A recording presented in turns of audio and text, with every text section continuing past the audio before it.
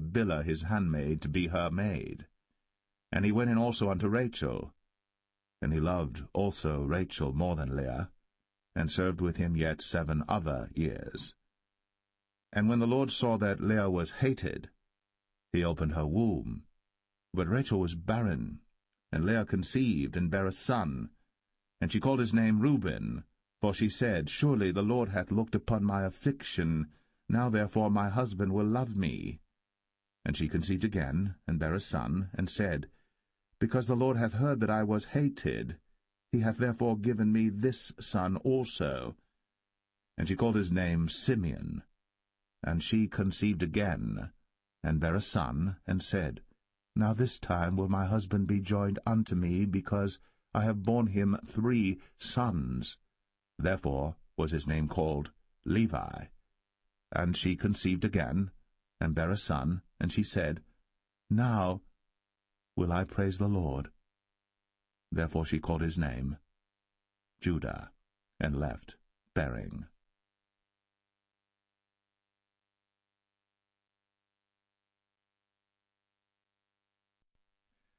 Genesis 30. And when Rachel saw that she bare Jacob no children, Rachel envied her sister, and said unto Jacob, Give me children, or else I die. And Jacob's anger was kindled against Rachel, and he said, Am I in God's stead, who hath withheld from thee the fruit of the womb? And she said, Behold my maid Bilhah, go in unto her, and she shall bear upon my knees, that I may also have children by her. And she gave him Bilhah her handmaid to wife, and Jacob went in unto her. And Bilhah conceived, and bare Jacob a son. And Rachel said, God hath judged me, and hath also heard my voice, and hath given me a son. Therefore called she his name Dan. And Bilhah Rachel's maid conceived again, and bare Jacob a 2nd son. And Rachel said, With great wrestlings have I wrestled with my sister, and I have prevailed. And she called his name Naphtali.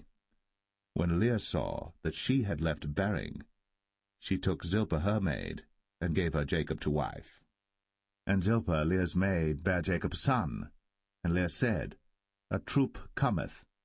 And she called his name Gad. And Zilpah Leah's maid bare Jacob a 2nd son. And Leah said, Happy am I, for the daughters will call me blessed. And she called his name Asher. And Reuben went in the days of wheat harvest, and found mandrakes in the field, and brought them unto his mother Leah. Then Rachel said to Leah, Give me, I pray thee, of thy son's mandrakes. And she said unto her, Is it a small matter that thou hast taken my husband? And wouldst thou take away my son's mandrakes also? And Rachel said, Therefore he shall lie with thee tonight, for thy son's mandrakes. And Jacob came out of the field in the evening, and Leah went out to meet him, and said, Thou must come in unto me, for surely I have hired thee with my son's mandrakes. And he lay with her that night. And God hearkened unto Leah, and she conceived, and bare Jacob the 5th son. And Leah said, God hath given me my hire, because I have given my maiden to my husband. And she called his name Issachar. And Leah conceived again, and bare Jacob the 6th son.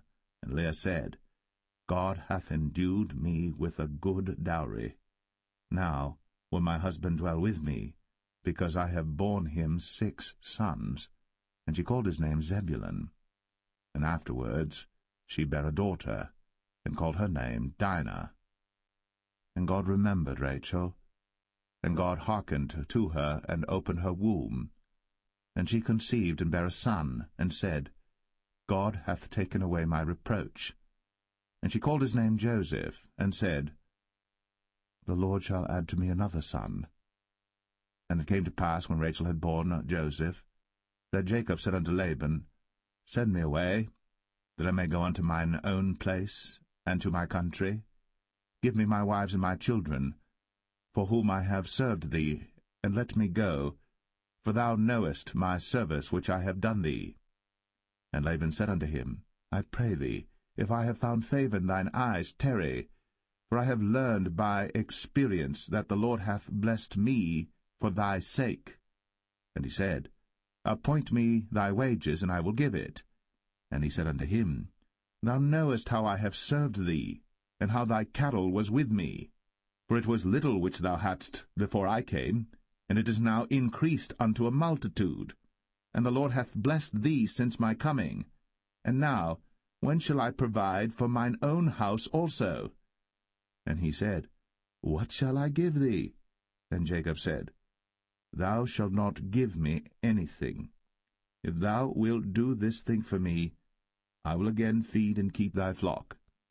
I will pass through all thy flock today, removing from thence all the speckled and spotted cattle, and all the brown cattle among the sheep, and the spotted and speckled among the goats, and of such shall be my hire.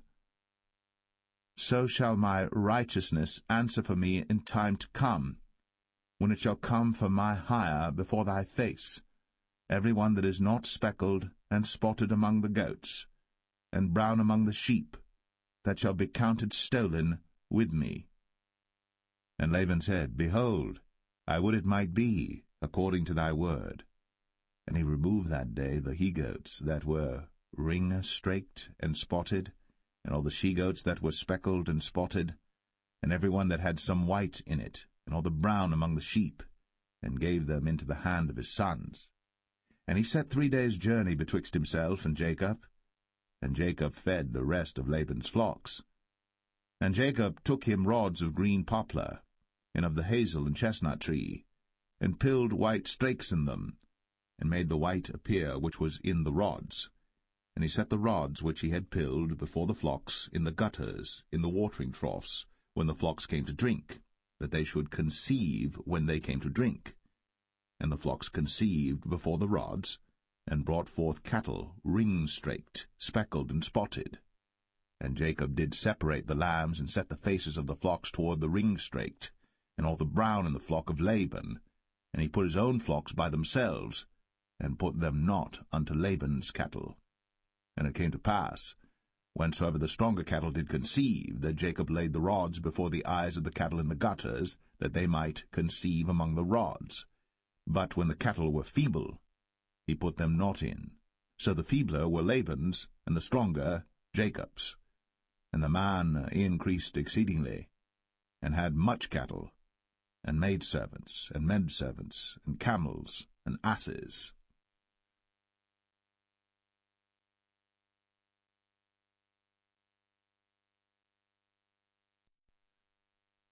Genesis 31. And he heard the words of Laban's sons, saying, Jacob hath taken away all that was our father's, and of that which was our father's hath he gotten all this glory. And Jacob beheld the countenance of Laban, and behold, it was not toward him as before. And the Lord said unto Jacob, Return unto the land of thy fathers, and to thy kindred, and I will be with thee. And Jacob sent and called Rachel and Leah to the field unto his flock, and said unto them, I see your father's countenance, that it is not toward me as before, but the God of my father hath been with me. And ye know that with all my power I have served your father. And your father hath deceived me, and changed my wages 10 times. But God suffered him not to hurt me. If he said thus, The speckled shall be thy wages, then all the cattle bear speckled. And if he said thus, The ring-straked shall be thy hire, then bear all the cattle ring-straked. Thus God hath taken away the cattle of your father, and given them to me. And it came to pass at the time that the cattle conceived, that I lifted up mine eyes, and saw in a dream, and behold, the rams which leaped upon the cattle were ring-straked, speckled, and grizzled. And the angel of God spake unto me in a dream, saying, Jacob. And I said, Here am I. And he said, Lift up now thine eyes, and see all the rams which leap upon the cattle are ring-straked, speckled, and grizzled. For I have seen all that Laban doeth unto thee. I am the God of Bethel, where thou anointest the pillar, and where thou vowest a vow unto me. Now arise, get thee out from this land, and return unto the land of thy kindred. And Rachel and Leah answered and said unto him, Is there yet any portion or inheritance for us in our father's house? Are we not counted of him strangers? For he hath sold us, and hath quite devoured also our money. For all the riches which God hath taken from our father, that is ours and our children's. Now then, whatsoever God hath said unto thee, do.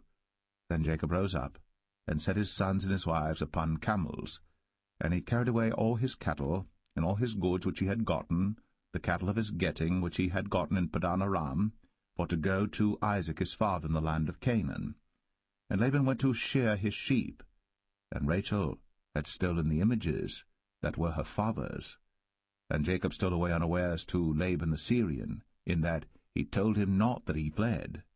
So he fled with all that he had, and he rose up and passed over the river, and set his face toward the Mount Gilead. And it was told Laban on the third day that Jacob was fled. And he took his brethren with him, and pursued after him 7 days' journey. And they overtook him in the Mount Gilead. And God came to Laban the Syrian in a dream by night, and said unto him, Take heed that thou speak not to Jacob either good or bad. Then Laban overtook Jacob. Now Jacob had pitched his tent in the mount, and Laban with his brethren pitched in the mount of Gilead. And Laban said to Jacob, What hast thou done, that thou hast stolen away unawares to me, and carried away my daughters as captives taken with the sword? Wherefore didst thou flee away secretly, and steal away from me, and didst not tell me, that I might have sent thee away with mirth, and with songs, with tabret, and with harp, and hast not suffered me to kiss my sons and my daughters? Thou hast now done foolishly in so doing. It is in the power of my hand to do you hurt. But the God of your father spake unto me yesternight, saying, Take thou heed that thou speak not to Jacob either good or bad. And now, though thou wouldst needs be gone, because thou sore longest after thy father's house, yet wherefore hast thou stolen my gods? And Jacob answered and said to Laban, Because I was afraid, for I said, Peradventure thou wouldst take by force thy daughters from me. With whomsoever thou findest thy gods, let him not live. Before our brethren discern thou what is thine with me, and take it to thee. For Jacob knew not that Rachel had stolen them. And Laban went into Jacob's tent, and into Leah's tent, and into the 2 maidservants' tents, but he found them not. Then went he out of Leah's tent, and entered into Rachel's tent. Now Rachel had taken the images, and put them in the camel's furniture, and sat upon them. And Laban searched all the tent, but found them not. And she said to her father, Let it not displease my lord that I cannot rise up before thee, for the custom of women is upon me. And he searched, but found not the images. And Jacob was wroth, and chode with Laban. And Jacob answered and said to Laban, What is my trespass? What is my sin, that thou hast so hotly pursued after me? Whereas thou hast searched all my stuff, what hast thou found of all thy household stuff? Set it here before my brethren and thy brethren, that they may judge betwixt us both. This 20 years have I been with thee. Thy ewes and thy she-goats have not cast their young, and the rams of thy flock have I not eaten. That which was torn of beasts I brought not unto thee. I bear the loss of it. Of my hand didst thou require it, whether stolen by day or stolen by night. Thus I was. In the day the drought consumed me, and the frost by night, and my sleep departed from mine eyes. Thus have I been 20 years in thy house. I served thee 14 years for thy 2 daughters, and 6 years for thy cattle, and thou hast changed my wages 10 times. Except the God of my father, the God of Abraham, and the fear of Isaac had been with me, surely thou hadst sent me away now empty. God hath seen my affliction, and the labor of my hands, and rebuked thee yesternight. And Laban answered and said unto Jacob, These daughters are my daughters, and these children are my children, and these cattle are my cattle, and all that thou seest is mine. And what can I do this day unto these my daughters, or unto their children which they have borne? Now therefore come thou, let us make a covenant, I and thou, and let it be for a witness between me and thee. And Jacob took a stone, and set it up for a pillar. And Jacob said unto his brethren, Gather stones. And they took stones, and made an heap, and they did eat thereupon the heap. And Laban called it Jegar-sahadathah, but Jacob called it Galeed. And Laban said, This heap is a witness between me and thee this day. Therefore was the name of it called Galeed. And Mizpah, for he said, The Lord watch between me and thee, when we are absent one from another. If thou shalt afflict my daughters, or if thou shalt take other wives beside my daughters, no man is with us. See, God is witness betwixt me and thee. And Laban said to Jacob, Behold this heap, and behold this pillar, which I have cast betwixt me and thee. This heap be witness, and this pillar be witness, that I will not pass over this heap to thee, and that thou shalt not pass over this heap and this pillar unto me for harm. The God of Abraham and the God of Nahor, the God of their father, judge betwixt us. And Jacob sware by the fear of his father Isaac. Then Jacob offered sacrifice upon the mount, and called his brethren to eat bread. And they did eat bread, and tarried all night in the mount. And early in the morning Laban rose up, and kissed his sons and his daughters, and blessed them. And Laban departed, and returned unto his place.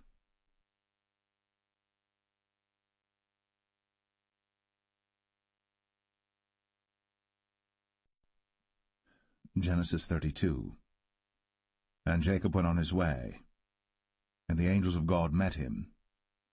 And when Jacob saw them, he said, This is God's host. And he called the name of that place Mahanaim. And Jacob sent messengers before him to Esau his brother unto the land of Seir, the country of Edom. And he commanded them, saying, Thus shall ye speak unto my lord Esau. Thy servant Jacob saith thus, I have sojourned with Laban, and stayed there until now. And I have oxen and asses, flocks and menservants and women servants. And I have sent to tell my lord that I may find grace in thy sight. And the messengers returned to Jacob, saying, We came to thy brother Esau, and also he cometh to meet thee, and 400 men with him. Then Jacob was greatly afraid and distressed.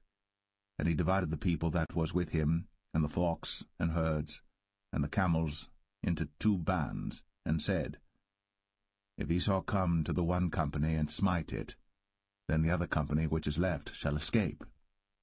And Jacob said, O God of my father Abraham, and God of my father Isaac, the Lord which saidest unto me, Return unto thy country, and to thy kindred, and I will deal well with thee. I am not worthy of the least of all the mercies, and of all the truth which thou hast shown unto thy servant. For with my staff I passed over this Jordan, and now I am become 2 bands. Deliver me, I pray thee, from the hand of my brother, from the hand of Esau, for I fear him, lest he will come and smite me, and the mother with the children. And thou saidest, I will surely do thee good, and make thy seed as the sand of the sea, which cannot be numbered for multitude.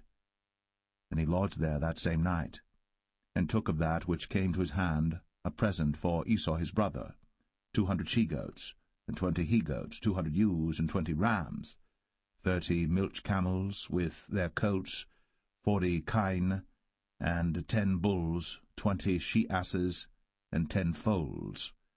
And he delivered them into the hand of his servants, every drove by themselves, and said unto his servants, Pass over before me, and put a space betwixt drove and drove. And he commanded the foremost, saying, When Esau my brother meeteth thee, and asketh thee, saying, Whose art thou? And whither goest thou? And whose are these before thee? Then thou shalt say, They be thy servant Jacob's. It is a present sent unto my lord Esau, and behold, also he is behind us. And so commanded he the second and the third, and all that followed the drove, saying, On this manner shall ye speak unto Esau, when ye find him. And say ye moreover, Behold, thy servant Jacob is behind us. For he said, I will appease him with the present that goeth before me, and afterward I will see his face. Peradventure he will accept of me. So went the present over before him, and himself lodged that night in the company. And he rose up that night, and took his 2 wives, and his 2 women servants, and his 11 sons, and passed over the ford Jabbok. And he took them, and sent them over the brook, and sent over that he had. And Jacob was left alone. And there wrestled a man with him until the breaking of the day. And when he saw that he prevailed not against him, he touched the hollow of his thigh, and the hollow of Jacob's thigh was out of joint as he wrestled with him. And he said, Let me go, for the day breaketh. And he said, I will not let thee go, except thou bless me. And he said unto him, What is thy name? And he said, Jacob. And he said, Thy name shall be called no more Jacob, but Israel. For as a prince hast thou power with God and with men, and hast prevailed. And Jacob asked him, and said, Tell me, I pray thee, thy name. And he said, Wherefore is it that thou dost ask after my name? And he blessed him there. And Jacob called the name of the place Peniel, for I have seen God face to face, and my life is preserved. And as he passed over Peniel, the sun rose upon him, and he halted upon his thigh. Therefore the children of Israel eat not of the sinew which shrank, which is upon the hollow of the thigh, unto this day, because he touched the hollow of Jacob's thigh in the sinew that shrank.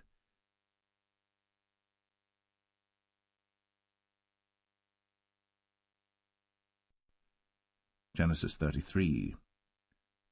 And Jacob lifted up his eyes, and looked, and behold, Esau came, and with him 400 men. And he divided the children unto Leah, and unto Rachel, and unto the 2 handmaids. And he put the handmaids and their children foremost, and Leah and her children after, and Rachel and Joseph hindermost. And he passed over before them, and bowed himself to the ground 7 times, until he came near to his brother. And Esau ran to meet him, and embraced him, and fell on his neck, and kissed him, and they wept. And he lifted up his eyes, and saw the women and the children, and said, Who are those with thee? And he said, The children which God hath graciously given thy servant. Then the handmaidens came near, they and their children, and they bowed themselves. And Leah also with her children came near, and bowed themselves. And after came Joseph near, and Rachel, and they bowed themselves. And he said, What meanest thou by all this drove which I met? And he said, These are to find grace in the sight of my Lord. And Esau said, I have enough, my brother, keep that thou hast unto thyself. And Jacob said, Nay, I pray thee, if now I have found grace in thy sight, then receive my present at my hand, for therefore I have seen thy face as though I had seen the face of God, and thou wast pleased with me. Take, I pray thee, my blessing that is brought to thee, because God hath dealt graciously with me, and because I have enough. And he urged him, and he took it. And he said, Let us take our journey, and let us go, and I will go before thee. And he said unto him, My Lord knoweth that the children are tender, and the flocks and herds with young are with me.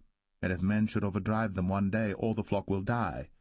Let my Lord, I pray thee, pass over before his servant, and I will lead on softly, according as the cattle that goeth before me, and the children be able to endure, until I come unto my Lord, unto Seir. And Esau said, Let me now leave with thee some of the folk that are with me. And he said, What needeth it? Let me find grace in the sight of my Lord. So Esau returned that day on his way unto Seir. And Jacob journeyed to Succoth, and built him an house, and made booths for his cattle. Therefore the name of the place is called Succoth. And Jacob came to Shalem, a city of Shechem, which is in the land of Canaan, when he came from Padan Aram, and pitched his tent before the city. And he bought a parcel of a field, where he had spread his tent, at the hand of the children of Hamor, Shechem's father, for 100 pieces of money. And he erected there an altar, and called it El Elohe Israel.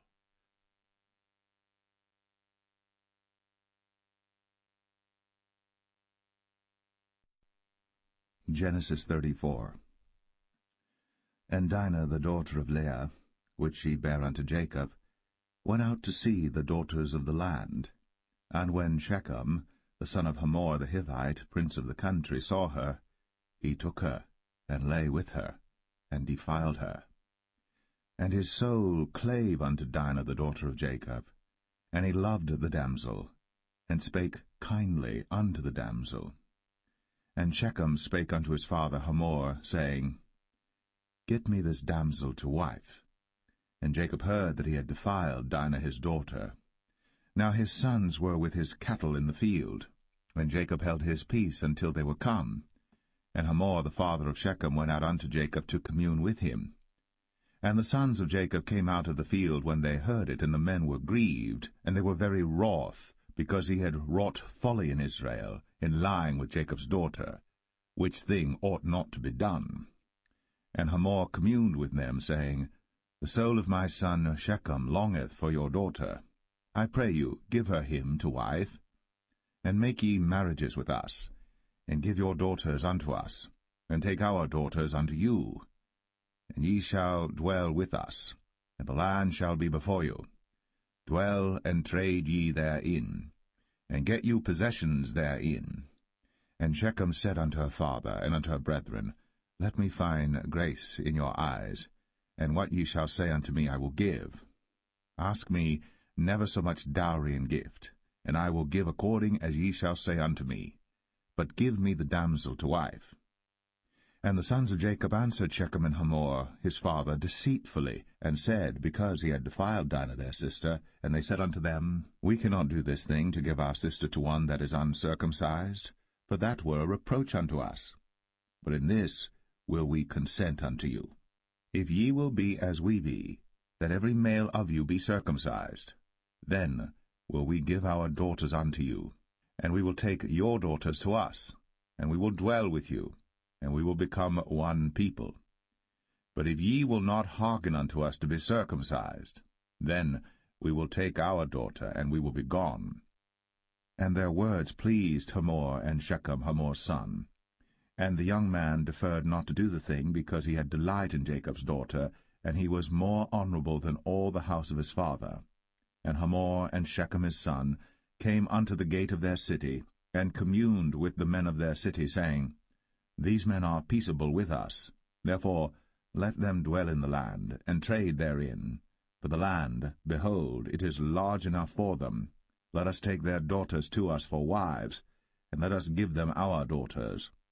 Only herein will the men consent unto us, for to dwell with us, to be one people, if every male among us be circumcised, as they are circumcised. Shall not their cattle and their substance and every beast of theirs be ours? Only let us consent unto them, and they will dwell with us. And unto Hamor and unto Shechem his son hearkened all that went out of the gate of his city, and every male was circumcised, all that went out of the gate of his city. And it came to pass on the third day, when they were sore, that two of the sons of Jacob, Simeon and Levi, Dinah's brethren, took each man his sword, and came upon the city boldly, and slew all the males.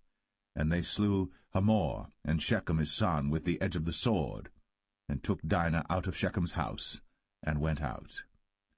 The sons of Jacob came upon the slain, and spoiled the city, because they had defiled their sister.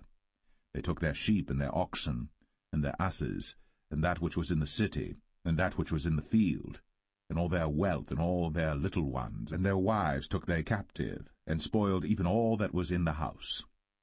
And Jacob said to Simeon and Levi, Ye have troubled me to make me to stink among the inhabitants of the land, among the Canaanites and the Perizzites. And I, being few in number, they shall gather themselves together against me, and slay me, and I shall be destroyed, I and my house. And they said, Should he deal with our sister as with an harlot?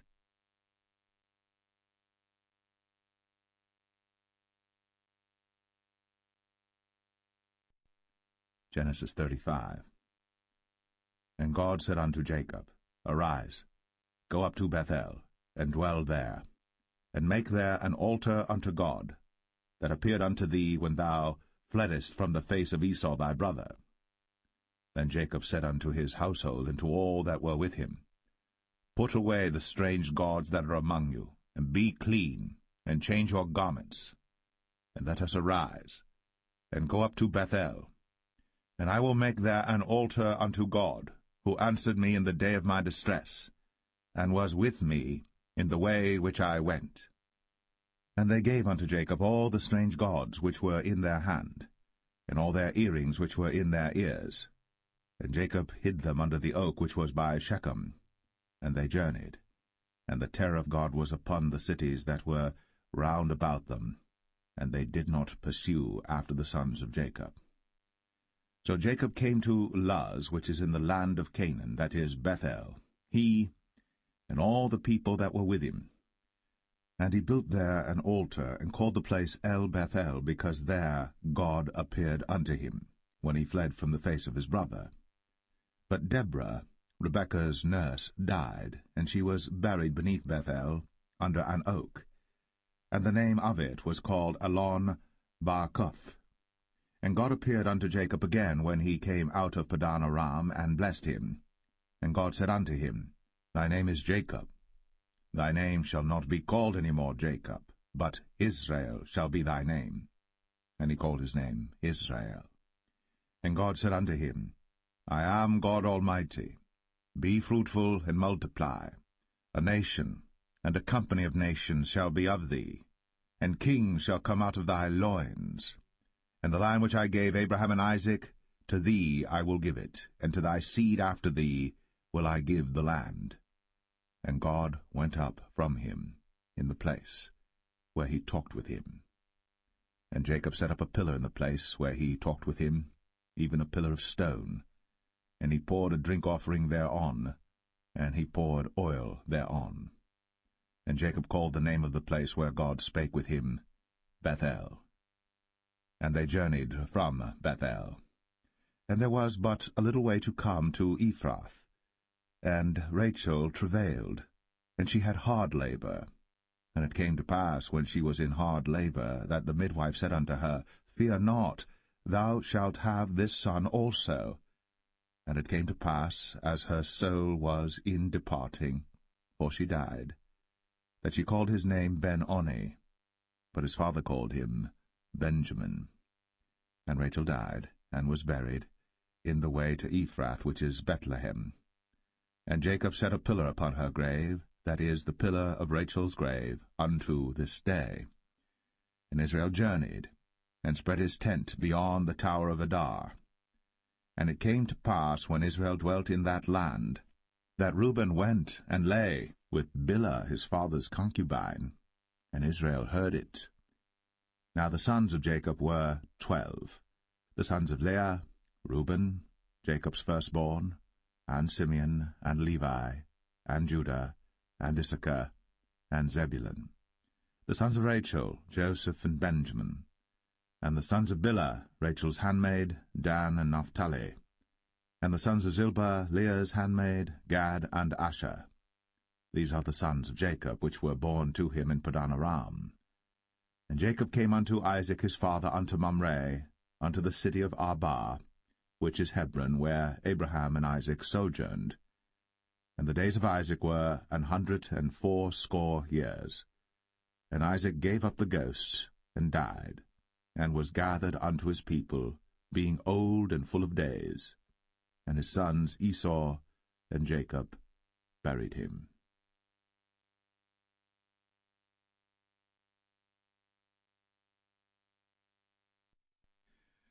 Genesis 36. Now these are the generations of Esau, who is Edom. Esau took his wives of the daughters of Canaan, Adah the daughter of Elon the Hittite, and Aholibamah the daughter of Anah the daughter of Zibeon the Hivite, and Bashemath, Ishmael's daughter, sister of Nebajoth. And Adah bare to Esau Eliphaz, and Bashemath bare Ruel. And Aholibamah bare Jeush, and Jalam, and Korah. These are the sons of Esau, which were born unto him in the land of Canaan. And Esau took his wives, and his sons, and his daughters, and all the persons of his house, and his cattle, and all his beasts, and all his substance, which he had got in the land of Canaan, and went into the country from the face of his brother Jacob. For their riches were more than that they might dwell together, and the land wherein they were strangers could not bear them because of their cattle. Thus dwelt Esau in Mount Seir. Esau is Edom. And these are the generations of Esau, the father of the Edomites, in Mount Seir. These are the names of Esau's sons: Eliphaz the son of Adah, the wife of Esau; Ruel the son of Bashemath, the wife of Esau. And the sons of Eliphaz were Teman, Omar, Zepho, and Gatam, and Kenaz. And Timnah was concubine to Eliphaz, Esau's son, and she bare to Eliphaz Amalek. These were the sons of Adah, Esau's wife. And these are the sons of Reuel, Nahath, and Zerah, Shammah, and Mizah. These were the sons of Bashemath, Esau's wife. And these were the sons of Aholibamah, the daughter of Anah, the daughter of Zibeon, Esau's wife.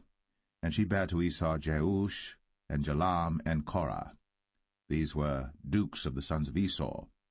The sons of Eliphaz, the firstborn son of Esau, Duke Teman, Duke Omar, Duke Sepho, Duke Kenaz, Duke Korah, Duke Gatam, and Duke Amalek.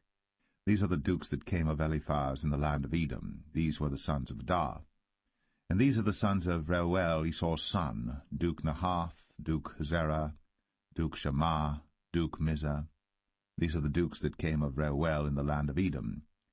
These are the sons of Bashemath, Esau's wife. And these are the sons of Aholibamah, Esau's wife, Duke Jeush, Duke Jalam, Duke Korah. These were the dukes that came of Aholibamah, the daughter of Anah, Esau's wife. These are the sons of Esau, who is Edom, and these are their dukes. These are the sons of Seir the Horite, who inhabited the land, Lotan and Shobal and Zibeon and Anah, and Dishon and Ezer and Dishan. These are the dukes of the Horites, the children of Seir in the land of Edom. And the children of Lotan were Horai and Hemam, and Lotan's sister was Timnah. And the children of Shobal were these, Alvan and Manahath, and Ebal, Shepho, and Onam. And these are the children of Zibeon, both Ajah and Anah.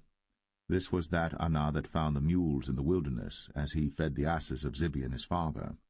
And the children of Anah were these, Dishon and Aholibamah the daughter of Anah.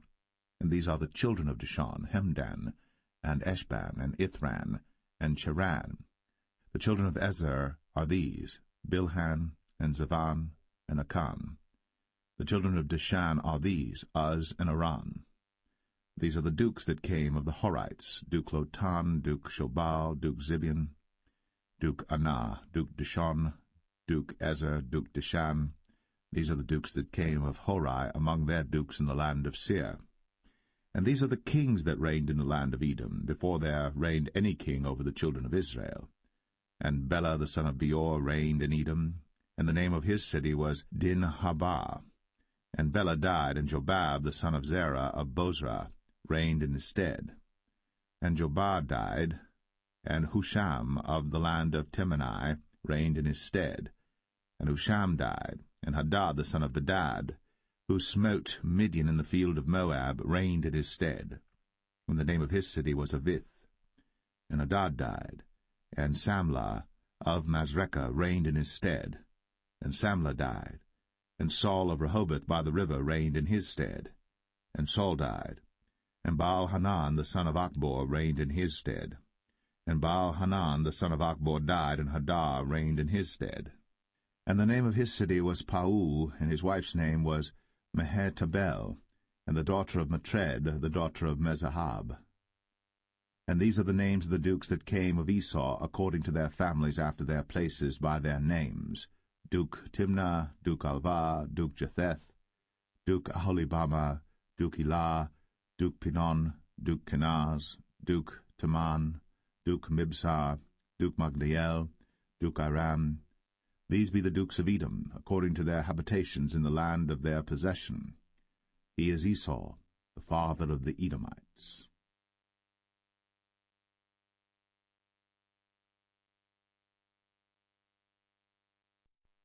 Genesis 37. And Jacob dwelt in the land wherein his father was a stranger, in the land of Canaan. These are the generations of Jacob. Joseph, being 17 years old, was feeding the flock with his brethren, and the lad was with the sons of Bilhah, and with the sons of Zilpah, his father's wives. And Joseph brought unto his father their evil report. Now Israel loved Joseph more than all his children, because he was the son of his old age. And he made him a coat of many colors. And when his brethren saw that their father loved him more than all his brethren, they hated him, and could not speak peaceably unto him. And Joseph dreamed a dream, and he told it his brethren, and they hated him yet the more. And he said unto them, Hear, I pray you, this dream which I have dreamed. For behold, we were binding sheaves in the field, and lo, my sheaf arose, and also stood upright, and behold, your sheaves stood round about, and made obeisance to my sheaf. And his brethren said to him, Shalt thou indeed reign over us? Or shalt thou indeed have dominion over us? And they hated him yet the more for his dreams, and for his words. And he dreamed yet another dream, and told it his brethren, and said, Behold, I have dreamed a dream more, and behold, the sun, and the moon, and the 11 stars made obeisance to me.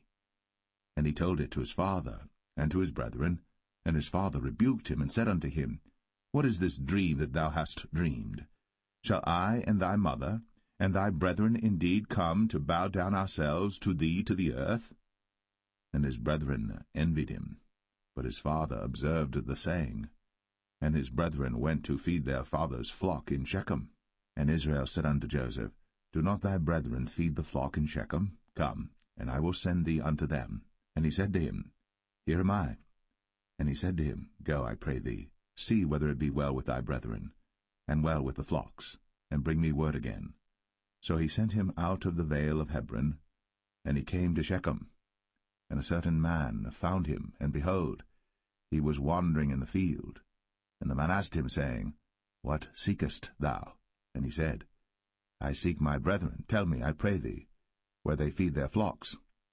And the man said, They are departed hence, for I heard them say, Let us go to Dothan. And Joseph went after his brethren, and found them in Dothan.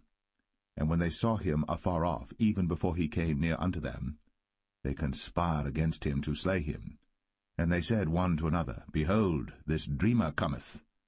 Come now, therefore, and let us slay him, and cast him into some pit. And we will say, Some evil beast hath devoured him, and we shall see what will become of his dreams. And Reuben heard it, and he delivered him out of their hands, and said, Let us not kill him. And Reuben said unto them, Shed no blood, but cast him into this pit that is in the wilderness, and lay no hand upon him, that he might rid him out of their hands, to deliver him to his father again. And it came to pass, when Joseph was come unto his brethren, that they stripped Joseph out of his coat of many colors that was on him, and they took him, and cast him into a pit, and the pit was empty, there was no water in it. And they sat down to eat bread, and they lifted up their eyes and looked, and behold, a company of Ishmaelites came from Gilead with their camels bearing spicery and balm and myrrh, going to carry it down to Egypt. And Judah said unto his brethren, What profit is it if we slay our brother, and conceal his blood? Come, and let us sell him to the Ishmaelites, and let not our hand be upon him, for he is our brother, and our flesh. And his brethren were content. Then there passed by Midianites, merchantmen, and they drew and lifted up Joseph out of the pit, and sold Joseph to the Ishmaelites for 20 pieces of silver, and they brought Joseph into Egypt. And Reuben returned unto the pit, and behold, Joseph was not in the pit. And he rent his clothes. And he returned unto his brethren, and said, The child is not, and I, whither shall I go? And they took Joseph's coat, and killed a kid of the goats, and dipped the coat in the blood. And they sent the coat of many colors, and they brought it to their father, and said, This have we found. Know now whether it be thy son's coat or no. And he knew it, and said, It is my son's coat. An evil beast hath devoured him. Joseph is without doubt rent in pieces. And Jacob rent his clothes, and put sackcloth upon his loins, and mourned for his son many days. And all his sons and all his daughters rose up to comfort him. But he refused to be comforted, and he said, For I will go down into the grave unto my son mourning. Thus his father wept for him. And the Midianites sold him into Egypt unto Potiphar, an officer of Pharaoh's, and captain of the guard.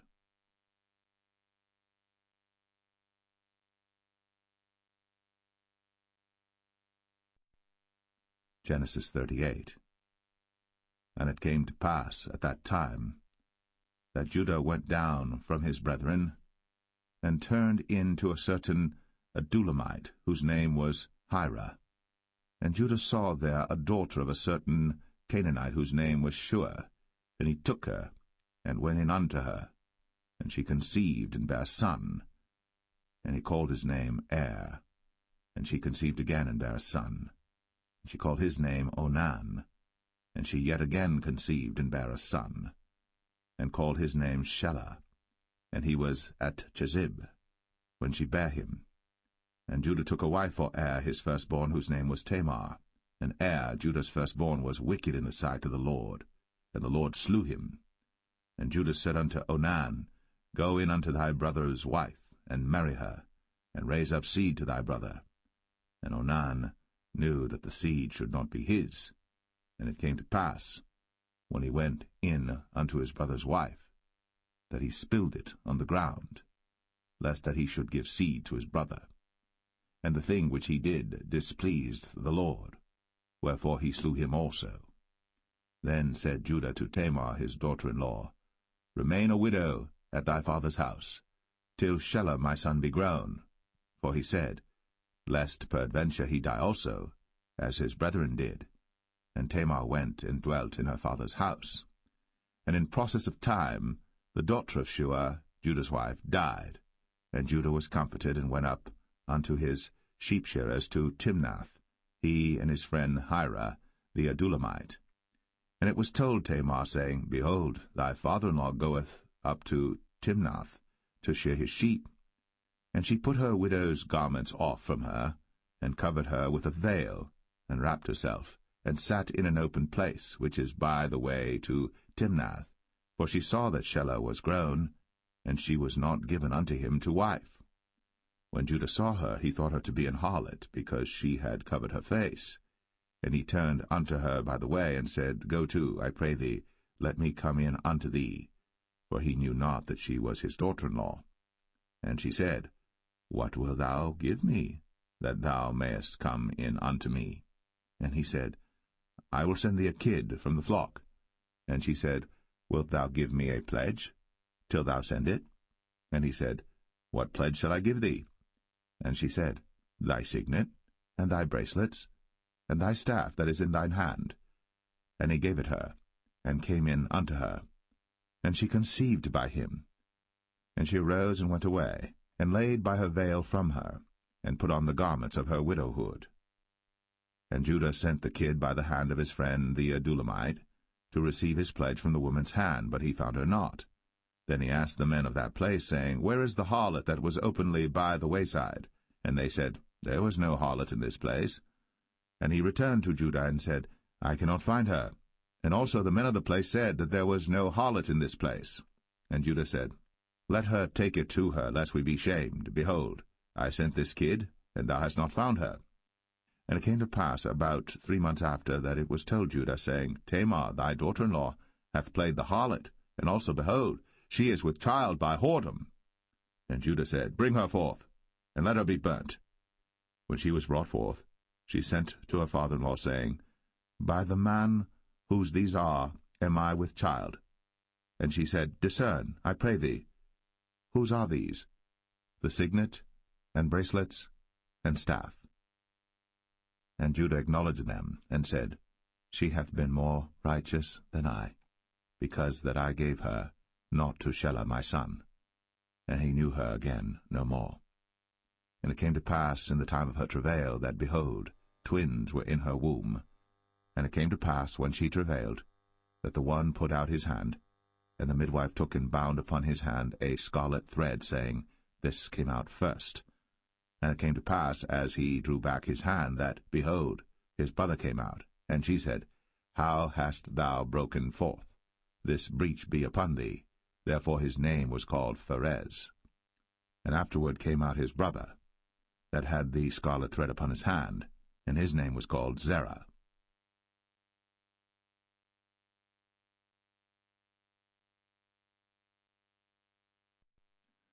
Genesis 39.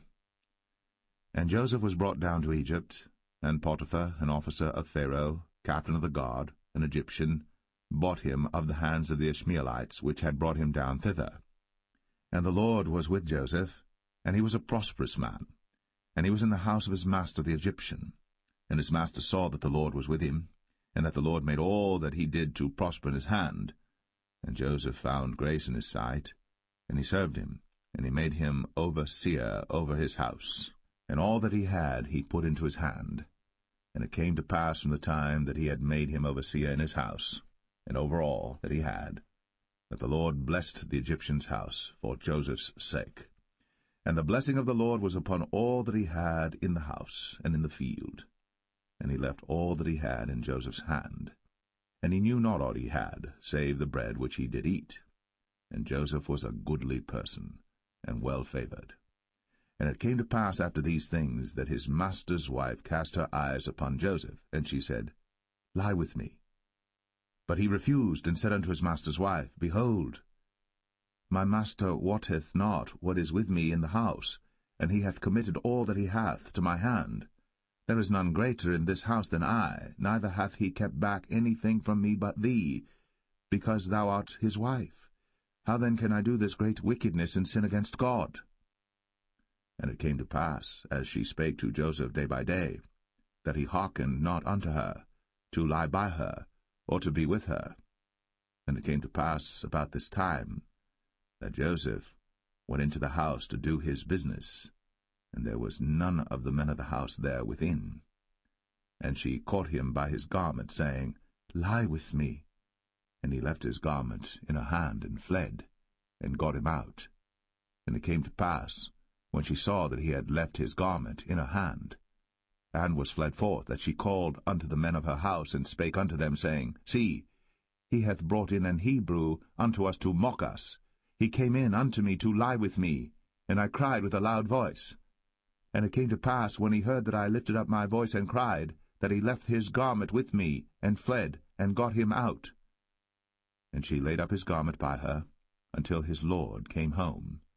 And she spake unto him according to these words, saying, The Hebrew servant which thou hast brought unto us came in unto me to mock me. And it came to pass, as I lifted up my voice and cried, that he left his garment with me, and fled out. And it came to pass, when his master heard the words of his wife, which she spake unto him, saying, After this manner did thy servant to me, that his wrath was kindled. And Joseph's master took him, and put him into the prison, a place where the king's prisoners were bound. And he was there in the prison. But the Lord was with Joseph, and showed him mercy, and gave him favor in the sight of the keeper of the prison. And the keeper of the prison committed to Joseph's hand all the prisoners that were in the prison. And whatsoever they did there, he was the doer of it. The keeper of the prison looked not to anything that was under his hand, because the Lord was with him. And that which he did, the Lord made it to prosper.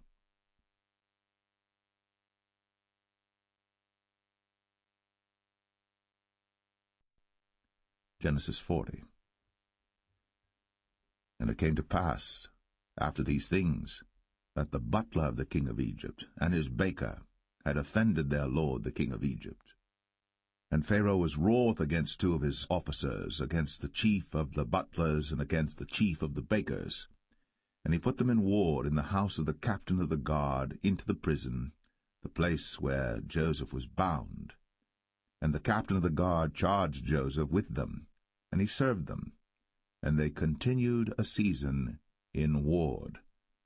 And they dreamed a dream, both of them, each man his dream in one night, each man according to the interpretation of his dream, the butler and the baker of the king of Egypt, which were bound in the prison. And Joseph came in unto them in the morning, and looked upon them, and behold, they were sad.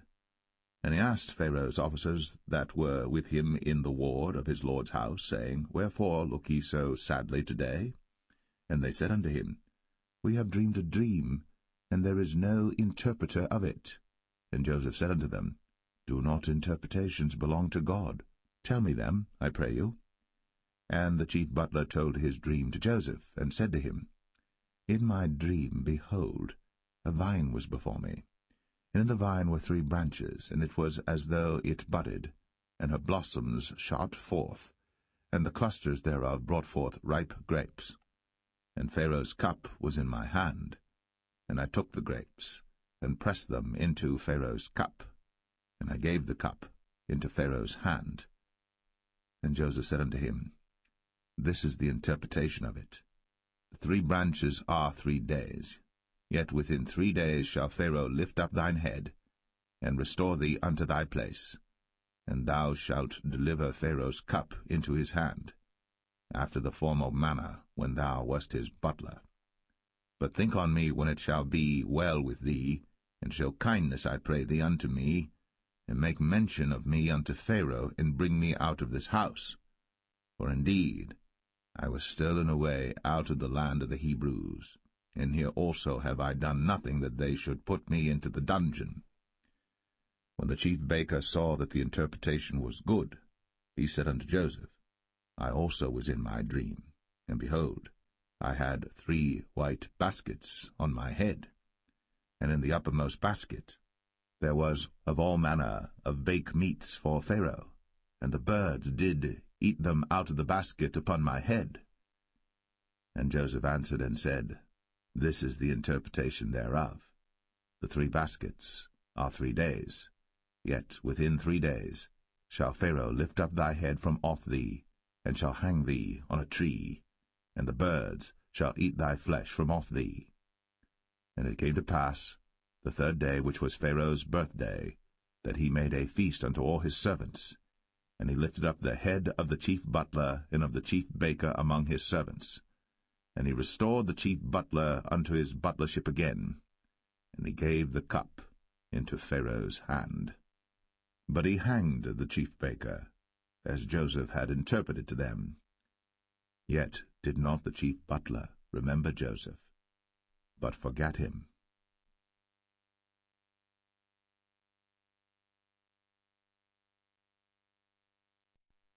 Genesis 41.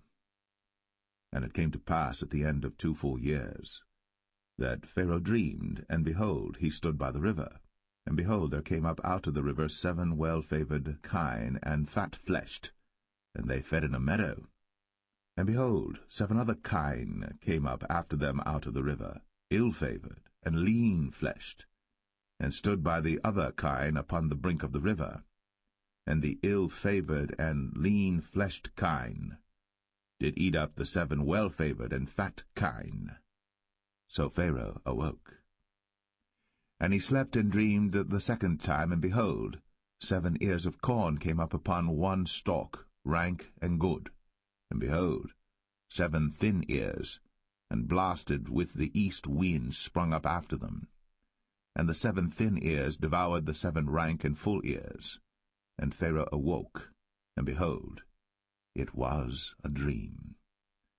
And it came to pass in the morning that his spirit was troubled, and he sent and called for all the magicians of Egypt, and all the wise men thereof. And Pharaoh told them his dream, but there was none that could interpret them unto Pharaoh. Then spake the chief butler unto Pharaoh, saying, I do remember my faults this day. Pharaoh was wroth with his servants, and put me in ward of the captain of the guard's house, both me and the chief baker. And we dreamed a dream in one night, I and he. We dreamed each man according to the interpretation of his dream. And there was there with us a young man, an Hebrew, servant to the captain of the guard. And we told him, and he interpreted to us our dreams.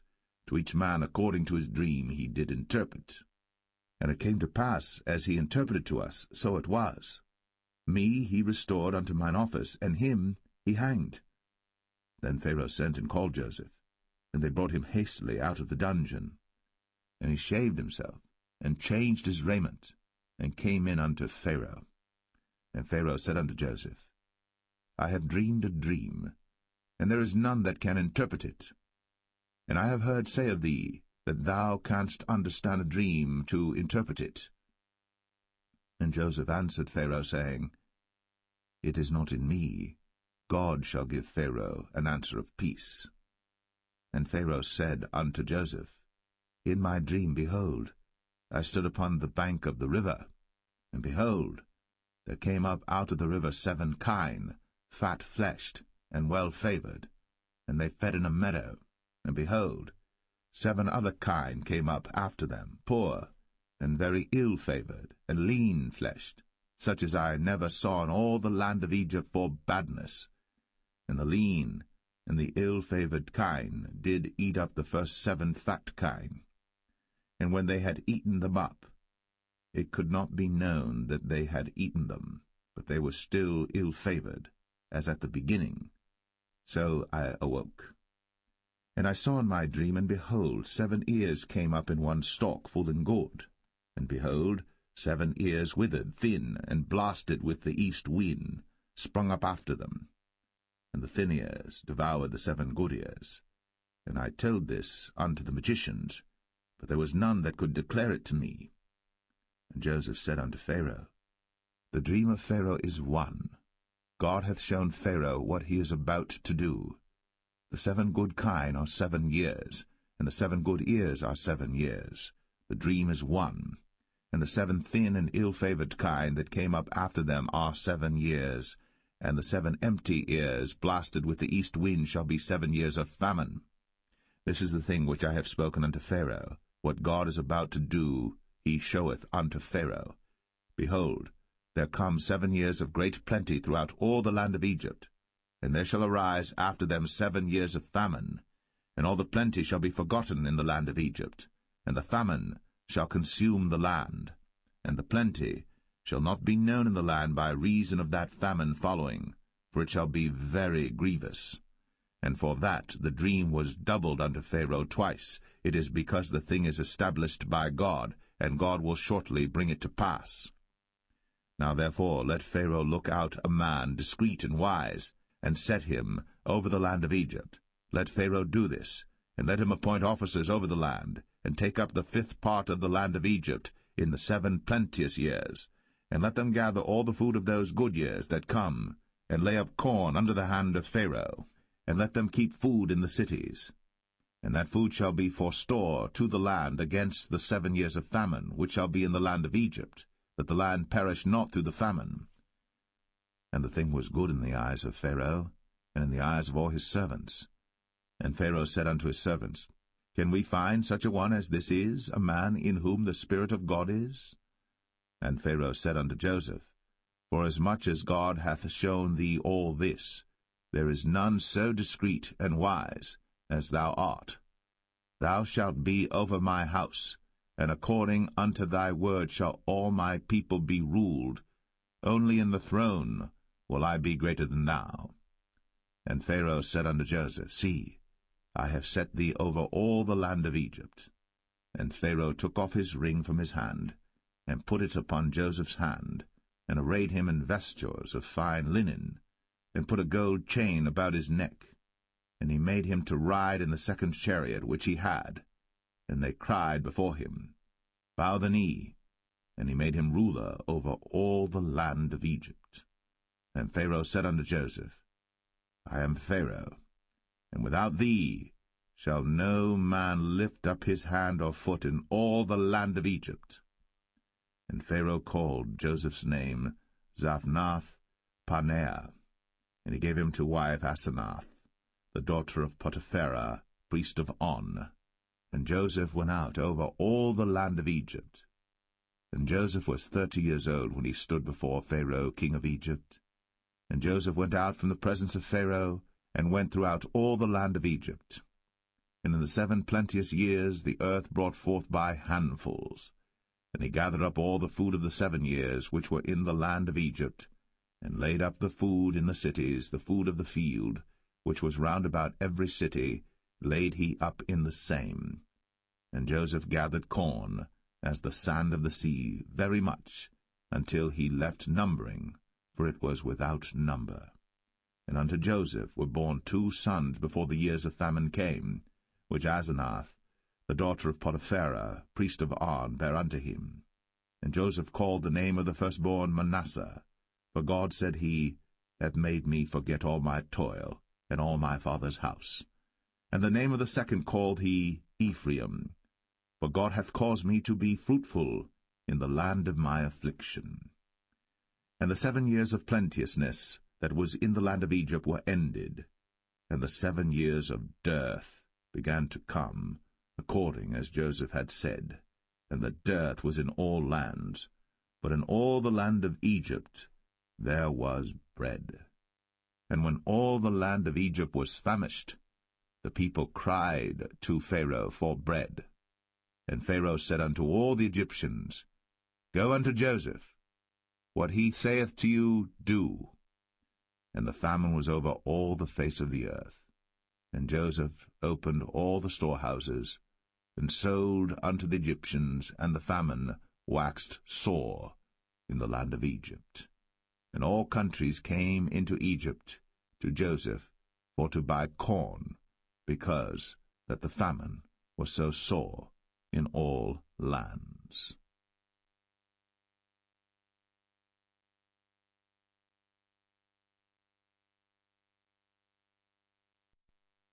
Genesis 42. Now when Jacob saw that there was corn in Egypt, Jacob said unto his sons, Why do you look one upon another? And he said, Behold, I have heard that there is corn in Egypt. Get you down thither, and buy for us from thence, that we may live and not die. And Joseph's 10 brethren went down to buy corn in Egypt. But Benjamin, Joseph's brother, Jacob sent not with his brethren, for he said, Lest peradventure mischief befall him. And the sons of Israel came to buy corn among those that came, for the famine was in the land of Canaan. And Joseph was the governor over the land, and he it was that sold to all the people of the land. And Joseph's brethren came, and bowed down themselves before him with their faces to the earth. And Joseph saw his brethren, and he knew them, but made himself strange unto them, and spake roughly unto them. And he said unto them, Whence come ye? And they said, From the land of Canaan to buy food. And Joseph knew his brethren, but they knew not him. And Joseph remembered the dreams which he dreamed of them, and said unto them, Ye are spies, to see the nakedness of the land ye are come. And they said unto him, Nay, my lord, but to buy food are thy servants come.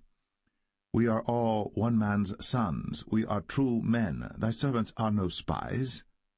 And he said unto them, Nay, but to see the nakedness of the land ye are come. And they said, Thy servants are 12 brethren, the sons of one man in the land of Canaan. And behold, the youngest is this day with our father, and one is not. And Joseph said unto them, That is it that I spake unto you, saying, Ye are spies. Hereby ye shall be proved. By the life of Pharaoh ye shall not go forth hence, except your youngest brother come hither.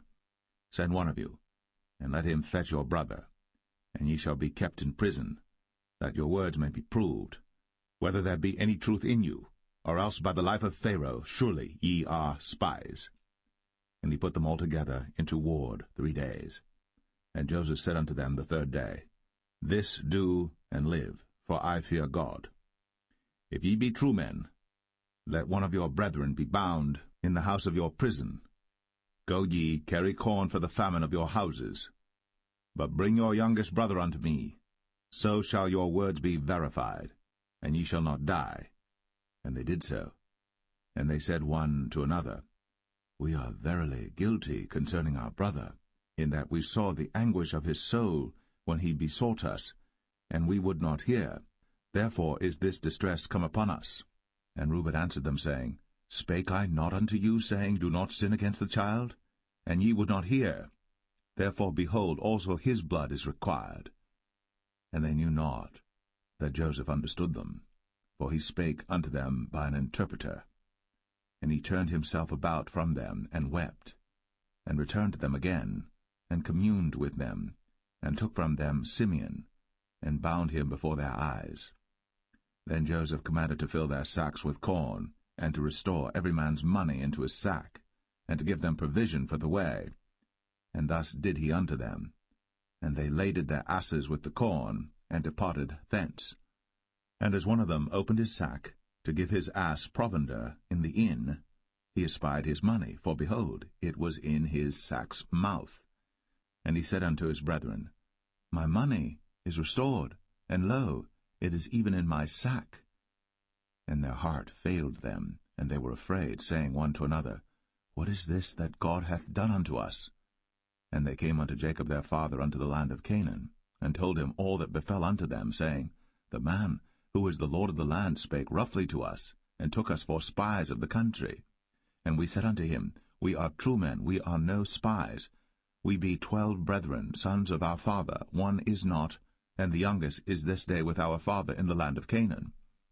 And the man, the lord of the country, said unto us, Hereby shall I know that ye are true men. Leave one of your brethren here with me, and take food for the famine of your households, and be gone. And bring your youngest brother unto me. Then shall I know that ye are no spies, but that ye are true men. So will I deliver you your brother, and ye shall traffic in the land. And it came to pass, as they emptied their sacks, that, behold, every man's bundle of money was in his sack. And when both they and their father saw the bundles of money, they were afraid. And Jacob their father said unto them, Me have ye bereaved my children. Joseph is not, and Simeon is not, and ye will take Benjamin away? All these things are against me. And Reuben spake unto his father, saying, Slay my 2 sons, if I bring him not to thee. Deliver him into my hand, and I will bring him to thee again. And he said, My son shall not go down with you, for his brother is dead, and he is left alone. If mischief befall him by the way, in the which ye go, then shall ye bring down my gray hairs with sorrow to the grave.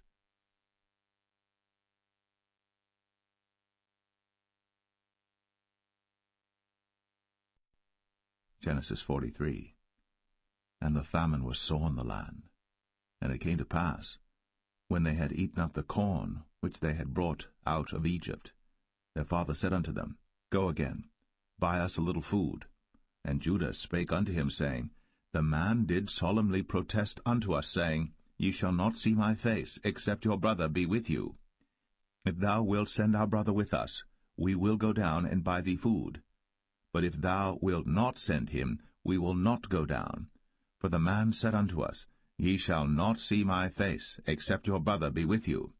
And Israel said, Wherefore dealt ye so ill with me, as to tell the man whether ye had yet a brother? And they said, The man asked us straitly of our state, and of our kindred, saying, Is your father yet alive? Have ye another brother? And we told him according to the tenor of these words. Could we certainly know that he would say, Bring your brother down?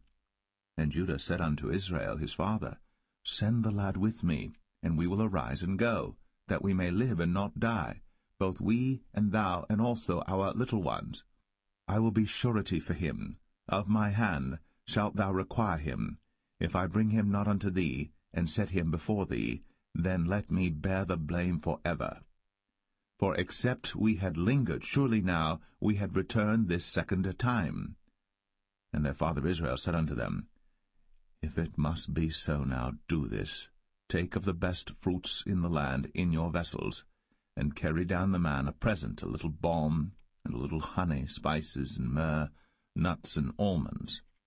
And take double money in your hand, and the money that was brought again in the mouth of your sacks, carry it again in your hand. Peradventure it was an oversight. Take also your brother, and arise, go again unto the man. And God Almighty give you mercy before the man, that he may send away your other brother and Benjamin. If I be bereaved of my children, I am bereaved. And the men took that present, and they took double money in their hand, and Benjamin, and rose up, and went down to Egypt, and stood before Joseph. And when Joseph saw Benjamin with them, he said to the ruler of his house, Bring these men home, and slay, and make ready, for these men shall dine with me at noon. And the man did as Joseph bade, and the man brought the men into Joseph's house. And the men were afraid, because they were brought into Joseph's house. And they said, Because of the money that was returned in our sacks at the first time are we brought in, that he may seek occasion against us, and fall upon us, and take us for bondmen and our asses. And they came near to the steward of Joseph's house, and they communed with him at the door of the house, and said, O sir, we came indeed down at the first time to buy food, and it came to pass, when we came to the inn, that we opened our sacks, and behold, every man's money was in the mouth of his sack, our money in full weight, and we have brought it again in our hand. and other money have we brought down in our hands to buy food. We cannot tell who put our money in our sacks. And he said, Peace be to you, fear not. Your God, and the God of your father, hath given you treasure in your sacks. I had your money. And he brought Simeon out unto them. And the man brought the men into Joseph's house, and gave them water, and they washed their feet, and he gave their asses provender. And they made ready the present against Joseph came at noon, for they heard that they should eat bread there. And when Joseph came home, they brought him the present which was in their hand into the house, and bowed themselves to him to the earth. And he asked them of their welfare, and said, Is your father well? The old man of whom ye spake, is he yet alive? And they answered, Thy servant our father is in good health, he is yet alive. And they bowed down their heads, and made obeisance. And he lifted up his eyes, and saw his brother Benjamin, his mother's son, and said, Is this your younger brother, of whom ye spake unto me? And he said, God be gracious unto thee, my son. And Joseph made haste, for his bowels did yearn upon his brother, and he sought where to weep. And he entered into his chamber, and wept there. And he washed his face, and went out, and refrained himself, and said, Set on bread.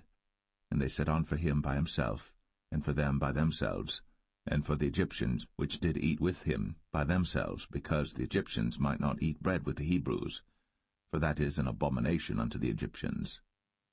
And they sat before him, the firstborn according to his birthright, and the youngest according to his youth. And the men marveled one at another. And he took and sent messes unto them from before him. But Benjamin's mess was 5 times so much as any of theirs. And they drank, and were merry with him.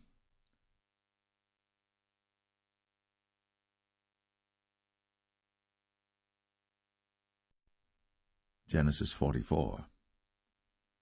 And he commanded the steward of his house, saying, Fill the men's sacks with food, as much as they can carry, and put every man's money in his sack's mouth. And put my cup, the silver cup, in the sack's mouth of the youngest, and his corn money. And he did according to the word that Joseph had spoken. As soon as the morning was light, the men were sent away, they and their asses. And when they were gone out of the city, and not yet far off, Joseph said unto his steward, Up, follow after the men, and when thou dost overtake them, say unto them, Wherefore have ye rewarded evil for good? Is not this it in which my Lord drinketh, and whereby indeed he divineth? Ye have done evil in so doing. And he overtook them, and he spake unto them these same words. And they said unto him, Wherefore saith my Lord these words? God forbid that thy servants should do according to this thing. Behold, the money which we found in our sacks' mouths we brought again unto thee out of the land of Canaan. How then should we steal out of thy Lord's house silver or gold? With whomsoever of thy servants it be found, both let him die, and we also will be my Lord's bondmen. And he said, Now also let it be according unto your words. He with whom it is found shall be my servant, and ye shall be blameless. Then they speedily took down every man his sack to the ground, and opened every man his sack. And he searched, and began at the eldest, and left at the youngest, and the cup was found in Benjamin's sack. Then they rent their clothes, and laded every man his ass, and returned to the city. And Judah and his brethren came to Joseph's house, for he was yet there, and they fell before him on the ground. And Joseph said unto them, What deed is this that ye have done? Wot ye not that such a man as I can certainly divine? And Judah said, What shall we say unto my lord? What shall we speak? Or how shall we clear ourselves? God hath found out the iniquity of thy servants. Behold, we are my Lord's servants, both we, and he also with whom the cup is found. And he said, God forbid that I should do so. But the man in whose hand the cup is found, he shall be my servant. And as for you, get you up in peace unto your father. Then Judah came near unto him, and said, O my lord, Let thy servant, I pray thee, speak a word in my lord's ears, and let not thine anger burn against thy servant, for thou art even as Pharaoh. My lord asked his servants, saying, Have ye a father or a brother? And we said unto my lord, We have a father, an old man, and a child of his old age, a little one. And his brother is dead, and he alone is left of his mother, and his father loveth him. And thou saidst unto thy servants, Bring him down unto me, that I may set mine eyes upon him. And we said unto my lord, The lad cannot leave his father, for if he should leave his father would die. And thou saidst unto thy servants, Except your youngest brother come down with you, ye shall see my face no more. And it came to pass, when we came up unto thy servant my father, we told him the words of my lord. And our father said, Go again, and buy us a little food. And we said, We cannot go down. If our youngest brother be with us, then we will go down. For we may not see the man's face, except our youngest brother be with us. And thy servant my father said unto us, Ye know that my wife bare me 2 sons, and the one went out from me, and I said, Surely he is torn in pieces, and I saw him not since.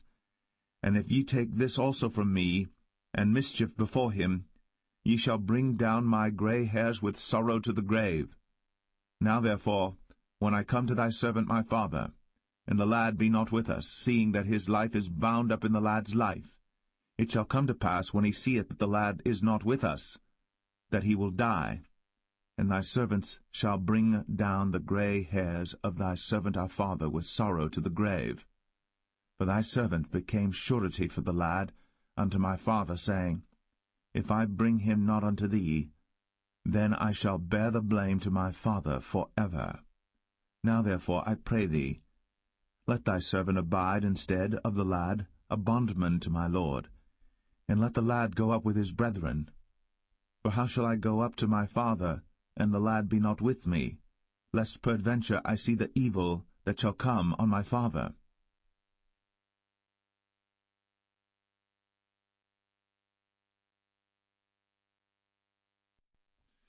Genesis 45. Then Joseph could not refrain himself before all them that stood by him. And he cried, Cause every man to go out from me. And there stood no man with him, while Joseph made himself known unto his brethren.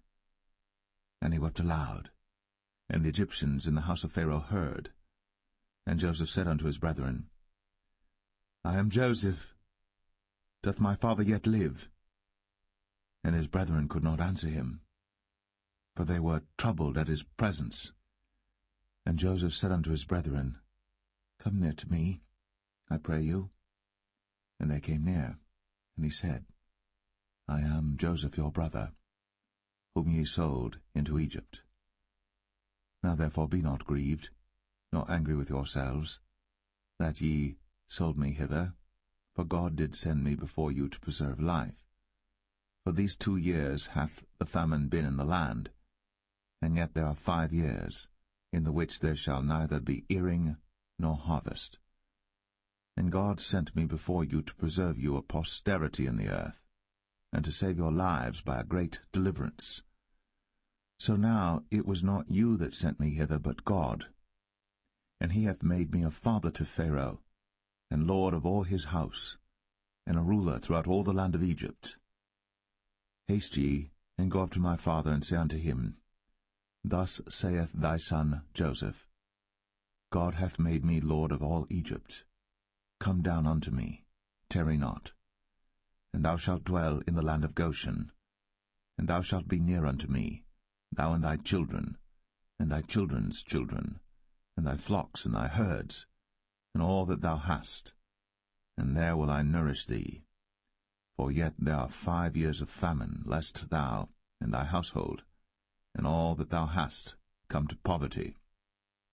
And behold, your eyes see, and the eyes of my brother Benjamin, that it is my mouth that speaketh unto you. And ye shall tell my father of all my glory in Egypt, and of all that ye have seen. And ye shall haste, and bring down my father hither. And he fell upon his brother Benjamin's neck, and wept. And Benjamin wept upon his neck. Moreover he kissed all his brethren, and wept upon them, and after that his brethren talked with him. And the fame thereof was heard in Pharaoh's house, saying, Joseph's brethren are come. And it pleased Pharaoh well, and his servants. And Pharaoh said unto Joseph, Say unto thy brethren, This do ye, lade your beasts, and go, get you unto the land of Canaan. And take your father and your households, and come unto me, and I will give you the good of the land of Egypt, and ye shall eat the fat of the land. Now thou art commanded, this do ye. Take you wagons out of the land of Egypt, for your little ones, and for your wives, and bring your father, and come. Also regard not your stuff, for the good of all the land of Egypt is yours. And the children of Israel did so. And Joseph gave them wagons according to the commandment of Pharaoh, and gave them provision for the way.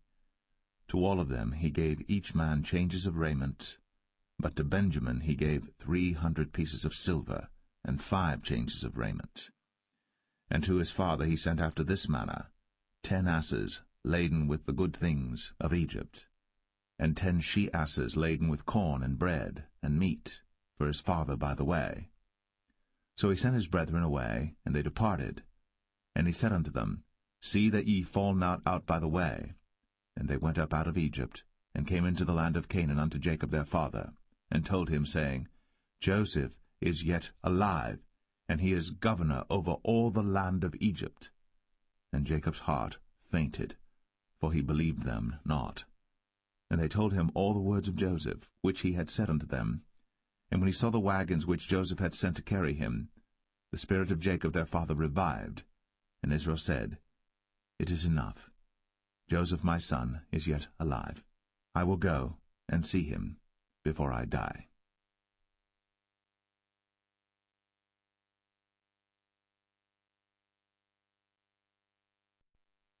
Genesis 46.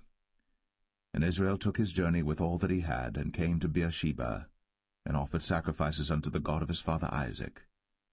And God spake unto Israel in the visions of the night, and said, Jacob, Jacob. And he said, Here am I. And he said, I am God, the God of thy father. Fear not to go down into Egypt, for I will there make of thee a great nation. I will go down with thee into Egypt, and I will also surely bring thee up again, and Joseph shall put his hand upon thine eyes. And Jacob rose up from Beersheba, and the sons of Israel carried Jacob their father, and their little ones, and their wives, in the wagons which Pharaoh had sent to carry him. And they took their cattle and their goods which they had gotten in the land of Canaan, and came into Egypt, Jacob and all his seed with him, his sons, and his sons' sons with him, his daughters, and his sons' daughters, and all his seed brought he with him into Egypt. And these are the names of the children of Israel, which came into Egypt, Jacob and his sons, Reuben, Jacob's firstborn, and the sons of Reuben, Hanok and Phalu, and Hezron and Carmi, and the sons of Simeon, Jemuel, and Jamin, and Ohad, and Jachin, and Zohar, and Shaul the son of a Canaanitish woman, and the sons of Levi, Gershon, Kohath, and Merari, and the sons of Judah, Er, and Onan, and Shelah, and Pharez, and Zerah. But Er and Onan died in the land of Canaan. And the sons of Pharez were Hezron and Hamul. And the sons of Issachar, Tola, and Phuvah, and Job, and Shimron. And the sons of Zebulun, Sered, and Elon, and Jaleel. These be the sons of Leah, which she bare unto Jacob in Padan Aram, with his daughter Dinah. All the souls of his sons and his daughters were 33. And the sons of Gad, Ziphion, and Haggai, Shunai, and Esbon, Eri, and Aradai, and Arali. And the sons of Asher, Jimnah, and Ishua, and Isui, and Beriah, and Sarah their sister. And the sons of Beriah, Heber, and Malchiel. These are the sons of Zilpah, whom Laban gave to Leah his daughter, and these she bare unto Jacob, even 16 souls. The sons of Rachel, Jacob's wife, Joseph and Benjamin. And unto Joseph in the land of Egypt were born Manasseh and Ephraim, which Asenath, the daughter of Potipherah, priest of On, bare unto him. And the sons of Benjamin were Bela, and Becher, and Ashbel, Gera, and Naaman, Ehi, and Rosh, Muppim, and Huppim, and Ard. These are the sons of Rachel which were born to Jacob. All the souls were 14. And the sons of Dan, Hushim. And the sons of Naphtali, Jaziel, and Guni, and Jezer, and Shillem. These are the sons of Bilhah, which Laban gave unto Rachel his daughter, and she bare these unto Jacob. All the souls were 7. All the souls that came with Jacob into Egypt, which came out of his loins, besides Jacob's sons' wives, all the souls were 66. And the sons of Joseph, which were born him in Egypt, were 2 souls. All the souls of the house of Jacob, which came into Egypt, were 10. And he sent Judah before him unto Joseph, to direct his face unto Goshen. And they came into the land of Goshen. And Joseph made ready his chariot, and went up to meet Israel his father to Goshen, and presented himself unto him. And he fell on his neck, and wept on his neck a good while. And Israel said unto Joseph, Now let me die, since I have seen thy face, because thou art yet alive. And Joseph said unto his brethren, and unto his father's house, I will go up and show Pharaoh, and say unto him, My brethren, and my father's house, which were in the land of Canaan, are come unto me. And the men are shepherds, for their trade hath been to feed cattle, and they have brought their flocks, and their herds, and all that they have. And it shall come to pass, when Pharaoh shall call you, and shall say, What is your occupation? That ye shall say, Thy servant's trade hath been about cattle from our youth, even until now, both we and also our fathers, that ye may dwell in the land of Goshen. For every shepherd is an abomination unto the Egyptians.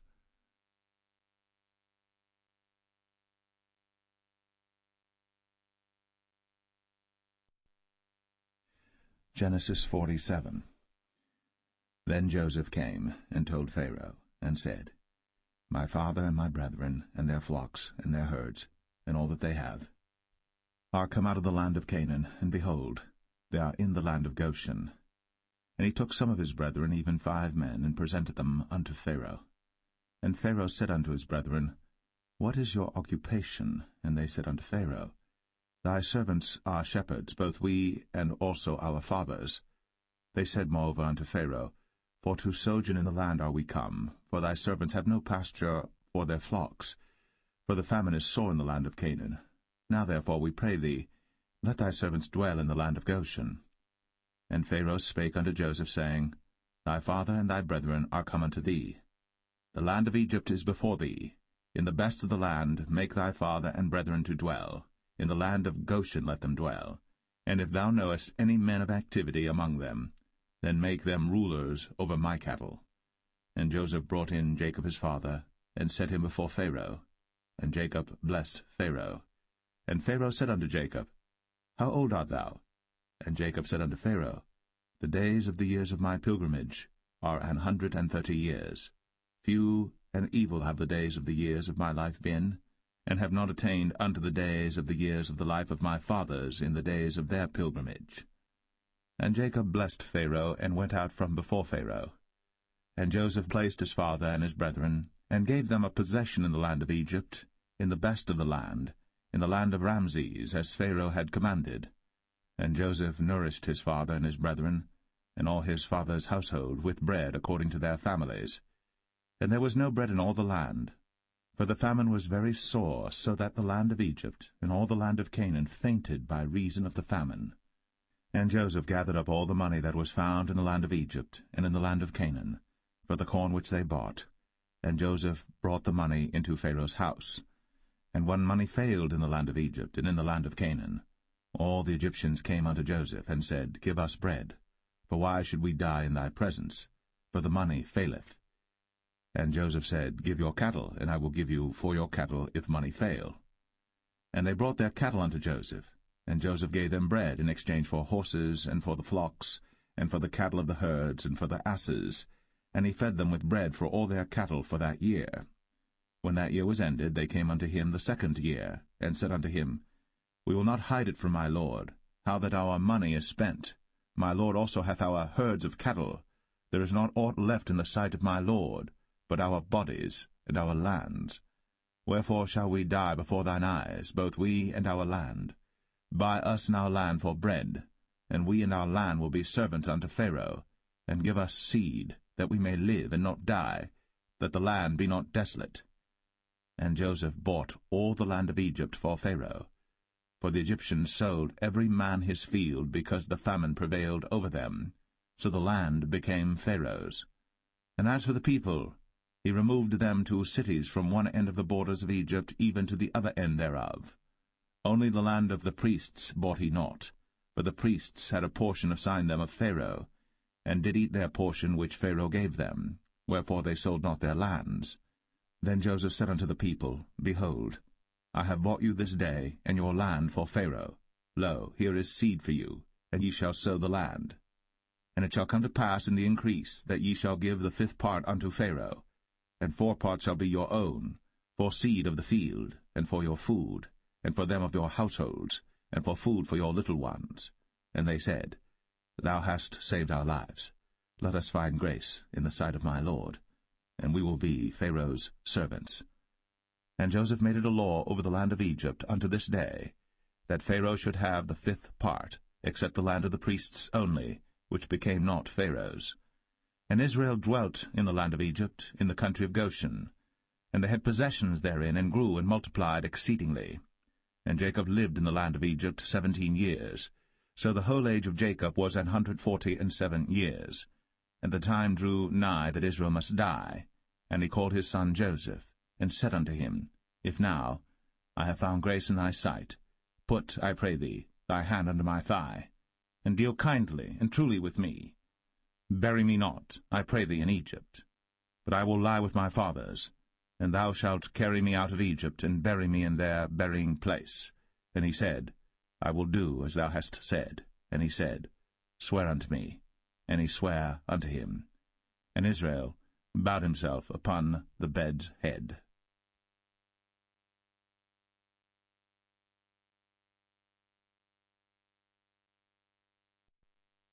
Genesis 48. And it came to pass after these things, that one told Joseph, Behold, thy father is sick. And he took with him his 2 sons, Manasseh and Ephraim. And one told Jacob, and said, Behold, thy son Joseph cometh unto thee. And Israel strengthened himself, and sat upon the bed. And Jacob said unto Joseph, God Almighty appeared unto me at Luz in the land of Canaan, and blessed me, and said unto me, Behold, I will make thee fruitful, and multiply thee, and I will make of thee a multitude of people, and will give this land to thy seed after thee for an everlasting possession. And now thy 2 sons, Ephraim and Manasseh, which were born unto thee in the land of Egypt before I came unto thee into Egypt, are mine. As Reuben and Simeon they shall be mine. And thy issue which thou begettest after them shall be thine, and shall be called after the name of their brethren in their inheritance. And as for me, when I came from Padan, Rachel died by me in the land of Canaan in the way, when yet there was but a little way to come unto Ephrath. And I buried her there in the way of Ephrath, the same as Bethlehem. And Israel beheld Joseph's sons, and said, Who are these? And Joseph said unto his father, They are my sons, whom God hath given me in this place. And he said, Bring them, I pray thee, unto me, and I will bless them. Now the eyes of Israel were dim for age, so that he could not see. And he brought them near unto him, and he kissed them, and embraced them. And Israel said unto Joseph, I had not thought to see thy face, and lo, God hath shown me also thy seed. And Joseph brought them out from between his knees, and he bowed himself with his face to the earth. And Joseph took them both, Ephraim in his right hand toward Israel's left hand, and Manasseh in his left hand toward Israel's right hand, and brought them near unto him. And Israel stretched out his right hand, and laid it upon Ephraim's head, who was the younger, and his left hand upon Manasseh's head, guiding his hands wittingly, for Manasseh was the firstborn.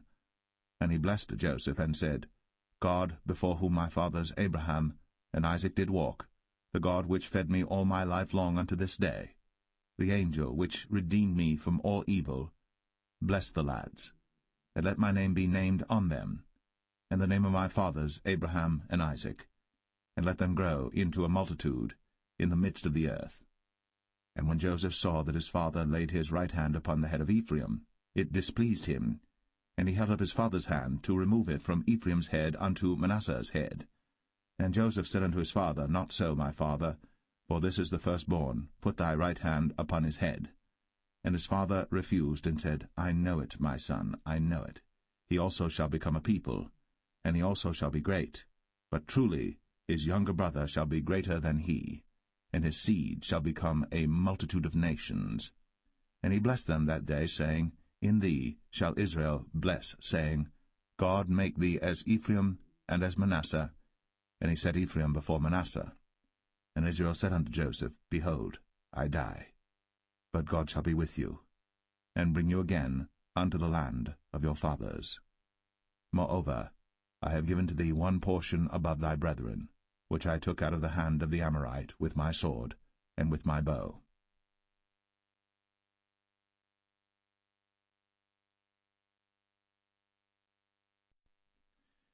Genesis 49. And Jacob called unto his sons, and said, Gather yourselves together, that I may tell you that which shall befall you in the last days. Gather yourselves together, and hear, ye sons of Jacob, and hearken unto Israel your father. Reuben, thou art my firstborn, my might, and the beginning of my strength, the excellency of dignity, and the excellency of power. Unstable as water, thou shalt not excel, because thou wentest up to thy father's bed. Then devilest thou it. He went up to my couch. Simeon and Levi are brethren. Instruments of cruelty are in their habitations. O my soul, come not thou into their secret, unto their assembly. Mine honour, be not thou united. For in their anger they slew a man, and in their self-will they digged down a wall. Cursed be their anger, for it was fierce, and their wrath, for it was cruel. I will divide them in Jacob, and scatter them in Israel. Judah, thou art he whom thy brethren shall praise. Thy hand shall be in the neck of thine enemies. Thy father's children shall bow down before thee. Judah is a lion's whelp. From the prey, my son, thou art gone up. He stooped down. He couched as a lion, and as an old lion, who shall rouse him up? The scepter shall not depart from Judah, nor a lawgiver from between his feet, until Shiloh come, and unto him shall the gathering of the people be. Binding his foal unto the vine, and his ass's colt unto the choice vine, he washed his garments in wine, and his clothes in the blood of grapes. His eyes shall be red with wine, and his teeth white with milk. Zebulun shall dwell at the haven of the sea, and he shall be for an haven of ships, and his border shall be unto Zidon. Issachar is a strong ass couching down between two burdens. And he saw that rest was good, and the land that it was pleasant, and bowed his shoulder to bear, and became a servant unto tribute. Dan shall judge his people, as one of the tribes of Israel. Dan shall be a serpent by the way, an adder in the path, that biteth the horse heels, so that his rider shall fall backward. I have waited for thy salvation, O Lord. Gad, a troop shall overcome him, but he shall overcome at the last. Out of Asher his bread shall be fat, and he shall yield royal dainties.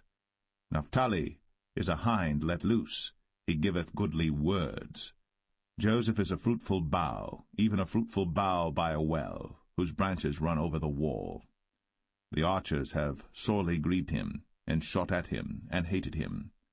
But his bow abode in strength, and the arms of his hands were made strong by the hands of the mighty God of Jacob. From thence is the shepherd, the stone of Israel. Even by the God of thy father, who shall help thee, and by the Almighty, who shall bless thee with blessings of heaven above, blessings of the deep that lieth under, blessings of the breasts, and of the womb. The blessings of thy father have prevailed above the blessings of my progenitors, unto the utmost bound of the everlasting hills. They shall be on the head of Joseph, and on the crown of the head of him that was separate from his brethren. Benjamin shall raven as a wolf. In the morning he shall devour the prey, and at night he shall divide the spoil. All these are the 12 tribes of Israel. And this is it that their father spake unto them, and blessed them, every one, according to his blessing, he blessed them. And he charged them, and said unto them, I am to be gathered unto my people.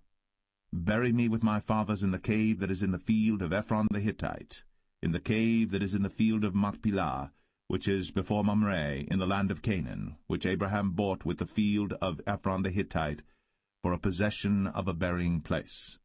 There they buried Abraham and Sarah his wife.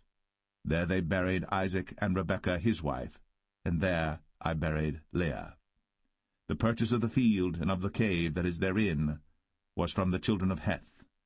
And when Jacob had made an end of commanding his sons, he gathered up his feet into the bed, and yielded up the ghost, and was gathered unto his people.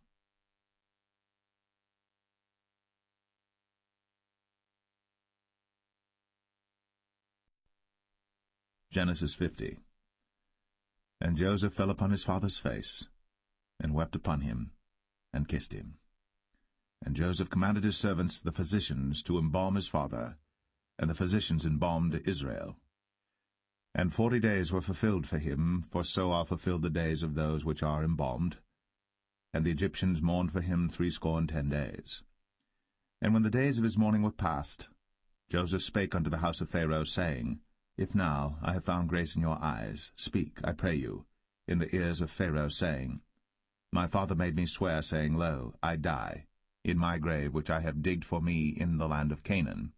There shalt thou bury me. Now therefore let me go up, I pray thee, and bury my father, and I will come again. And Pharaoh said, Go up, and bury thy father, according as he made thee swear. And Joseph went up to bury his father, and with him went up all the servants of Pharaoh, the elders of his house, and all the elders of the land of Egypt, and all the house of Joseph, and his brethren, and his father's house. Only their little ones, and their flocks, and their herds, they left in the land of Goshen. And there went up with him both chariots and horsemen, and it was a very great company. And they came to the threshing floor of Atad, which is beyond Jordan, and there they mourned with a great and very sore lamentation. And he made a mourning for his father 7 days. And when the inhabitants of the land, the Canaanites, saw the mourning in the floor of Atad, they said, This is a grievous mourning to the Egyptians. Wherefore the name of it was called Abel Mizraim, which is beyond Jordan. And his sons did unto him according as he commanded them. For his sons carried him into the land of Canaan, and buried him in the cave of the field of Machpelah, which Abraham bought with the field for possession of a burying place of Ephron the Hittite before Mamre. And Joseph returned into Egypt, he and his brethren, and all that went up with him to bury his father, after he had buried his father. And when Joseph's brethren saw that their father was dead, they said, Joseph will peradventure hate us, and will certainly requite us all the evil which we did unto him. And they sent a messenger unto Joseph, saying, Thy father did command before he died, saying, So shall ye say unto Joseph, Forgive, I pray thee now, the trespass of thy brethren, and their sin. For they did unto thee evil, and now, we pray thee, forgive the trespass of the servants of the God of thy father. And Joseph wept when they spake unto him. And his brethren also went and fell down before his face, and they said, Behold, we be thy servants. And Joseph said unto them, Fear not, for am I in the place of God? But as for you, ye thought evil against me. But God meant it unto good, to bring to pass, as it is this day, to save much people alive. Now therefore fear ye not, I will nourish you, and your little ones. And he comforted them, and spake kindly unto them. And Joseph dwelt in Egypt, he and his father's house.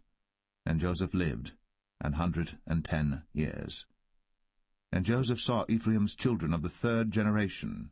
The children also of Machir, the son of Manasseh, were brought up upon Joseph's knees. And Joseph said unto his brethren, I die, and God will surely visit you, and bring you out of this land unto the land which he sware to Abraham, to Isaac, and to Jacob. And Joseph took an oath of the children of Israel, saying, God will surely visit you, and ye shall carry up my bones from hence. So Joseph died, being 110 years old, and they embalmed him, and he was put in a coffin in Egypt.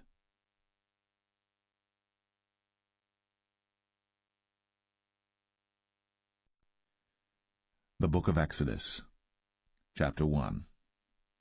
Now these are the names of the children of Israel, which came into Egypt. Every man in his household came with Jacob: Reuben, Simeon, Levi, and Judah, Issachar, Zebulun, and Benjamin, Dan and Naphtali, Gad and Asher.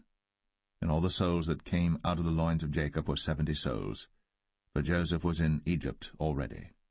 And Joseph died, and all his brethren, and all that generation. And the children of Israel were fruitful, and increased abundantly, and multiplied, and waxed exceeding mighty, and the land was filled with them.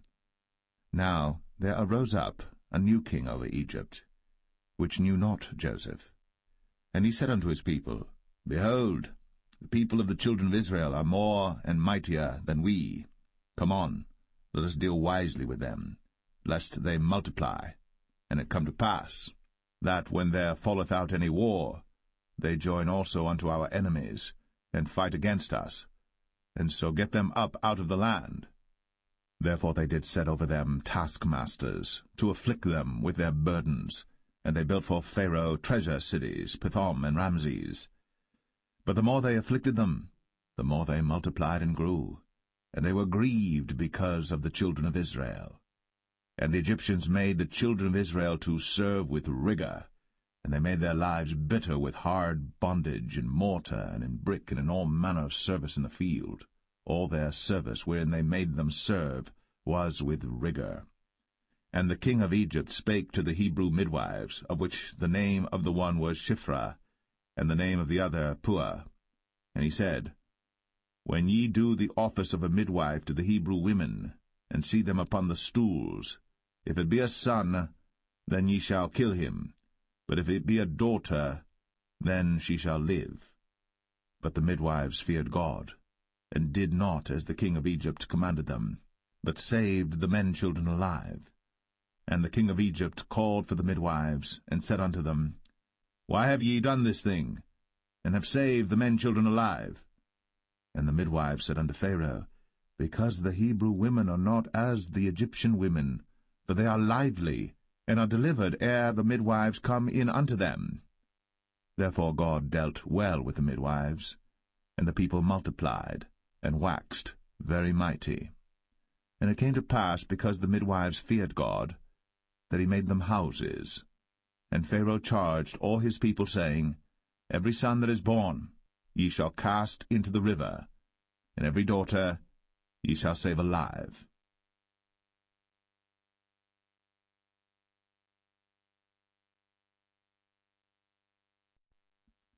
Exodus 2.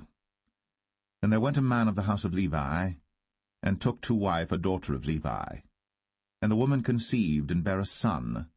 And when she saw him that he was a goodly child, she hid him 3 months. And when she could not longer hide him, she took for him an ark of bulrushes, and daubed it with slime, and with pitch, and put the child therein, and she laid it in the flags by the river's brink.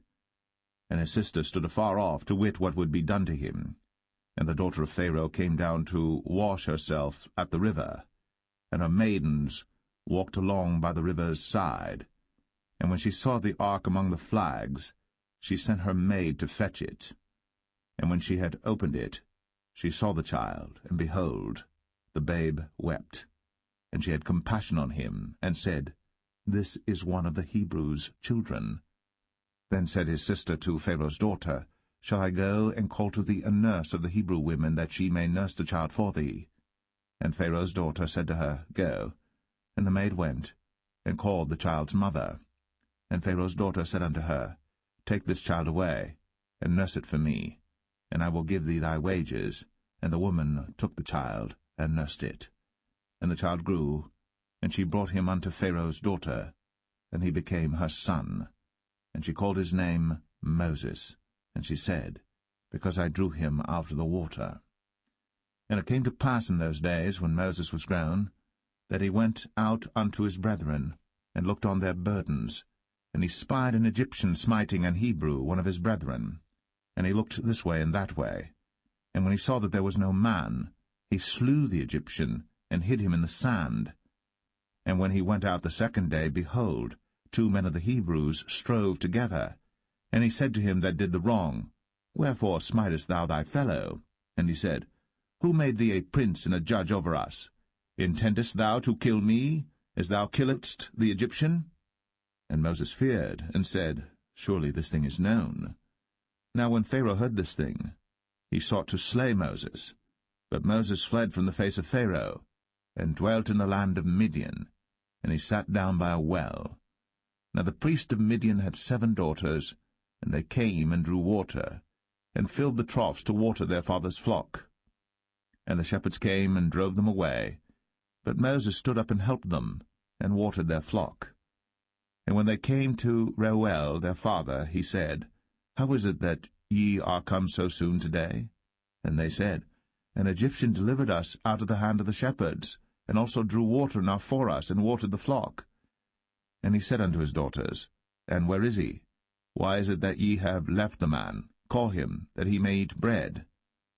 And Moses was content to dwell with the man. And he gave Moses Zipporah his daughter, and she bare him a son. And he called his name Gershom, for he said, I have been a stranger in a strange land. And it came to pass, in process of time, that the king of Egypt died, and the children of Israel sighed by reason of the bondage, and they cried, and their cry came up unto God by reason of the bondage. And God heard their groaning, and God remembered his covenant with Abraham, with Isaac, and with Jacob. And God looked upon the children of Israel, and God had respect unto them.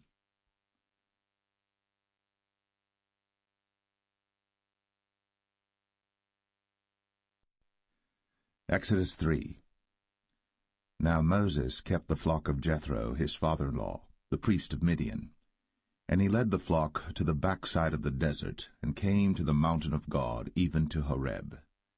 And the angel of the Lord appeared unto him in a flame of fire out of the midst of a bush.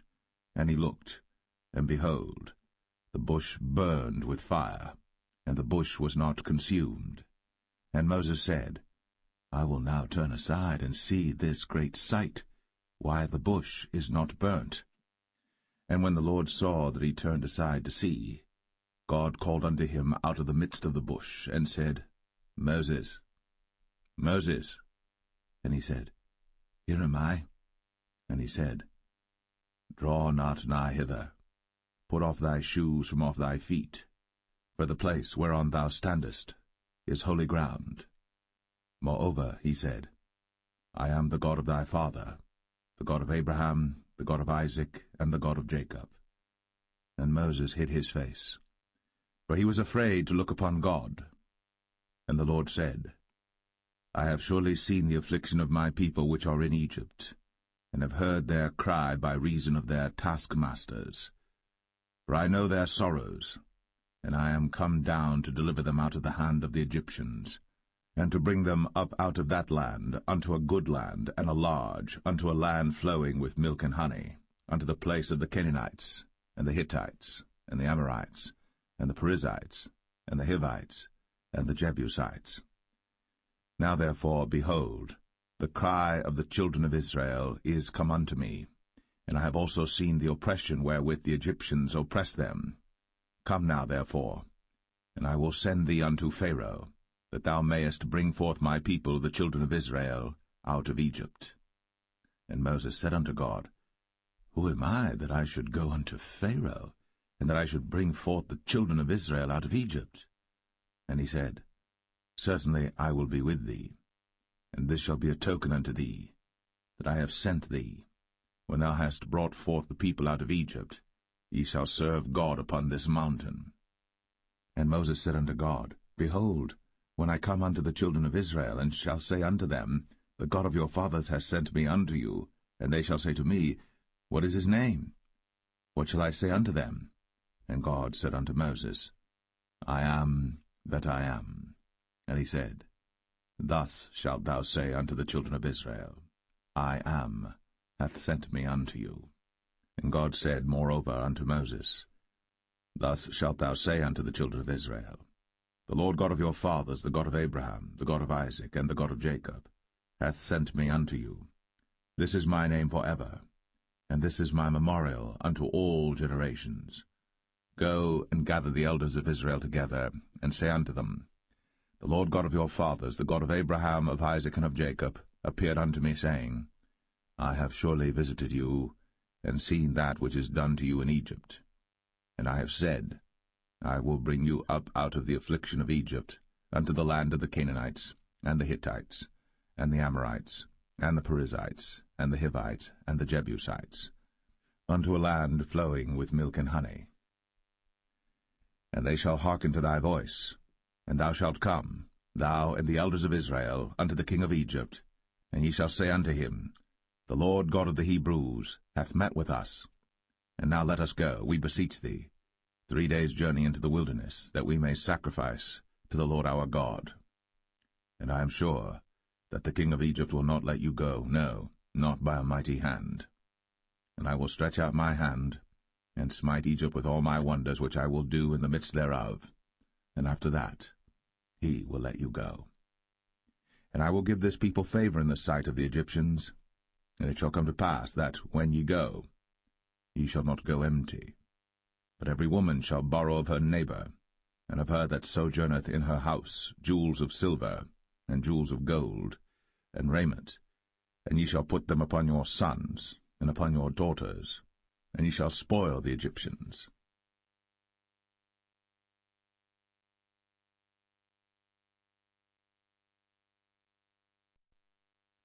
Exodus 4. And Moses answered and said, But behold, they will not believe me, nor hearken unto my voice, but they will say, The Lord hath not appeared unto thee. And the Lord said unto him, What is that in thine hand? And he said, A rod. And he said, Cast it on the ground. And he cast it on the ground, and it became a serpent. And Moses fled from before it. And the Lord said unto Moses, Put forth thine hand, and take it by the tail. And he put forth his hand, and caught it. And it became a rod in his hand, that they may believe that the Lord God of their fathers, the God of Abraham, the God of Isaac, and the God of Jacob, hath appeared unto thee. And the Lord said furthermore unto him, Put now thine hand into thy bosom. And he put his hand into his bosom, and when he took it out, behold, his hand was leprous as snow. And he said, Put thine hand into thy bosom again. And he put his hand into his bosom again, and plucked it out of his bosom, and behold, it was turned again as his other flesh. And it shall come to pass, if they will not believe thee, neither hearken to the voice of the first sign, that they will believe the voice of the latter sign. And it shall come to pass, if they will not believe also these 2 signs, neither hearken unto thy voice, that thou shalt take of the water of the river, and pour it upon the dry land, and the water which thou takest out of the river shall become blood upon the dry land. And Moses said unto the Lord, O my Lord, I am not eloquent, neither heretofore nor since thou hast spoken unto thy servant, but I am slow of speech and of a slow tongue. And the Lord said unto him, Who hath made man's mouth? Or who maketh the dumb, or deaf, or the seeing, or the blind? Have not I the Lord? Now therefore go, and I will be with thy mouth, and teach thee what thou shalt say. And he said, O my Lord, send, I pray thee, by the hand of him whom thou wilt send. And the anger of the Lord was kindled against Moses, and he said, Is not Aaron the Levite thy brother? I know that he can speak well, and also, behold, he cometh forth to meet thee. And when he seeth thee, he will be glad in his heart. And thou shalt speak unto him, and put words in his mouth. And I will be with thy mouth, and with his mouth, and will teach you what ye shall do. And he shall be thy spokesman unto the people, and he shall be, even he, shall be to thee instead of a mouth, and thou shalt be to him instead of God. And thou shalt take this rod in thine hand, wherewith thou shalt do signs. And Moses went, and returned to Jethro his father-in-law, and said unto him, Let me go, I pray thee, and return unto my brethren which are in Egypt, and see whether they be yet alive. And Jethro said to Moses, Go in peace. And the Lord said unto Moses in Midian, Go, return into Egypt, for all the men are dead which sought thy life. And Moses took his wife and his sons, and set them upon an ass, and he returned to the land of Egypt. And Moses took the rod of God in his hand. And the Lord said unto Moses, When thou goest to return into Egypt, see that thou do all those wonders before Pharaoh, which I have put in thine hand. But I will harden his heart, that he shall not let the people go. And thou shalt say unto Pharaoh, Thus saith the Lord, Israel is my son, even my firstborn. And I say unto thee, Let my son go, that he may serve me. And if thou refuse to let him go, behold, I will slay thy son, even thy firstborn.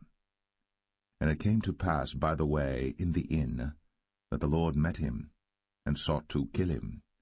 Then Zipporah took a sharp stone, and cut off the foreskin of her son, and cast it at his feet, and said, Surely a bloody husband art thou to me. So he let him go. Then she said, A bloody husband thou art, because of the circumcision. And the Lord said to Aaron, Go into the wilderness to meet Moses. And he went, and met him in the mount of God, and kissed him. And Moses told Aaron all the words of the Lord who had sent him, and all the signs which he had commanded him. And Moses and Aaron went and gathered together all the elders of the children of Israel. And Aaron spake all the words which the Lord had spoken unto Moses, and did the signs in the sight of the people. And the people believed. And when they heard that the Lord had visited the children of Israel, and that he had looked upon their affliction, then they bowed their heads and worshipped.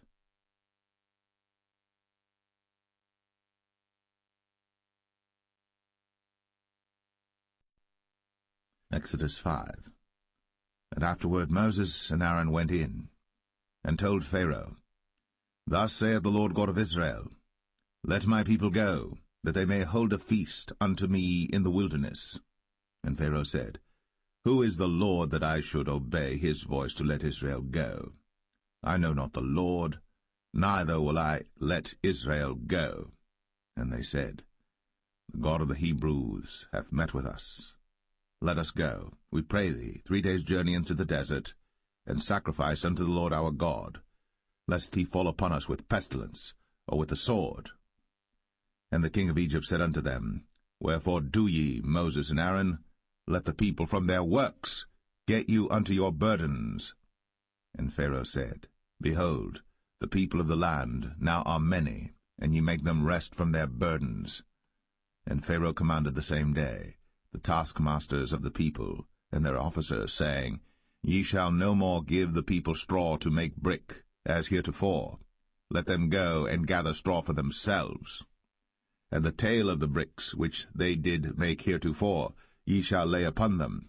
Ye shall not diminish aught thereof. For they be idle, therefore they cry, saying, Let us go and sacrifice to our God.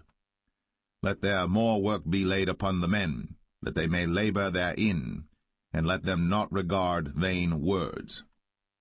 And the taskmasters of the people went out, and their officers, and they spake to the people, saying, Thus saith Pharaoh, I will not give you straw. Go ye, get you straw where you can find it, yet not aught of your work shall be diminished. So the people were scattered abroad throughout all the land of Egypt to gather stubble instead of straw. And the taskmasters hasted them, saying, Fulfill your works, your daily tasks, as when there was straw. And the officers of the children of Israel, which Pharaoh's taskmasters had set over them, were beaten, and demanded, Wherefore have ye not fulfilled your task in making brick both yesterday and today, as heretofore? Then the officers of the children of Israel came and cried unto Pharaoh, saying, Wherefore dealest thou thus with thy servants? There is no straw given unto thy servants. And they say to us, Make brick. And behold, thy servants are beaten, but the fault is in thine own people.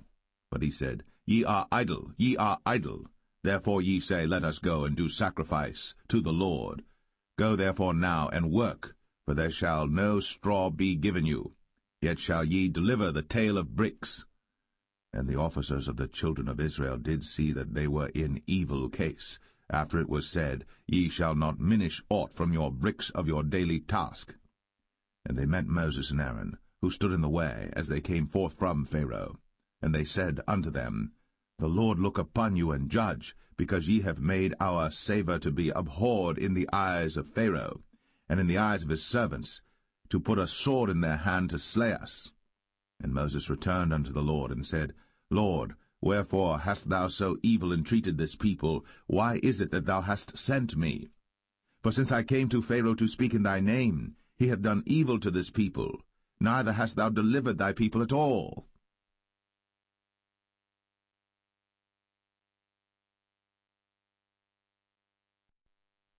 Exodus 6.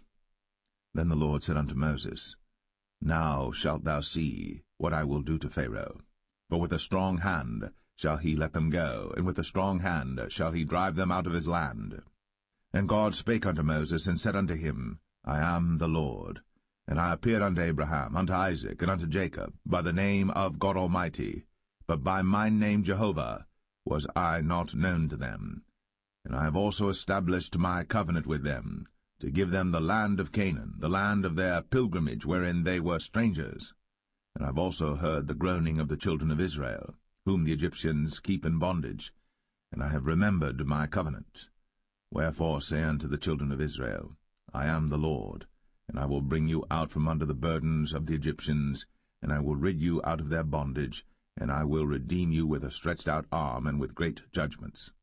And I will take you to me for a people, and I will be to you a God, and ye shall know that I am the Lord your God, which bringeth you out from under the burdens of the Egyptians. And I will bring you in unto the land, concerning the which I did swear to give it to Abraham, to Isaac, and to Jacob, and I will give it you for an heritage. I am the Lord. And Moses spake so unto the children of Israel, but they hearkened not unto Moses for anguish of spirit, and for cruel bondage. And the Lord spake unto Moses, saying, Go in, speak unto Pharaoh king of Egypt, that he let the children of Israel go out of his land. And Moses spake before the Lord, saying, Behold, the children of Israel have not hearkened unto me. How then shall Pharaoh hear me, who am of uncircumcised lips? And the Lord spake unto Moses and unto Aaron, and gave them a charge unto the children of Israel, and unto Pharaoh king of Egypt, to bring the children of Israel out of the land of Egypt. These be the heads of their fathers' houses, the sons of Reuben, the firstborn of Israel, Hanok and Palu, Hezron and Carmi. These be the families of Reuben. And the sons of Simeon, Jemuel and Jamin, and Ohad and Jachin, and Zohar and Shaul the son of a Canaanitish woman. These are the families of Simeon. And these are the names of the sons of Levi according to their generations, Gershon and Kohath and Merari. And the years of the life of Levi were 137 years. The sons of Gershon, Libni and Shimei, according to their families. And the sons of Kohath, Amram and Izhar, and Hebron and Uzziel. And the years of the life of Kohath were 133 years. And the sons of Merari, Mahalai and Mushai. These are the families of Levi according to their generations. And Amram took him Jochebed, his father's sister, to wife, and she bare him, Aaron and Moses. And the years of the life of Amram were 137 years. And the sons of Izhar, Korah and Nepheg and Zichri. And the sons of Uzziel, Mishael and Elzaphan and Zithri. And Aaron took him Elisheba, daughter of Aminadab, sister of Nahshon, to wife, and she bare him Nadab and Abihu, Eleazar and Ithamar. And the sons of Korah, Asir and Elkanah and Abiasaph. These are the families of the Korhites. And Eleazar, Aaron's son, took him one of the daughters of Putiel to wife, and she bare him Phinehas. These are the heads of the fathers of the Levites according to their families. These are that Aaron and Moses, to whom the Lord said, Bring out the children of Israel from the land of Egypt, according to their armies. These are they which spake to Pharaoh king of Egypt, to bring out the children of Israel from Egypt. These are that Moses and Aaron. And it came to pass on the day when the Lord spake unto Moses in the land of Egypt, that the Lord spake unto Moses, saying, I am the Lord. Speak thou unto Pharaoh king of Egypt all that I say unto thee. And Moses said before the Lord, Behold, I am of uncircumcised lips, and how shall Pharaoh hearken unto me?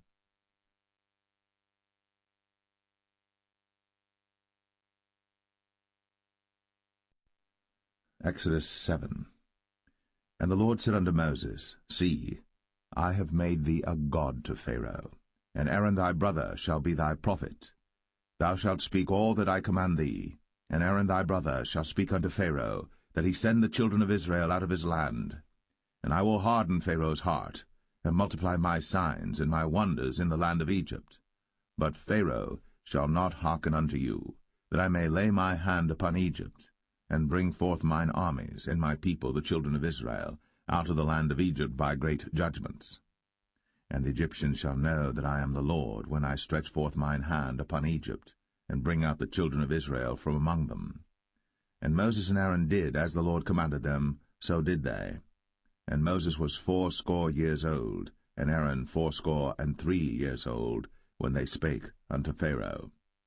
And the Lord spake unto Moses and unto Aaron, saying, When Pharaoh shall speak unto you, saying, Show a miracle for you, then thou shalt say unto Aaron, Take thy rod, and cast it before Pharaoh, and it shall become a serpent.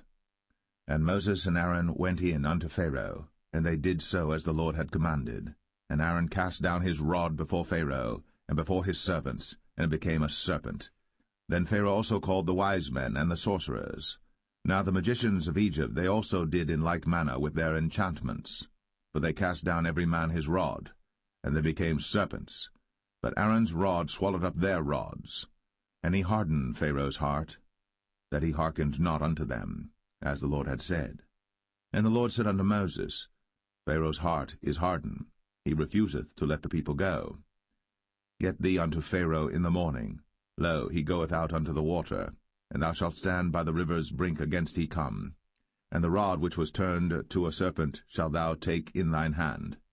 And thou shalt say unto him, The Lord God of the Hebrews hath sent me unto thee, saying, Let my people go, that they may serve me in the wilderness. And behold, hitherto thou wouldest not hear. Thus saith the Lord, In this thou shalt know that I am the Lord. Behold, I will smite with the rod that is in mine hand upon the waters which are in the river, and they shall be turned to blood. And the fish that is in the river shall die, and the river shall stink, and the Egyptians shall loathe to drink of the water of the river.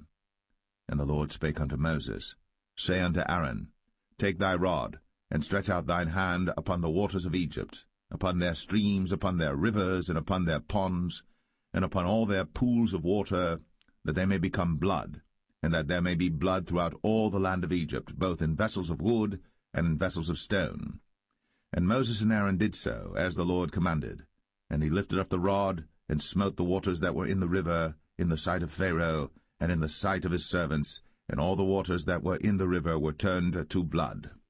And the fish that was in the river died, and the river stank, and the Egyptians could not drink of the water of the river, and there was blood throughout all the land of Egypt. And the magicians of Egypt did so with their enchantments, and Pharaoh's heart was hardened, neither did he hearken unto them, as the Lord had said. And Pharaoh turned and went into his house, neither did he set his heart to this also. And all the Egyptians digged round about the river for water to drink, for they could not drink of the water of the river. And 7 days were fulfilled. After that the Lord had smitten the river.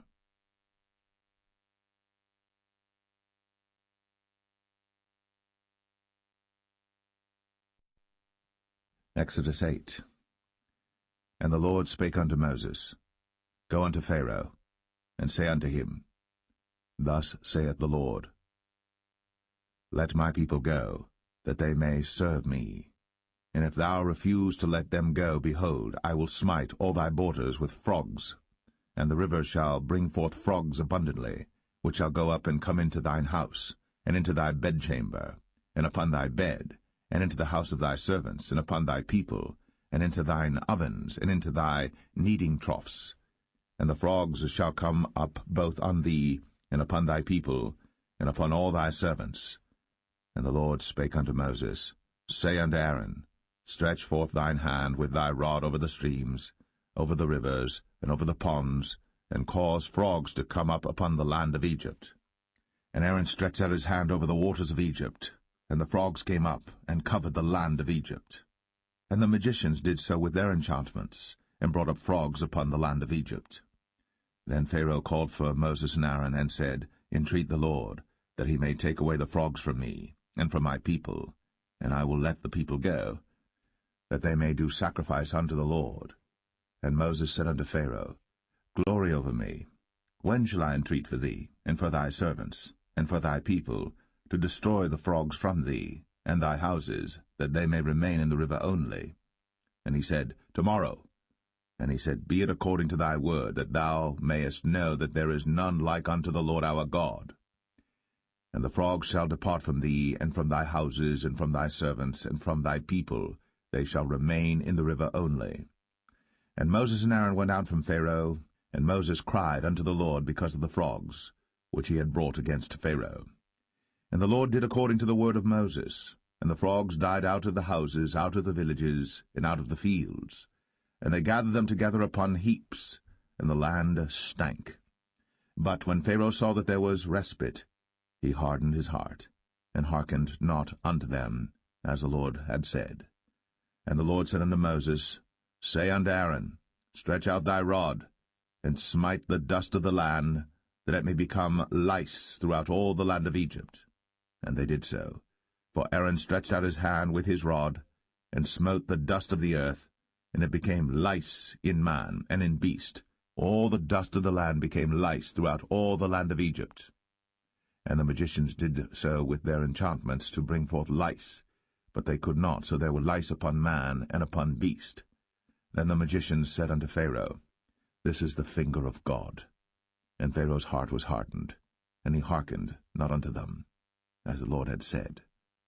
And the Lord said unto Moses, Rise up early in the morning, and stand before Pharaoh. Lo, he cometh forth to the water. And say unto him, Thus saith the Lord, Let my people go, that they may serve me. Else, if thou wilt not let my people go, behold, I will send swarms of flies upon thee, and upon thy servants, and upon thy people, and into thy houses, and the houses of the Egyptians shall be full of swarms of flies, and also the ground whereon they are. And I will sever in that day the land of Goshen, in which my people dwell, that no swarms of flies shall be there, to the end thou mayest know that I am the Lord in the midst of the earth. And I will put a division between my people and thy people. Tomorrow shall this sign be. And the Lord did so. And there came a grievous swarm of flies into the house of Pharaoh, and into his servants' houses, and into all the land of Egypt. The land was corrupted by reason of the swarm of flies. And Pharaoh called for Moses and for Aaron, and said, Go ye, sacrifice to your God in the land. And Moses said, It is not meet so to do, for we shall sacrifice the abomination of the Egyptians to the Lord our God. Lo, shall we sacrifice the abomination of the Egyptians before their eyes? And will they not stone us? We will go 3 days' journey into the wilderness, and sacrifice to the Lord our God, as he shall command us. And Pharaoh said, I will let you go, that ye may sacrifice to the Lord your God in the wilderness. Only ye shall not go very far away. Entreat for me. And Moses said, Behold, I go out from thee, and I will entreat the Lord that the swarms of flies may depart from Pharaoh, from his servants, and from his people tomorrow. But let not Pharaoh deal deceitfully any more, not letting the people go to sacrifice to the Lord. And Moses went out from Pharaoh, and entreated the Lord. And the Lord did according to the word of Moses, and he removed the swarms of flies from Pharaoh, from his servants, and from his people. There remained not one. And Pharaoh hardened his heart at this time also, neither would he let the people go.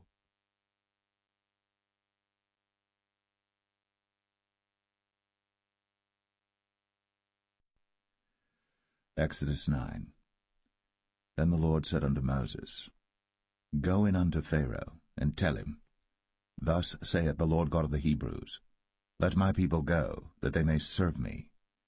For if thou refuse to let them go, and wilt hold them still, behold, the hand of the Lord is upon thy cattle which is in the field, upon the horses, upon the asses, upon the camels, upon the oxen, and upon the sheep.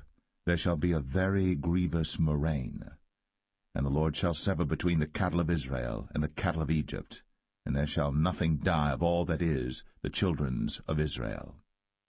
And the Lord appointed a set time, saying, Tomorrow the Lord shall do this thing in the land. And the Lord did that thing on the morrow, and all the cattle of Egypt died, but of the cattle of the children of Israel died not one. And Pharaoh sent, and behold, there was not one of the cattle of the Israelites dead, and the heart of Pharaoh was hardened, and he did not let the people go. And the Lord said unto Moses and unto Aaron, Take to you handfuls of ashes of the furnace, and let Moses sprinkle it toward the heaven in the sight of Pharaoh. And it shall become small dust in all the land of Egypt, and shall be a boil breaking forth with blains upon man and upon beast throughout all the land of Egypt. Then they took ashes of the furnace, and stood before Pharaoh. Then Moses sprinkled it up toward heaven, and it became a boil, breaking forth with blains upon man and upon beast. And the magicians could not stand before Moses because of the boils, for the boil was upon the magicians and upon all the Egyptians. And the Lord hardened the heart of Pharaoh, and he hearkened not unto them, as the Lord had spoken unto Moses. And the Lord said unto Moses, Rise up early in the morning, and stand before Pharaoh, and say unto him, Thus saith the Lord God of the Hebrews, Let my people go, that they may serve me. For I will at this time send all my plagues upon thine heart, and upon thy servants, and upon thy people, that thou mayest know that there is none like me in all the earth. For now I will stretch out my hand, that I may smite thee and thy people with pestilence, and thou shalt be cut off from the earth. And in very deed for this cause have I raised thee up, for to show in thee my power, and that my name may be declared throughout all the earth. As yet exaltest thou thyself against my people, that thou wilt not let them go. Behold, tomorrow about this time I will cause it to rain a very grievous hail, such as hath not been in Egypt since the foundation thereof even until now.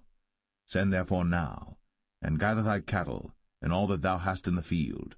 For upon every man and beast which shall be found in the field, and shall not be brought home, the hail shall come down upon them, and they shall die. He that feared the word of the Lord among the servants of Pharaoh made his servants and his cattle flee into the houses. And he that regarded not the word of the Lord left his servants and his cattle in the field. And the Lord said unto Moses, Stretch forth thine hand toward heaven, that there may be hail in all the land of Egypt, upon man, and upon beast, and upon every herb of the field, throughout the land of Egypt. Then Moses stretched forth his rod toward heaven, and the Lord sent thunder and hail, and the fire ran along upon the ground, and the Lord rained hail upon the land of Egypt. So there was hail and fire mingled with the hail, very grievous, such as there was none like it in all the land of Egypt since it became a nation. And the hail smote throughout all the land of Egypt all that was in the field, both man and beast. And the hail smote every herb of the field, and brake every tree of the field. Only in the land of Goshen, where the children of Israel were, was there no hail. And Pharaoh sent and called for Moses and Aaron, and said unto them, I have sinned at this time. The Lord is righteous, and I and my people are wicked. Entreat the Lord, for it is enough that there be no more mighty thunderings and hail, and I will let you go, and ye shall stay no longer. And Moses said unto him, As soon as I am gone out of the city, I will spread abroad my hands unto the Lord, and the thunder shall cease, neither shall there be any more hail, that thou mayest know how that the earth is the Lord's. But as for thee and thy servants, I know that ye will not yet fear the Lord God. And the flax and the barley were smitten, for the barley was in the ear, and the flax was bold. But the wheat and the rye were not smitten, for they were not grown up. And Moses went out of the city from Pharaoh, and spread abroad his hands unto the Lord, and the thunders and hail ceased, and the rain was not poured upon the earth. And when Pharaoh saw that the rain and the hail and the thunders were ceased, he sinned yet more, and hardened his heart, he and his servants. And the heart of Pharaoh was hardened, neither would he let the children of Israel go, as the Lord had spoken by Moses.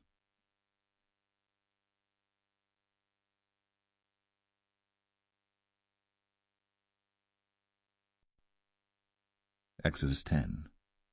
And the Lord said unto Moses, Go in unto Pharaoh, for I have hardened his heart, and the heart of his servants, that I might show these my signs before him, and that thou mayest tell in the ears of thy son, and of thy son's son, what things I have wrought in Egypt, and my signs which I have done among them, that ye may know how that I am the Lord. And Moses and Aaron came in unto Pharaoh, and said unto him, Thus saith the Lord God of the Hebrews, How long wilt thou refuse to humble thyself before me? Let my people go, that they may serve me.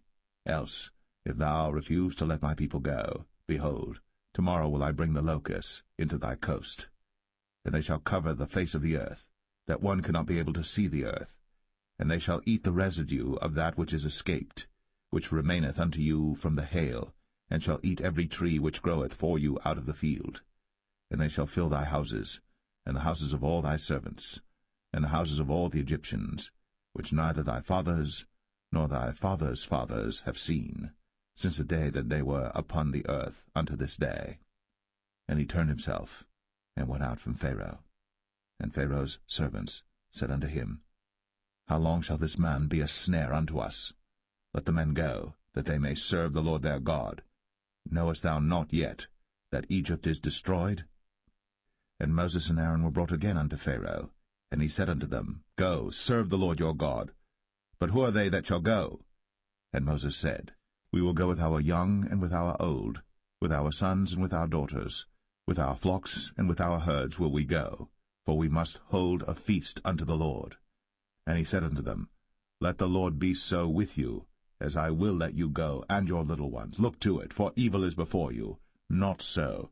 Go now, ye that are men, and serve the Lord, for that ye did desire. And they were driven out from Pharaoh's presence. And the Lord said unto Moses, Stretch out thine hand over the land of Egypt for the locusts, that they may come up upon the land of Egypt, and eat every herb of the land, even all that the hail hath left. And Moses stretched forth his rod over the land of Egypt. And the Lord brought an east wind upon the land all that day, and all that night. And when it was morning, the east wind brought the locusts. And the locusts went up over all the land of Egypt, and rested in all the coasts of Egypt. Very grievous were they. Before them there were no such locusts as they, neither after them shall be such. For they covered the face of the whole earth, so that the land was darkened. And they did eat every herb of the land, and all the fruit of the trees which the hail had left. And there remained not any green thing in the trees, or in the herbs of the field, through all the land of Egypt. Then Pharaoh called for Moses and Aaron in haste, and he said, I have sinned against the Lord your God and against you. Now therefore forgive, I pray thee, my sin only this once, and entreat the Lord your God, that he may take away from me this death only. And he went out from Pharaoh, and entreated the Lord. And the Lord turned a mighty strong west wind, which took away the locusts, and cast them into the Red Sea. There remained not one locust in all the coasts of Egypt. But the Lord hardened Pharaoh's heart, so that he would not let the children of Israel go. And the Lord said unto Moses, Stretch out thine hand toward heaven, that there may be darkness over the land of Egypt, even darkness which may be felt. And Moses stretched forth his hand toward heaven, and there was a thick darkness in all the land of Egypt 3 days. They saw not one another, neither rose any from his place for 3 days. But all the children of Israel had light in their dwellings. And Pharaoh called unto Moses, and said, Go ye, serve the Lord. Only let your flocks and your herds be stayed. Let your little ones also go with you. And Moses said, Thou must give us also sacrifices and burnt offerings, that we may sacrifice unto the Lord our God. Our cattle also shall go with us. There shall not an hoof be left behind, for thereof must we take to serve the Lord our God, and we know not with what we must serve the Lord until we come thither. But the Lord hardened Pharaoh's heart, and he would not let them go. And Pharaoh said unto him, Get thee from me, take heed to thyself, see my face no more. For in that day thou seest my face, thou shalt die. And Moses said, Thou hast spoken well. I will see thy face again no more.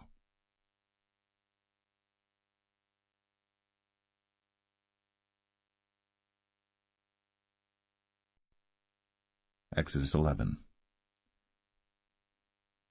And the Lord said unto Moses, Yet will I bring one plague more upon Pharaoh and upon Egypt. Afterwards he will let you go hence. When he shall let you go, he shall surely thrust you out hence altogether.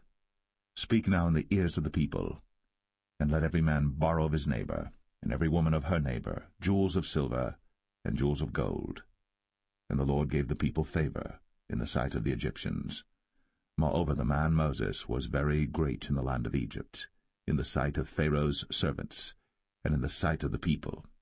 And Moses said, Thus saith the Lord, About midnight will I go out into the midst of Egypt, and all the firstborn in the land of Egypt shall die, from the firstborn of Pharaoh that sitteth upon his throne, even unto the firstborn of the maidservant that is behind the mill, and all the firstborn of beasts.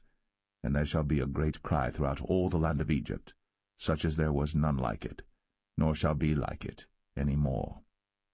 But against any of the children of Israel shall not a dog move his tongue, against man or beast, that ye may know how that the Lord doth put a difference between the Egyptians and Israel. And all these thy servants shall come down unto me, and bow down themselves unto me, saying, Get thee out, and all the people that follow thee. And after that I will go out. And he went out from Pharaoh in a great anger.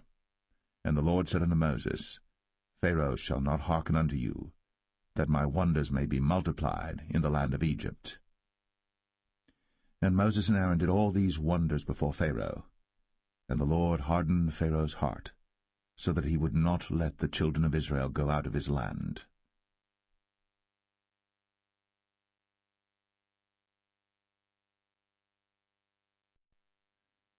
Exodus 12. And the Lord spake unto Moses and Aaron in the land of Egypt, saying, This month shall be unto you the beginning of months. It shall be the first month of the year to you. Speak ye unto all the congregation of Israel, saying, In the 10th day of this month they shall take to them every man a lamb, according to the house of their fathers, a lamb for an house. And if the household be too little for the lamb, let him and his neighbor next unto his house take it according to the number of the souls. Every man according to his eating shall make your count for the lamb. Your lamb shall be without blemish, a male of the first year. Ye shall take it out from the sheep or from the goats. And ye shall keep it up until the 14th day of the same month.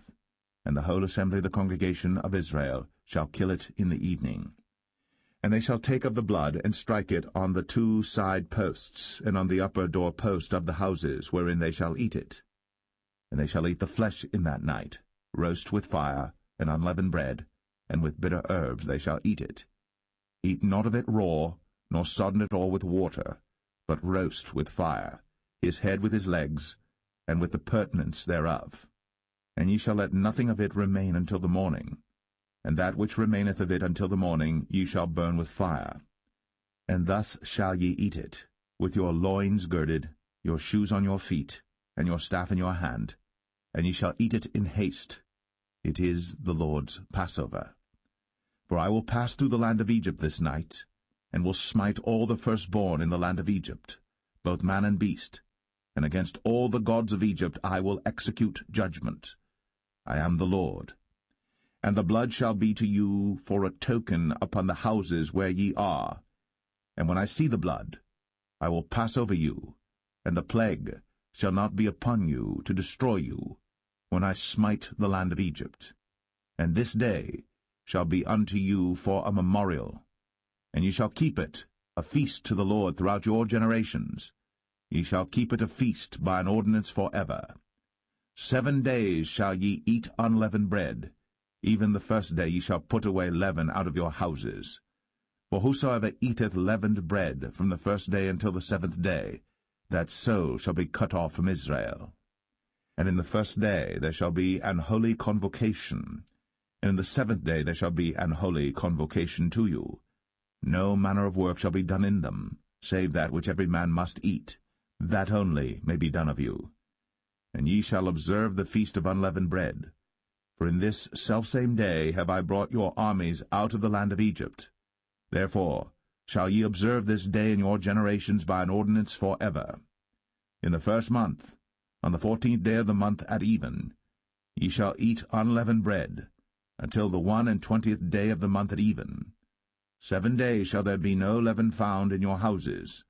For whosoever eateth that which is leavened, even that soul shall be cut off from the congregation of Israel, whether he be a stranger or born in the land. Ye shall eat nothing leavened. In all your habitations shall ye eat unleavened bread. Then Moses called for all the elders of Israel, and said unto them, Draw out, and take you a lamb according to your families, and kill the Passover. And ye shall take a bunch of hyssop, and dip it in the blood that is in the basin, and strike the lintel and the 2 side posts with the blood that is in the basin, and none of you shall go out at the door of his house until the morning. For the Lord will pass through to smite the Egyptians. And when he seeth the blood upon the lintel, and on the 2 side posts, the Lord will pass over the door, and will not suffer the destroyer to come in unto your houses to smite you. And ye shall observe this thing for an ordinance to thee, and to thy sons, for ever. And it shall come to pass, when ye be come to the land which the Lord will give you, according as he hath promised, that ye shall keep this service. And it shall come to pass, when your children shall say unto you, What mean ye by this service? That ye shall say, It is the sacrifice of the Lord's Passover, who passed over the houses of the children of Israel in Egypt, when he smote the Egyptians, and delivered our houses. And the people bowed the head, and worshipped. And the children of Israel went away, and did, as the Lord had commanded Moses and Aaron, so did they. And it came to pass that at midnight the Lord smote all the firstborn in the land of Egypt, from the firstborn of Pharaoh that sat on his throne unto the firstborn of the captive that was in the dungeon, and all the firstborn of cattle. And Pharaoh rose up in the night, he and all his servants and all the Egyptians. And there was a great cry in Egypt, for there was not a house where there was not one dead.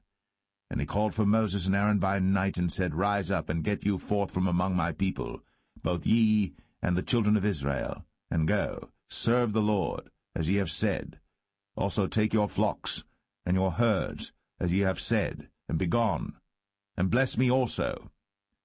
And the Egyptians were urgent upon the people, that they might send them out of the land in haste. For they said, We be all dead men. And the people took their dough before it was leavened, their kneading troughs being bound up in their clothes upon their shoulders. And the children of Israel did according to the word of Moses. And they borrowed of the Egyptians jewels of silver, and jewels of gold and raiment. And the Lord gave the people favor in the sight of the Egyptians, so that they lent unto them such things as they required, and they spoiled the Egyptians. And the children of Israel journeyed from Ramses to Succoth, about 600,000 on foot, that were men, beside children. And a mixed multitude went up also with them, and flocks and herds, even very much cattle. And they baked unleavened cakes of the dough which they brought forth out of Egypt, for it was not leavened, because they were thrust out of Egypt, and could not tarry, neither had they prepared for themselves any victual. Now the sojourning of the children of Israel, who dwelt in Egypt, was 430 years. And it came to pass, at the end of the 430 years, even the selfsame day it came to pass, that all the hosts of the Lord went out from the land of Egypt. It is a night to be much observed unto the Lord for bringing them out from the land of Egypt. This is that night of the Lord to be observed of all the children of Israel in their generations. And the Lord said unto Moses and Aaron, This is the ordinance of the Passover. There shall no stranger eat thereof. But every man's servant that is bought for money, when thou hast circumcised him, then shall he eat thereof. A foreigner and an hired servant shall not eat thereof. In one house shall it be eaten. Thou shalt not carry forth aught of the flesh abroad out of the house, neither shall ye break a bone thereof. All the congregation of Israel shall keep it. And when a stranger shall sojourn with thee, and will keep the Passover to the Lord, let all his males be circumcised, and then let him come near and keep it. And he shall be as one that is born in the land. For no uncircumcised person shall eat thereof. One law shall be to him that is homeborn, and unto the stranger that sojourneth among you. Thus did all the children of Israel. As the Lord commanded Moses and Aaron, so did they. And it came to pass the selfsame day, that the Lord did bring the children of Israel out of the land of Egypt by their armies.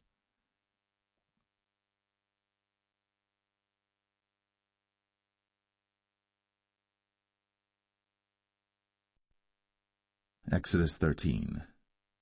And the Lord spake unto Moses, saying, Sanctify unto me all the firstborn, whatsoever openeth the womb among the children of Israel, both of man and of beast, it is mine. And Moses said unto the people, Remember this day in which ye came out from Egypt, out of the house of bondage, for by strength of hand the Lord brought you out from this place. There shall no leavened bread be eaten. This day came ye out in the month Abib. And it shall be, when the Lord shall bring thee into the land of the Canaanites, and the Hittites, and the Amorites, and the Hivites, and the Jebusites, which he sware unto thy fathers to give thee, a land flowing with milk and honey, that thou shalt keep this service in this month. 7 days thou shalt eat unleavened bread, and in the 7th day shall be a feast to the Lord. Unleavened bread shall be eaten 7 days, and there shall no leavened bread be seen with thee, neither shall there be leaven seen with thee in all thy quarters. And thou shalt show thy son in that day, saying, This is done, because of that which the Lord did unto me, when I came forth out of Egypt. And it shall be for a sign unto thee upon thine hand, and for a memorial between thine eyes, that the Lord's law may be in thy mouth. For with a strong hand hath the Lord brought thee out of Egypt. Thou shalt therefore keep this ordinance in his season from year to year. And it shall be, when the Lord shall bring thee into the land of the Canaanites, as he sware unto thee and to thy fathers, and shall give it thee, that thou shalt set apart unto the Lord all that openeth the matrix, and every firstling that cometh of a beast which thou hast, the males shall be the Lord's. And every firstling of an ass thou shalt redeem with a lamb, and if thou wilt not redeem it, then thou shalt break his neck. And all the firstborn of man among thy children shalt thou redeem. And it shall be, when thy son asketh thee in time to come, saying, What is this? That thou shalt say unto him, By strength of hand the Lord brought us out from Egypt, from the house of bondage. And it came to pass, when Pharaoh would hardly let us go, that the Lord slew all the firstborn in the land of Egypt, both the firstborn of man and the firstborn of beast. Therefore I sacrifice to the Lord all that openeth the matrix, being males, but all the firstborn of my children I redeem. And it shall be for a token upon thine hand, and for frontlets between thine eyes, for by strength of hand the Lord brought us forth out of Egypt. And it came to pass, when Pharaoh had let the people go, that God led them not through the way of the land of the Philistines, although that was near, for God said, Lest peradventure the people repent when they see war, and they return to Egypt. But God led the people about through the way of the wilderness of the Red Sea, and the children of Israel went up harnessed out of the land of Egypt. And Moses took the bones of Joseph with him, for he had straitly sworn the children of Israel, saying, God will surely visit you, and ye shall carry up my bones away hence with you. And they took their journey from Succoth, and encamped in Etham, in the edge of the wilderness. And the Lord went before them by day in a pillar of a cloud, to lead them the way, and by night in a pillar of fire, to give them light, to go by day and night. He took not away the pillar of the cloud by day, nor the pillar of fire by night, from before the people.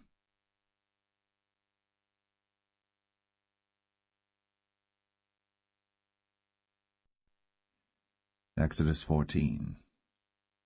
And the Lord spake unto Moses, saying, Speak unto the children of Israel, that they turn and encamp before Pi-hahiroth, between Migdol and the sea, over against Baal-zephon.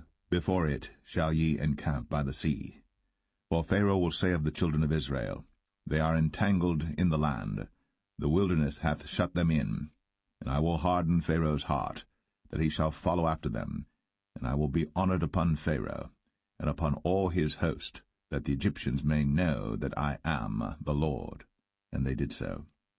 And it was told the king of Egypt that the people fled, and the heart of Pharaoh and of his servants was turned against the people, and they said, Why have we done this, that we have let Israel go from serving us? And he made ready his chariot, and took his people with him. And he took 600 chosen chariots, and all the chariots of Egypt, and captains over every one of them. And the Lord hardened the heart of Pharaoh king of Egypt, and he pursued after the children of Israel. And the children of Israel went out with an high hand. But the Egyptians pursued after them, all the horses and chariots of Pharaoh, and his horsemen and his army, and overtook them encamping by the sea, beside Pi-hahiroth, before Baal-zephon. And when Pharaoh drew nigh, the children of Israel lifted up their eyes, and behold, the Egyptians marched after them, and they were sore afraid. And the children of Israel cried out unto the Lord, and they said unto Moses, Because there were no graves in Egypt, hast thou taken us away to die in the wilderness? Wherefore hast thou dealt thus with us, to carry us forth out of Egypt? Is not this the word that we did tell thee in Egypt, saying, Let us alone, that we may serve the Egyptians? For it had been better for us to serve the Egyptians, than that we should die in the wilderness. And Moses said unto the people, Fear ye not, stand still, and see the salvation of the Lord, which he will show to you today. For the Egyptians whom ye have seen today, ye shall see them again no more for ever. The Lord shall fight for you, and ye shall hold your peace. And the Lord said unto Moses, Wherefore criest thou unto me? Speak unto the children of Israel, that they go forward. But lift thou up thy rod, and stretch out thine hand over the sea, and divide it. And the children of Israel shall go on dry ground through the midst of the sea. And I, behold, I will harden the hearts of the Egyptians, and they shall follow them. And I will get me honor upon Pharaoh, and upon all his host, upon his chariots, and upon his horsemen. And the Egyptians shall know that I am the Lord, when I have gotten me honor upon Pharaoh, upon his chariots, and upon his horsemen. And the angel of God, which went before the camp of Israel, removed, and went behind them. And the pillar of the cloud went from before their face, and stood behind them. And it came between the camp of the Egyptians and the camp of Israel. And it was a cloud and darkness to them, but it gave light by night to these, so that the one came not near the other all the night. And Moses stretched out his hand over the sea, and the Lord caused the sea to go back by a strong east wind all that night, and made the sea dry land, and the waters were divided. And the children of Israel went into the midst of the sea upon the dry ground, and the waters were a wall unto them on their right hand and on their left. And the Egyptians pursued, and went in after them to the midst of the sea, even all Pharaoh's horses, his chariots, and his horsemen. And it came to pass that in the morning watch the Lord looked unto the host of the Egyptians through the pillar of fire and of the cloud, and troubled the host of the Egyptians, and took off their chariot wheels, that they drave them heavily, so that the Egyptians said, Let us flee from the face of Israel, for the Lord fighteth for them against the Egyptians. And the Lord said unto Moses, Stretch out thine hand over the sea, that the waters may come again upon the Egyptians, upon their chariots, and upon their horsemen. And Moses stretched forth his hand over the sea, and the sea returned to his strength when the morning appeared, and the Egyptians fled against it. And the Lord overthrew the Egyptians in the midst of the sea. And the waters returned and covered the chariots, and the horsemen, and all the host of Pharaoh that came into the sea after them. There remained not so much as one of them. But the children of Israel walked upon dry land in the midst of the sea, and the waters were a wall unto them on their right hand and on their left. Thus the Lord saved Israel that day out of the hand of the Egyptians, and Israel saw the Egyptians dead upon the seashore. And Israel saw that great work which the Lord did upon the Egyptians, and the people feared the Lord, and believed the Lord and his servant Moses.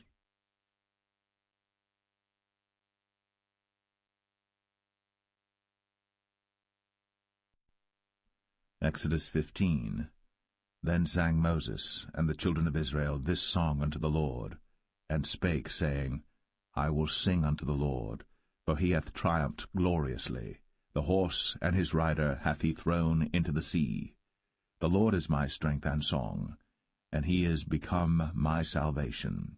He is my God, and I will prepare him an habitation, my father's God, and I will exalt him. The Lord is a man of war, the Lord is his name. Pharaoh's chariots and his host hath he cast into the sea. His chosen captains also are drowned in the Red Sea. The depths have covered them, they sank into the bottom as a stone. Thy right hand, O Lord, is become glorious in power. Thy right hand, O Lord, hath dashed in pieces the enemy. And in the greatness of thine excellency thou hast overthrown them that rose up against thee.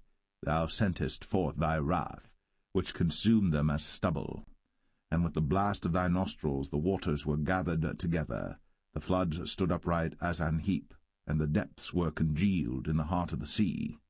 The enemy said, I will pursue, I will overtake, I will divide the spoil. My lust shall be satisfied upon them.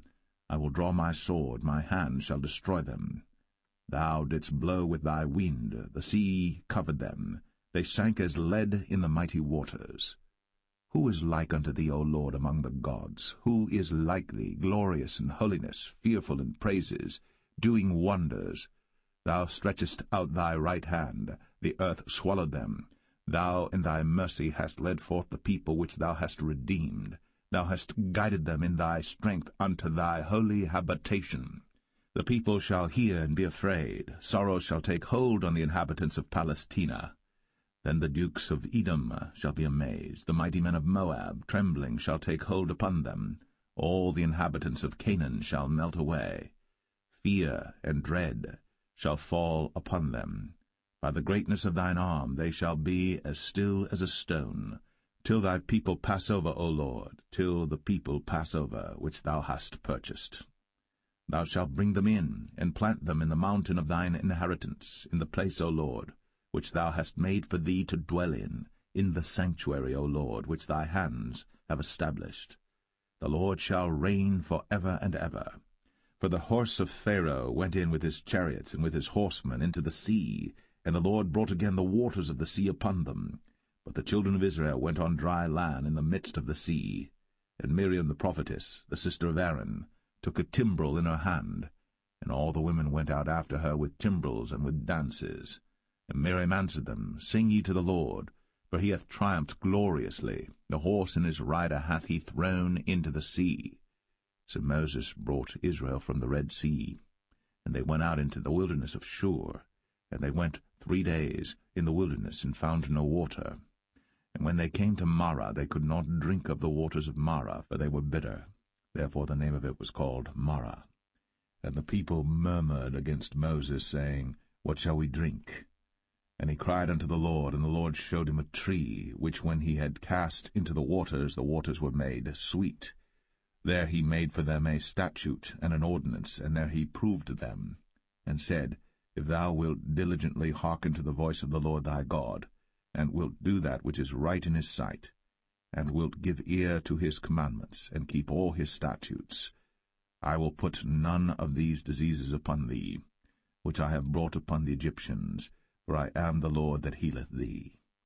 And they came to Elim, where were 12 wells of water, and 60 palm trees, and they encamped there by the waters.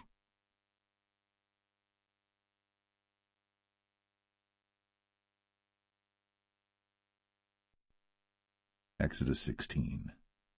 And they took their journey from Elim, and all the congregation of the children of Israel came unto the wilderness of Sin, which is between Elim and Sinai, on the 15th day of the 2nd month, after their departing out of the land of Egypt. And the whole congregation of the children of Israel murmured against Moses and Aaron in the wilderness. And the children of Israel said unto them, Would to God we had died by the hand of the Lord in the land of Egypt, when we sat by the flesh pots, and when we did eat bread to the full. For ye have brought us forth into this wilderness to kill this whole assembly with hunger. Then said the Lord unto Moses, Behold, I will rain bread from heaven for you, and the people shall go out and gather a certain rate every day, that I may prove them, whether they will walk in my law or no. And it shall come to pass that on the 6th day they shall prepare that which they bring in, and it shall be twice as much as they gather daily. And Moses and Aaron said unto all the children of Israel, At even then ye shall know that the Lord hath brought you out from the land of Egypt. And in the morning then ye shall see the glory of the Lord, for that he heareth your murmurings against the Lord. And what are we that ye murmur against us?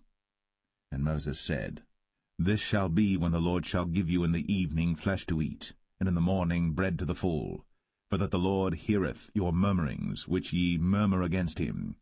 And what are we? Your murmurings are not against us, but against the Lord. And Moses spake unto Aaron, Say unto all the congregation of the children of Israel, Come near before the Lord, for he hath heard your murmurings. And it came to pass, as Aaron spake unto the whole congregation of the children of Israel, that they looked toward the wilderness, and behold, the glory of the Lord appeared in the cloud. And the Lord spake unto Moses, saying, I have heard the murmurings of the children of Israel. Speak unto them, saying, At even ye shall eat flesh, and in the morning ye shall be filled with bread, and ye shall know that I am the Lord your God. And it came to pass, that at even the quails came up, and covered the camp, and in the morning the dew lay round about the host. And when the dew that lay was gone up, behold, upon the face of the wilderness there lay a small round thing, as small as the hoarfrost on the ground. And when the children of Israel saw it, they said one to another, It is manna, for they wist not what it was. And Moses said unto them, This is the bread which the Lord hath given you to eat. This is the thing which the Lord hath commanded. Gather of it every man according to his eating, an omer for every man according to the number of your persons. Take ye every man for them which are in his tents. And the children of Israel did so, and gathered some more, some less. And when they did meet it with an omer, he that gathered much had nothing over, and he that gathered little had no lack. They gathered every man according to his eating. And Moses said, Let no man leave of it till the morning. Notwithstanding they hearkened not unto Moses, but some of them left of it until the morning. And it bred worms, and stank. And Moses was wroth with them. And they gathered it every morning, every man according to his eating. And when the sun waxed hot, it melted. And it came to pass that on the 6th day they gathered twice as much bread, 2 omers for one man. And all the rulers of the congregation came and told Moses. And he said unto them, This is that which the Lord hath said. Tomorrow is the rest of the holy Sabbath unto the Lord. Bake that which ye shall bake today, and seethe that ye will seethe, and that which remaineth over lay up for you to be kept until the morning. And they laid it up till the morning, as Moses bade, and it did not stink, neither was there any worm therein. And Moses said, Eat that today, for today is a Sabbath unto the Lord. Today ye shall not find it in the field. 6 days ye shall gather it, for on the 7th day, which is the Sabbath, in it there shall be none. And it came to pass that there went out some of the people on the 7th day for to gather, and they found none. And the Lord said unto Moses, How long refuse ye to keep my commandments and my laws? See, for that the Lord hath given you the Sabbath. Therefore he giveth you on the 6th day the bread of 2 days. Abide ye every man in his place. Let no man go out of his place on the 7th day. So the people rested on the 7th day. And the house of Israel called the name thereof manna. And it was like coriander seed, white, and the taste of it was like wafers made with honey. And Moses said, This is the thing which the Lord commandeth. Fill an omer of it to be kept for your generations, that they may see the bread wherewith I have fed you in the wilderness, when I brought you forth from the land of Egypt.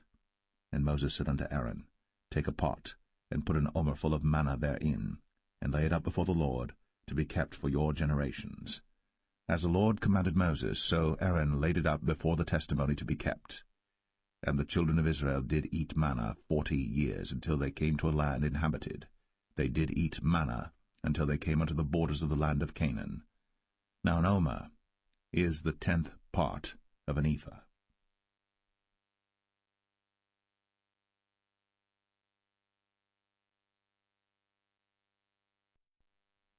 Exodus 17. And all the congregation of the children of Israel journeyed from the wilderness of Sin after their journeys, according to the commandment of the Lord, and pitched in Rephidim. And there was no water for the people to drink. Wherefore the people did chide with Moses, and said, Give us water that we may drink. And Moses said unto them, Why chide ye with me? Wherefore do ye tempt the Lord? And the people thirsted there for water. And the people murmured against Moses, and said, Wherefore is this that thou hast brought us up out of Egypt, to kill us, and our children, and our cattle with thirst? And Moses cried unto the Lord, saying, What shall I do unto this people? They be almost ready to stone me. And the Lord said unto Moses, Go on before the people, and take with thee of the elders of Israel, and thy rod wherewith thou smotest the river, take in thine hand, and go. Behold, I will stand before thee there upon the rock in Horeb, and thou shalt smite the rock. And there shall come water out of it, that the people may drink. And Moses did so in the sight of the elders of Israel. And he called the name of the place Massah, and Meribah, because of the chiding of the children of Israel, and because they tempted the Lord, saying, Is the Lord among us or not? Then came Amalek and fought with Israel in Rephidim. And Moses said unto Joshua, Choose us out men, and go out, fight with Amalek. Tomorrow I will stand on the top of the hill with the rod of God in mine hand. So Joshua did as Moses had said to him, and fought with Amalek. And Moses, Aaron, and Hur went up to the top of the hill. And it came to pass, when Moses held up his hand, that Israel prevailed. And when he let down his hand, Amalek prevailed. But Moses' hands were heavy, and they took a stone and put it under him, and he sat thereon, and Aaron and Hur stayed up his hands, the one on the one side, and the other on the other side, and his hands were steady until the going down of the sun. And Joshua discomfited Amalek and his people with the edge of the sword. And the Lord said unto Moses, Write this for a memorial in a book, and rehearse it in the ears of Joshua, for I will utterly put out the remembrance of Amalek from under heaven. And Moses built an altar, and called the name of it Jehovah Nissi. For he said, Because the Lord has sworn that the Lord will have war with Amalek from generation to generation.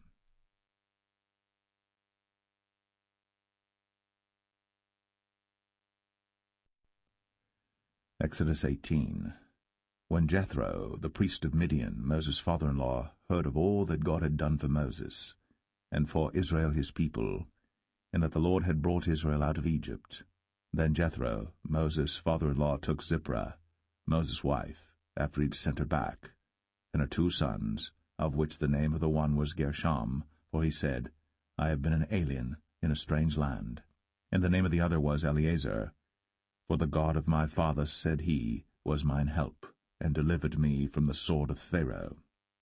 And Jethro, Moses' father-in-law, came with his sons and his wife unto Moses into the wilderness, where he encamped at the mount of God.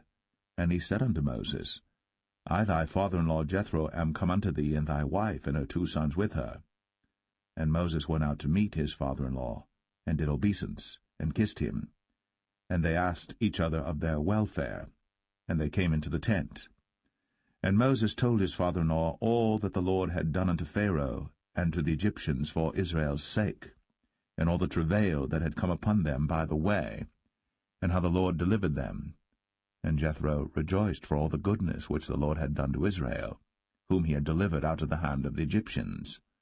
And Jethro said, Blessed be the Lord, who hath delivered you out of the hand of the Egyptians, and out of the hand of Pharaoh, who hath delivered the people from under the hand of the Egyptians. Now I know that the Lord is greater than all gods, for in the thing wherein they dealt proudly he was above them. And Jethro, Moses' father-in-law, took a burnt offering and sacrifices for God. And Aaron came, and all the elders of Israel, to eat bread with Moses' father-in-law before God. And it came to pass on the morrow that Moses sat to judge the people, and the people stood by Moses from the morning unto the evening. And when Moses' father-in-law saw all that he did to the people, he said, What is this thing that thou doest to the people? Why sittest thou thyself alone, and all the people stand by thee from morning unto even? And Moses said unto his father-in-law, Because the people come unto me to inquire of God. When they have a matter they come unto me, and I judge between one and another, and I do make them know the statutes of God and his laws. And Moses' father-in-law said unto him, The thing that thou doest is not good. Thou wilt surely wear away, both thou and this people that is with thee. For this thing is too heavy for thee. Thou art not able to perform it thyself alone. Hearken now unto my voice. I will give thee counsel, and God shall be with thee. Be thou for the people to Godward, that thou mayest bring the causes unto God.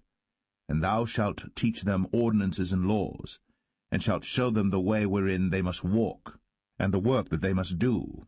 Moreover, thou shalt provide out of all the people able men, such as fear God, men of truth, hating covetousness, and place such over them to be rulers of thousands, and rulers of hundreds, rulers of 50s, and rulers of 10s. And let them judge the people at all seasons. And it shall be, that every great matter they shall bring unto thee, but every small matter they shall judge. So shall it be easier for thyself, and they shall bear the burden with thee. If thou shalt do this thing, and God command thee so, then thou shalt be able to endure, and all this people shall also go to their place in peace. So Moses hearkened to the voice of his father-in-law, and did all that he had said. And Moses chose able men out of all Israel, and made them heads over the people, rulers of thousands, rulers of hundreds, rulers of 50s, and rulers of 10s. And they judged the people at all seasons. The hard causes they brought unto Moses, but every small matter they judged themselves. And Moses let his father-in-law depart, and he went his way into his own land.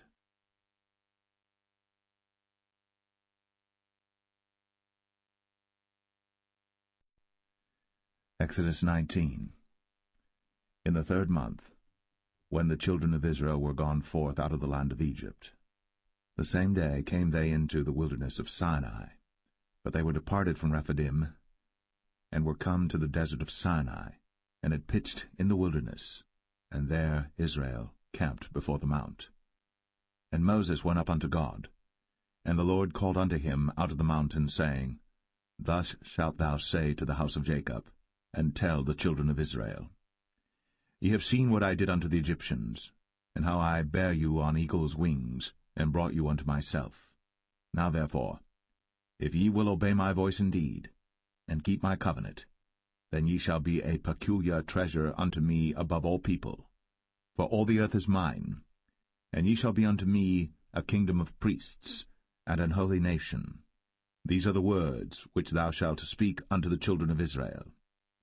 And Moses came and called for the elders of the people, and laid before their faces all these words which the Lord commanded him. And all the people answered together, and said, All that the Lord hath spoken we will do. And Moses returned the words of the people unto the Lord. And the Lord said unto Moses, Lo, I come unto thee in a thick cloud, that the people may hear when I speak with thee, and believe thee for ever. And Moses told the words of the people unto the Lord. And the Lord said unto Moses, Go unto the people, and sanctify them today and tomorrow, and let them wash their clothes, and be ready against the 3rd day. For the 3rd day the Lord will come down in the sight of all the people upon Mount Sinai. And thou shalt set bounds unto the people round about, saying, Take heed to yourselves, that ye go not up into the mount, or touch the border of it. Whosoever toucheth the mount shall be surely put to death. There shall not an hand touch it, but he shall surely be stoned, or shot through, whether it be beast or man, it shall not live. When the trumpet soundeth long, they shall come up to the mount.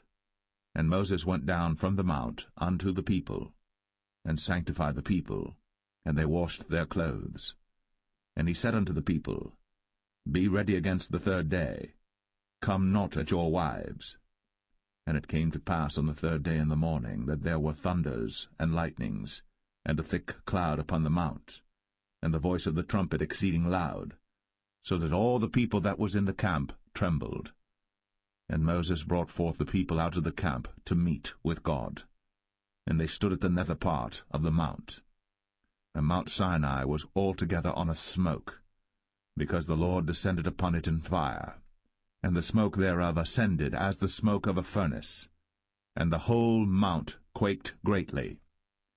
And when the voice of the trumpet sounded long, and waxed louder and louder, Moses spake, and God answered him by a voice. And the Lord came down upon Mount Sinai, on the top of the mount, and the Lord called Moses up to the top of the mount, and Moses went up. And the Lord said unto Moses, Go down, charge the people, lest they break through unto the Lord to gaze, and many of them perish. And let the priests also, which come near to the Lord, sanctify themselves, lest the Lord break forth upon them. And Moses said unto the Lord, The people cannot come up to Mount Sinai, for thou chargest us, saying, Set bounds about the mount, and sanctify it. And the Lord said unto him, Away, get thee down, and thou shalt come up, thou and Aaron with thee. But let not the priests and the people break through to come up unto the Lord, lest he break forth upon them. So Moses went down unto the people, and spake unto them.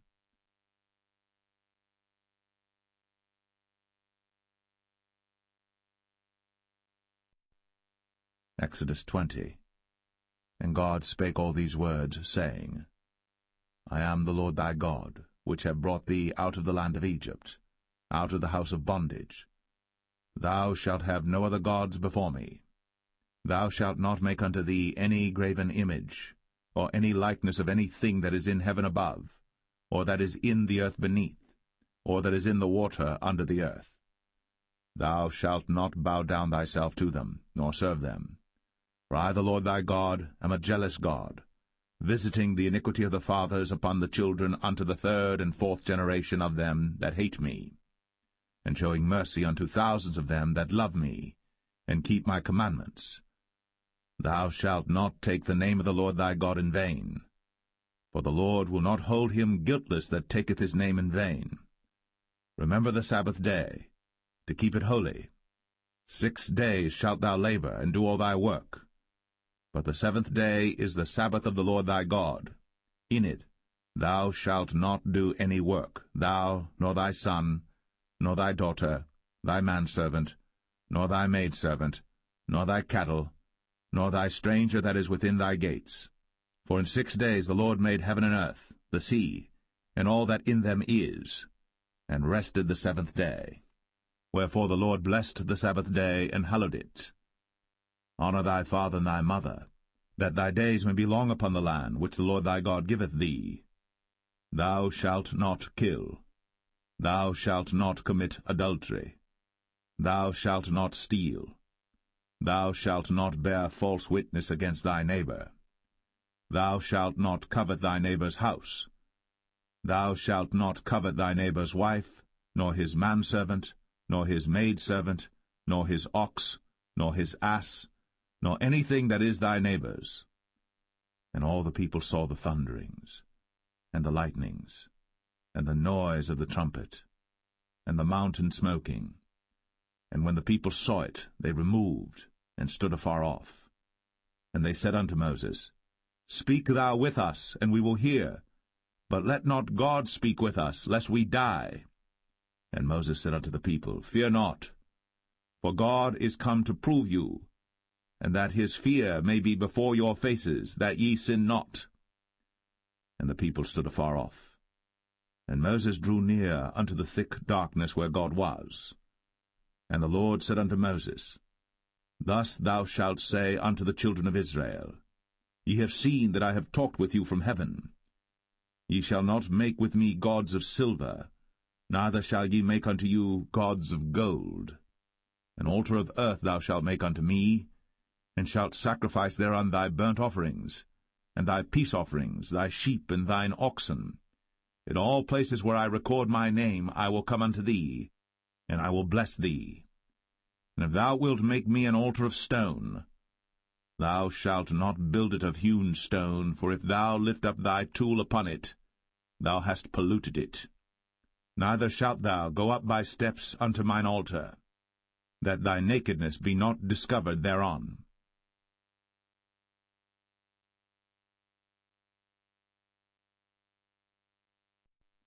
Exodus 21. Now these are the judgments which thou shalt set before them. If thou buy an Hebrew servant, 6 years he shall serve, and in the 7th he shall go out free for nothing. If he came in by himself, he shall go out by himself. If he were married, then his wife shall go out with him. If his master have given him a wife, and she have borne him sons or daughters, the wife and her children shall be her master's, and he shall go out by himself. And if the servant shall plainly say, I love my master, my wife, and my children, I will not go out free, then his master shall bring him unto the judges. He shall also bring him to the door, or unto the doorpost, and his master shall bore his ear through with an awl, and he shall serve him forever. And if a man sell his daughter to be a maidservant, she shall not go out as the men servants do. If she please not her master, who hath betrothed her to himself, then shall he let her be redeemed. To sell her unto a strange nation, he shall have no power, seeing he hath dealt deceitfully with her. And if he have betrothed her unto his son, he shall deal with her after the manner of daughters. If he take him another wife, her food, her raiment, and her duty of marriage, shall he not diminish? And if he do not these 3 unto her, then shall she go out free without money. He that smiteth a man so that he die shall be surely put to death. And if a man lie not in wait, but God deliver him into his hand, then I will appoint thee a place whither he shall flee. But if a man come presumptuously upon his neighbor, to slay him with guile, thou shalt take him from mine altar, that he may die. And he that smiteth his father or his mother shall be surely put to death. And he that stealeth a man, and selleth him, or if he be found in his hand, he shall surely be put to death. And he that curseth his father or his mother shall surely be put to death. And if men strive together, and one smite another with a stone, or with his fist, and he die not, but keepeth his bed, if he rise again and walk abroad upon his staff, then shall he that smote him be quit, only he shall pay for the loss of his time, and shall cause him to be thoroughly healed. And if a man smite his servant or his maid with a rod, and he die under his hand, he shall be surely punished. Notwithstanding, if he continue a day or 2, he shall not be punished, for he is his money. If men strive and hurt a woman with child, so that her fruit depart from her, and yet no mischief follow, he shall be surely punished, according as the woman's husband will lay upon him, and he shall pay as the judges determine. And if any mischief follow, then thou shalt give life for life, eye for eye, tooth for tooth, hand for hand, foot for foot, burning for burning, wound for wound, stripe for stripe. And if a man smite the eye of his servant, or the eye of his maid, that it perish, he shall let him go free for his eye's sake. And if he smite out his manservant's tooth, or his maidservant's tooth, he shall let him go free for his tooth's sake. If an ox gore a man or a woman, that they die, then the ox shall be surely stoned, and his flesh shall not be eaten, but the owner of the ox shall be quit.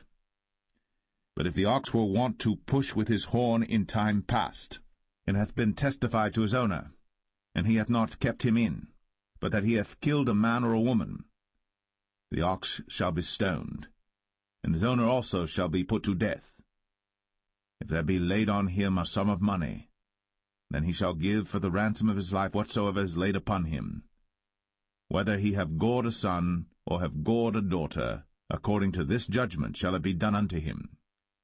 If the ox shall push a manservant or a maidservant, he shall give unto their master 30 shekels of silver, and the ox shall be stoned. And if a man shall open a pit, or if a man shall dig a pit, and not cover it, and an ox or an ass fall therein, the owner of the pit shall make it good, and give money unto the owner of them, and the dead beast shall be his. And if one man's ox hurt another's, that he die, then they shall sell the live ox, and divide the money of it, and the dead ox also they shall divide. For if it be known that the ox hath used to push in time past, and his owner hath not kept him in, he shall surely pay ox for ox, and the dead shall be his own.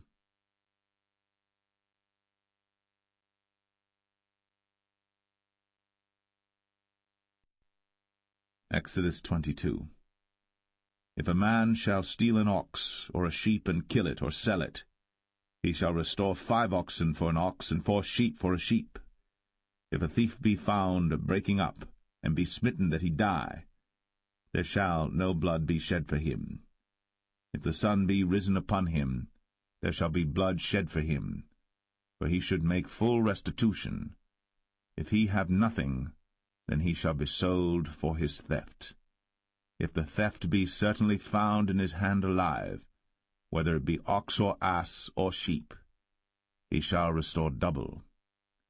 If a man shall cause a field or vineyard to be eaten, and shall put in his beast, and shall feed in another man's field, of the best of his own field and of the best of his own vineyard, shall he make restitution. If fire break out and catch in thorns, so that stacks of corn or the standing corn of the field be consumed therewith, he that kindled the fire shall surely make restitution. If a man shall deliver unto his neighbor money or stuff to keep, and it be stolen out of the man's house, if the thief be found, let him pay double. If the thief be not found, then the master of the house shall be brought unto the judges to see whether he have put his hand unto his neighbor's goods. For all manner of trespass, whether it be for ox, for ass, for sheep, for raiment, or for any manner of lost thing, which another challengeth to be his, the cause of both parties shall come before the judges, and whom the judges shall condemn, he shall pay double unto his neighbor. If a man deliver unto his neighbor an ass, or an ox, or a sheep, or any beast to keep, and it die, or be hurt, or driven away, no man seeing it, then shall an oath of the Lord be between them both, that he hath not put his hand unto his neighbor's goods, and the owner of it shall accept thereof, and he shall not make it good. And if it be stolen from him, he shall make restitution unto the owner thereof. If it be torn in pieces, then let him bring it for witness, and he shall not make good that which was torn. And if a man borrow aught of his neighbor, and it be hurt or die, the owner thereof being not with it, he shall surely make it good. But if the owner thereof be with it, he shall not make it good. If it be an hired thing, it came for his hire. And if a man entice a maid that is not betrothed, and lie with her, he shall surely endow her to be his wife. If her father utterly refuse to give her unto him, he shall pay money according to the dowry of virgins. Thou shalt not suffer a witch to live. Whosoever lieth with a beast shall surely be put to death. He that sacrificeth unto any god, save unto the Lord only, he shall be utterly destroyed. Thou shalt neither vex a stranger nor oppress him, for ye were strangers in the land of Egypt. Ye shall not afflict any widow or fatherless child. If thou afflict them in any wise, and they cry at all unto me, I will surely hear their cry, and my wrath shall wax hot, and I will kill you with the sword, and your wives shall be widows, and your children fatherless.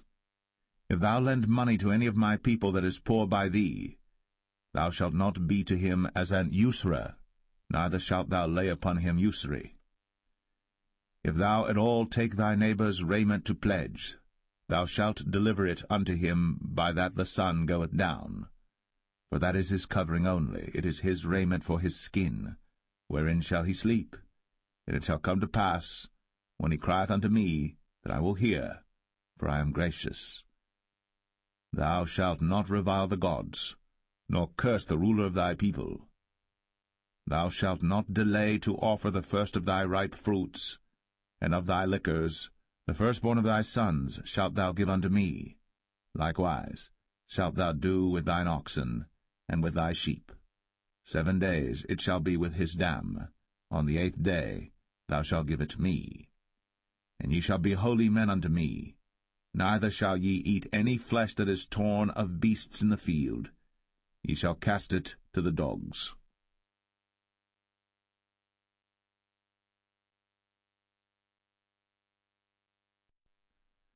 Exodus 23. Thou shalt not raise a false report. Put not thine hand with the wicked to be an unrighteous witness. Thou shalt not follow a multitude to do evil. Neither shalt thou speak in a cause to decline after many to wrest judgment. Neither shalt thou countenance a poor man in his cause. If thou meet thine enemy's ox or his ass going astray, thou shalt surely bring it back to him again. If thou see the ass of him that hateth thee lying under his burden, and wouldest forbear to help him, thou shalt surely help with him. Thou shalt not wrest the judgment of thy poor in his cause. Keep thee far from a false matter, and the innocent and righteous slay thou not, for I will not justify the wicked. And thou shalt take no gift, for the gift blindeth the wise, and perverteth the words of the righteous. Also, thou shalt not oppress a stranger. For ye know the heart of a stranger, seeing ye were strangers in the land of Egypt. And 6 years thou shalt sow thy land, and shalt gather in the fruits thereof. But the 7th year thou shalt let it rest and lie still, that the poor of thy people may eat, and what they leave the beasts of the field shall eat. In like manner thou shalt deal with thy vineyard, and with thy oliveyard. 6 days thou shalt do thy work, and on the 7th day thou shalt rest, that thine ox and thine ass may rest, and the son of thy handmaid, and the stranger may be refreshed. And in all things that I have said unto you be circumspect, and make no mention of the name of other gods, neither let it be heard out of thy mouth. 3 times thou shalt keep a feast unto me in the year. Thou shalt keep the feast of unleavened bread. Thou shalt eat unleavened bread 7 days, as I commanded thee, in the time appointed of the month Abib. For in it thou camest out from Egypt, and none shall appear before me empty. And the feast of harvest, the firstfruits of thy labours, which thou hast sown in the field, and the feast of ingathering, which is in the end of the year, when thou hast gathered in thy labours out of the field. 3 times in the year all thy males shall appear before the Lord God. Thou shalt not offer the blood of my sacrifice with leavened bread, neither shall the fat of my sacrifice remain until the morning. The first of the firstfruits of thy land thou shalt bring into the house of the Lord thy God. Thou shalt not see the kid in his mother's milk. Behold, I send an angel before thee, to keep thee in the way, and to bring thee into the place which I have prepared. Beware of him, and obey his voice. Provoke him not, for he will not pardon your transgressions, for my name is in him. But if thou shalt indeed obey his voice, and do all that I speak, then I will be an enemy unto thine enemies, and an adversary unto thine adversaries. For mine angel shall go before thee, and bring thee in unto the Amorites, and the Hittites, and the Perizzites, and the Canaanites, the Hivites, and the Jebusites, and I will cut them off.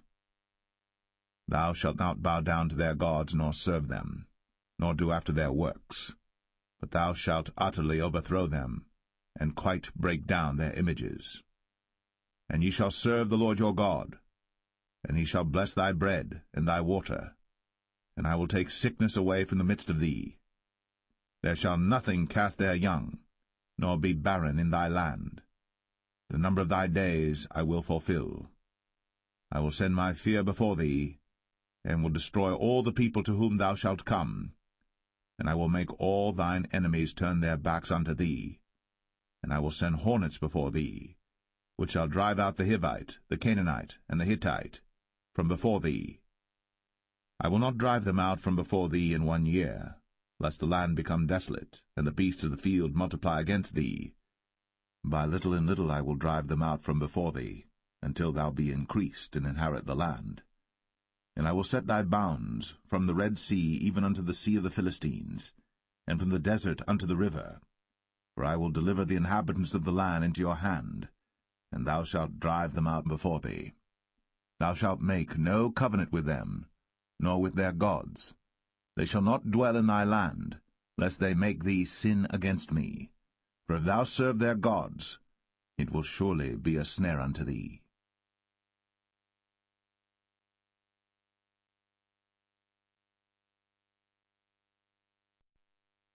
Exodus 24. And he said unto Moses, Come up unto the Lord, thou, and Aaron, Nadab, and Abihu, and 70 of the elders of Israel, and worship ye afar off. And Moses alone shall come near the Lord, but they shall not come nigh, neither shall the people go up with him. And Moses came, and told the people all the words of the Lord, and all the judgments, and all the people answered with one voice, and said, All the words which the Lord hath said will we do. And Moses wrote all the words of the Lord, and rose up early in the morning, and builded an altar under the hill, and 12 pillars according to the 12 tribes of Israel. And he sent young men of the children of Israel, which offered burnt offerings, and sacrificed peace offerings of oxen unto the Lord. And Moses took half of the blood, and put it in basins, and half of the blood he sprinkled on the altar. And he took the book of the covenant, and read in the audience of the people, and they said, All that the Lord hath said will we do, and be obedient. And Moses took the blood, and sprinkled it on the people, and said, Behold, the blood of the covenant which the Lord hath made with you concerning all these words. Then went up Moses, and Aaron, Nadab, and Abihu, and 70 of the elders of Israel. And they saw the God of Israel. And there was under his feet, as it were, a paved work of a sapphire stone, and as it were the body of heaven in his clearness. And upon the nobles of the children of Israel he laid not his hand. Also they saw God, and did eat and drink. And the Lord said unto Moses, Come up to me into the mount, and be there. And I will give thee tables of stone, and a law and commandments which I have written, that thou mayest teach them. And Moses rose up, and his minister Joshua, and Moses went up into the mount of God. And he said unto the elders, Tarry ye here for us, until we come again unto you. And behold, Aaron and Hur are with you. If any man have any matters to do, let him come unto them. And Moses went up into the mount, and a cloud covered the mount. And the glory of the Lord abode upon Mount Sinai, and the cloud covered it 6 days. And the 7th day he called unto Moses out of the midst of the cloud. And the sight of the glory of the Lord was like devouring fire on the top of the mount in the eyes of the children of Israel. And Moses went into the midst of the cloud, and gat him up into the mount. And Moses was in the mount 40 days and 40 nights.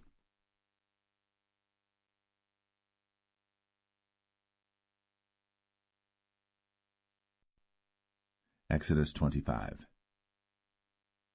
And the Lord spake unto Moses, saying, Speak unto the children of Israel, that they bring me an offering of every man that giveth it willingly with his heart. Ye shall take my offering.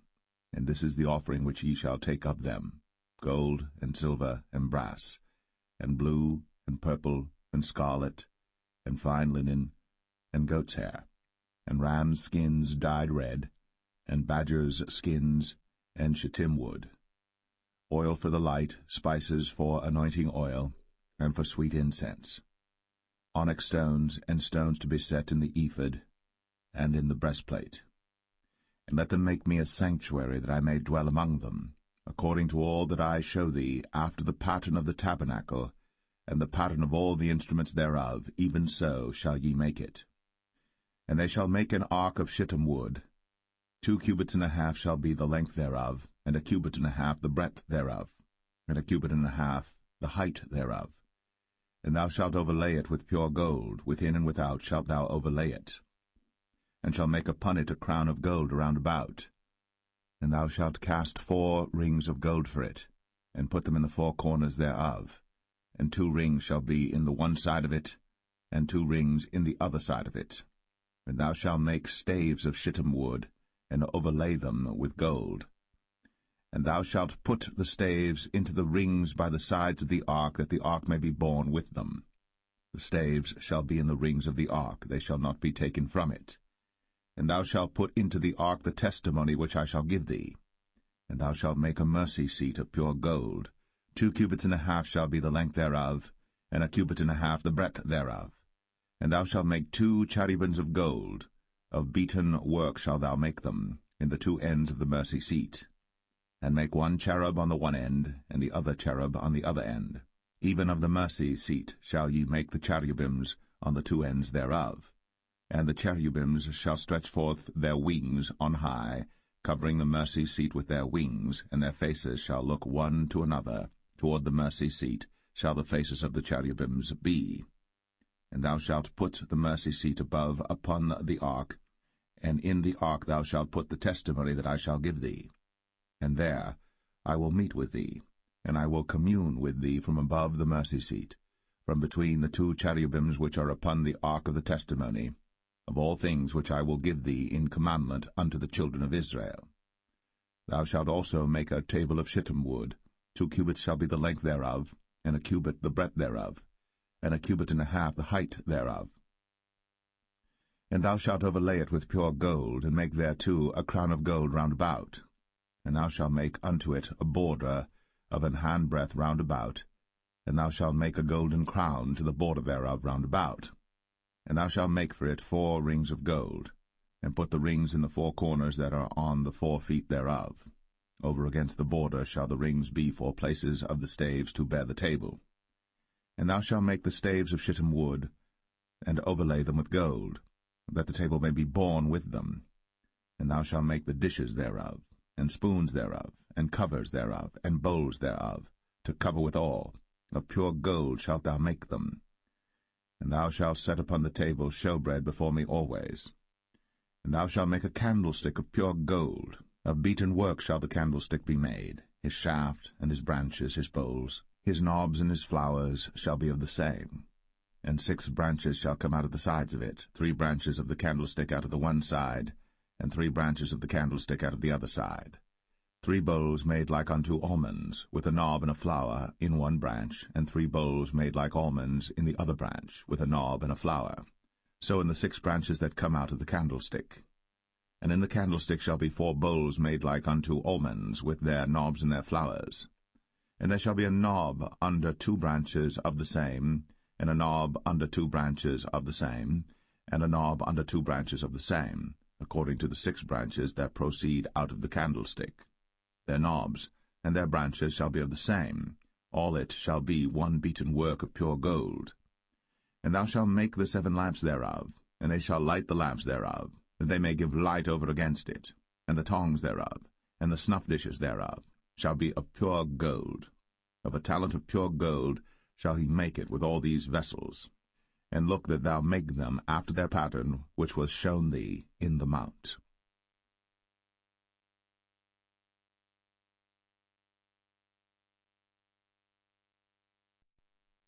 Exodus 26. Moreover, thou shalt make the tabernacle with 10 curtains of fine twined linen, and blue, and purple, and scarlet. With cherubims of cunning work shalt thou make them. The length of 1 curtain shall be 28 cubits, and the breadth of 1 curtain 4 cubits, and every one of the curtains shall have 1 measure. The 5 curtains shall be coupled together one to another, and other 5 curtains shall be coupled one to another. And thou shalt make loops of blue upon the edge of the 1 curtain, from the selvage in the coupling. And likewise shalt thou make in the uttermost edge of another curtain, in the coupling of the 2nd. 50 loops shalt thou make in the one curtain, and 50 loops shalt thou make in the edge of the curtain that is in the coupling of the second, that the loops may take hold one of another. And thou shalt make 50 taches of gold, and couple the curtains together with the taches, and it shall be one tabernacle. And thou shalt make curtains of goat's hair to be a covering upon the tabernacle. 11 curtains shalt thou make. The length of one curtain shall be 30 cubits, and the breadth of one curtain 4 cubits. And the 11 curtains shall be all of one measure. And thou shalt couple 5 curtains by themselves, and 6 curtains by themselves, and shalt double the 6 curtain in the forefront of the tabernacle. And thou shalt make 50 loops on the edge of the one curtain that is outmost in the coupling, and 50 loops in the edge of the curtain which coupleth the second. And thou shalt make 50 taches of brass, and put the taches into the loops, and couple the tent together, that it may be one. And the remnant that remaineth of the curtains of the tent, the half curtain that remaineth, shall hang over the backside of the tabernacle, and a cubit on the one side, and a cubit on the other side of that which remaineth in the length of the curtains of the tent. It shall hang over the sides of the tabernacle on this side, and on that side to cover it. And thou shalt make a covering for the tent of ram's skins dyed red, and a covering above of badger's skins. And thou shalt make boards for the tabernacle of shittim wood standing up. 10 cubits shall be the length of a board, and a cubit and a half shall be the breadth of one board. 2 tenons shall there be in one board, set in order, one against another. Thus shalt thou make for all the boards of the tabernacle. And thou shalt make the boards for the tabernacle 20 boards on the south side southward. And thou shalt make 40 sockets of silver under the 20 boards, 2 sockets under one board for his 2 tenons, and 2 sockets under another board for his 2 tenons. And for the second side of the tabernacle on the north side there shall be 20 boards, and there 40 sockets of silver, 2 sockets under one board, and 2 sockets under another board. And for the sides of the tabernacle westward thou shalt make 6 boards. And 2 boards shalt thou make for the corners of the tabernacle in the 2 sides. And they shall be coupled together beneath, and they shall be coupled together above the head of it unto one ring. Thus shall it be for them both. They shall be for the 2 corners. And they shall be 8 boards, and their sockets of silver 16 sockets, 2 sockets under one board, and 2 sockets under another board. And thou shalt make bars of shittim wood, 5 for the boards of the one side of the tabernacle, and 5 bars for the boards of the other side of the tabernacle, and 5 bars for the boards of the side of the tabernacle for the 2 sides westward. And the middle bar in the midst of the boards shall reach from end to end. And thou shalt overlay the boards with gold, and make their rings of gold, for places for the bars, and thou shalt overlay the bars with gold. And thou shalt rear up the tabernacle according to the fashion thereof which was shown thee in the mount. And thou shalt make a veil of blue, and purple, and scarlet, and fine twined linen of cunning work. With cherubims shall it be made. And thou shalt hang it upon 4 pillars of shittim wood overlaid with gold. Their hooks shall be of gold, upon the 4 sockets of silver. And thou shalt hang up the veil under the taches, that thou mayest bring in thither within the veil the ark of the testimony. And the veil shall divide unto you between the holy place and the most holy. And thou shalt put the mercy seat upon the ark of the testimony in the most holy place. And thou shalt set the table without the veil, and the candlestick over against the table on the side of the tabernacle toward the south. And thou shalt put the table on the north side. And thou shalt make an hanging for the door of the tent, of blue and purple and scarlet, and fine twined linen wrought with needlework. And thou shalt make for the hanging 5 pillars of shittim wood, and overlay them with gold, and the hooks shall be of gold, and thou shalt cast 5 sockets of brass for them.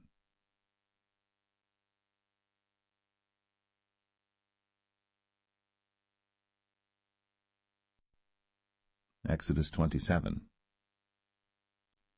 And thou shalt make an altar of shittim wood, 5 cubits long and 5 cubits broad. The altar shall be 4 square, and the height thereof shall be 3 cubits. And thou shalt make the horns of it upon the 4 corners thereof. His horns shall be of the same, and thou shalt overlay it with brass. And thou shalt make his pans to receive his ashes, and his shovels, and his basins, and his flesh hooks, and his firepans. All the vessels thereof thou shalt make of brass. And thou shalt make for it a grate of network of brass, and upon the net shalt thou make 4 brazen rings in the 4 corners thereof. And thou shalt put it under the compass of the altar beneath, that the net may be even to the midst of the altar. And thou shalt make staves for the altar, staves of shittim wood, and overlay them with brass. And the staves shall be put into the rings, and the staves shall be upon the 2 sides of the altar to bear it. Hollow with boards shalt thou make it, as it was shown thee in the mount, so shall they make it. And thou shalt make the court of the tabernacle for the south side. Southward there shall be hangings for the court of fine twined linen, of 100 cubits long for one side. And the 20 pillars thereof, and their 20 sockets shall be of brass. The hooks of the pillars, and the fillets, shall be of silver. And likewise for the north side in length there shall be hangings of 100 cubits long, and his 20 pillars, and their 20 sockets of brass, the hooks of the pillars, and their fillets of silver. And for the breadth of the court on the west side shall be hangings of 50 cubits, their pillars 10, and their sockets 10. And the breadth of the court on the east side eastward shall be 50 cubits. The hangings of one side of the gate shall be 15 cubits, their pillars 3, and their sockets 3. And on the other side shall be hangings 15 cubits, their pillars 3, and their sockets 3. And for the gate of the court shall be an hanging of 20 cubits of blue, and purple, and scarlet, and fine twined linen, wrought with needlework, and their pillars shall be 4, and their sockets 4. All the pillars round about the court shall be filleted with silver. Their hooks shall be of silver, and their sockets of brass. The length of the court shall be 100 cubits, and the breadth 50 everywhere, and the height 5 cubits of fine twined linen, and their sockets of brass. All the vessels of the tabernacle, and all the service thereof, and all the pins thereof, and all the pins of the court shall be of brass. And thou shalt command the children of Israel that they bring thee pure oil, olive beaten for the light, to cause the lamp to burn always. In the tabernacle of the congregation without the veil, which is before the testimony, Aaron and his sons shall order it from evening to morning before the Lord. It shall be a statute for ever, unto their generations, on the behalf of the children of Israel.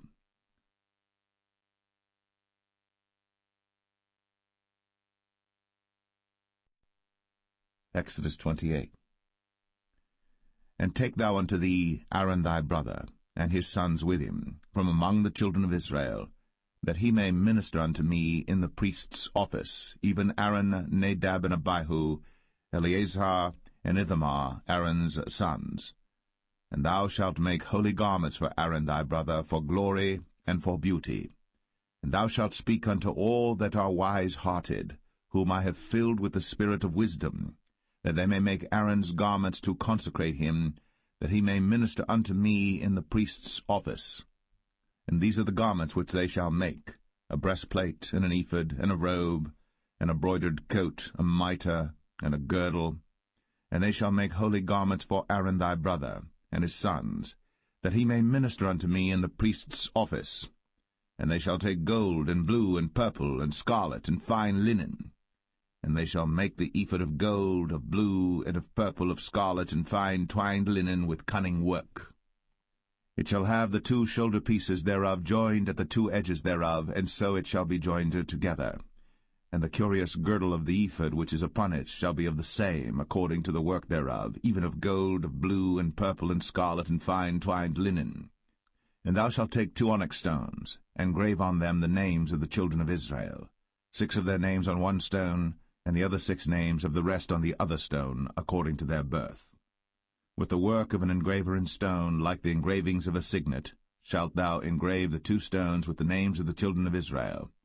Thou shalt make them to be set in ouches of gold. And thou shalt put the 2 stones upon the shoulders of the ephod for stones of memorial unto the children of Israel. And Aaron shall bear their names before the Lord upon his 2 shoulders for a memorial. And thou shalt make ouches of gold, and 2 chains of pure gold at the ends. Of wreathen work shalt thou make them, and fasten the wreathen chains to the ouches. And thou shalt make the breastplate of judgment with cunning work. After the work of the ephod thou shalt make it, of gold, of blue, and of purple, and of scarlet, and of fine twined linen shalt thou make it. 4 it shall be, being doubled. A span shall be the length thereof, and a span shall be the breadth thereof. And thou shalt set in it settings of stones, even 4 rows of stones. The first row shall be a sardius, a topaz, and a carbuncle. This shall be the first row. And the second row shall be an emerald, a sapphire, and a diamond. And the third row a ligure, an agate, and an amethyst. And the fourth row a beryl, and an onyx, and a jasper. They shall be set in gold in their enclosings.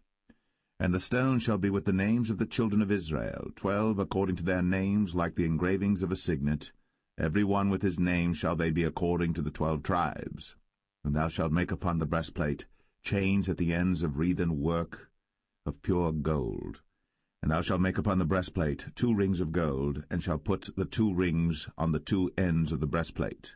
And thou shalt put the 2 wreathen chains of gold in the 2 rings which are on the ends of the breastplate. And the other 2 ends of the 2 wreathen chains thou shalt fasten in the 2 ouches, and put them on the shoulder pieces of the ephod before it. And thou shalt make 2 rings of gold, and thou shalt put them upon the 2 ends of the breastplate, in the border thereof, which is in the side of the ephod inward. And 2 other rings of gold thou shalt make, and shalt put them on the 2 sides of the ephod underneath, toward the forepart thereof, over against the other coupling thereof, above the curious girdle of the ephod. And they shall bind the breastplate by the rings thereof unto the rings of the ephod with a lace of blue, that it may be above the curious girdle of the ephod, and that the breastplate be not loosed from the ephod. And Aaron shall bear the names of the children of Israel in the breastplate of judgment upon his heart, when he goeth in unto the holy place for a memorial before the Lord continually. And thou shalt put in the breastplate of judgment the Urim and the Thummim, and they shall be upon Aaron's heart, when he goeth in before the Lord. And Aaron shall bear the judgment of the children of Israel upon his heart before the Lord continually. And thou shalt make the robe of the ephod all of blue. And there shall be an hole in the top of it, in the midst thereof. It shall have a binding of woven work round about the whole of it, as it were the whole of an habergeon, that it be not rent. And beneath upon the hem of it thou shalt make pomegranates of blue, and of purple, and of scarlet round about the hem thereof, and bells of gold between them round about. A golden bell and a pomegranate, a golden bell and a pomegranate, upon the hem of the robe round about. And it shall be upon Aaron to minister. And his sound shall be heard when he goeth in unto the holy place before the Lord, and when he cometh out, that he die not. And thou shalt make a plate of pure gold, and grave upon it, like the engravings of a signet, holiness to the Lord. And thou shalt put it on a blue lace, that it may be upon the mitre, upon the forefront of the mitre it shall be. And it shall be upon Aaron's forehead, that Aaron may bear the iniquity of the holy things, which the children of Israel shall hallow in all their holy gifts. And it shall be always upon his forehead, that they may be accepted before the Lord. And thou shalt embroider the coat of fine linen, and thou shalt make the mitre of fine linen, and thou shalt make the girdle of needlework. And for Aaron's sons thou shalt make coats, and thou shalt make for them girdles, and bonnets shalt thou make for them for glory and for beauty. And thou shalt put them upon Aaron thy brother, and his sons with him, and shalt anoint them, and consecrate them, and sanctify them, that they may minister unto me in the priest's office. And thou shalt make them linen breeches to cover their nakedness, from the loins even unto the thighs they shall reach. And they shall be upon Aaron and upon his sons when they come in unto the tabernacle of the congregation, or when they come near unto the altar to minister in the holy place, that they bear not iniquity, and die. It shall be a statute for ever unto him, and his seed after him.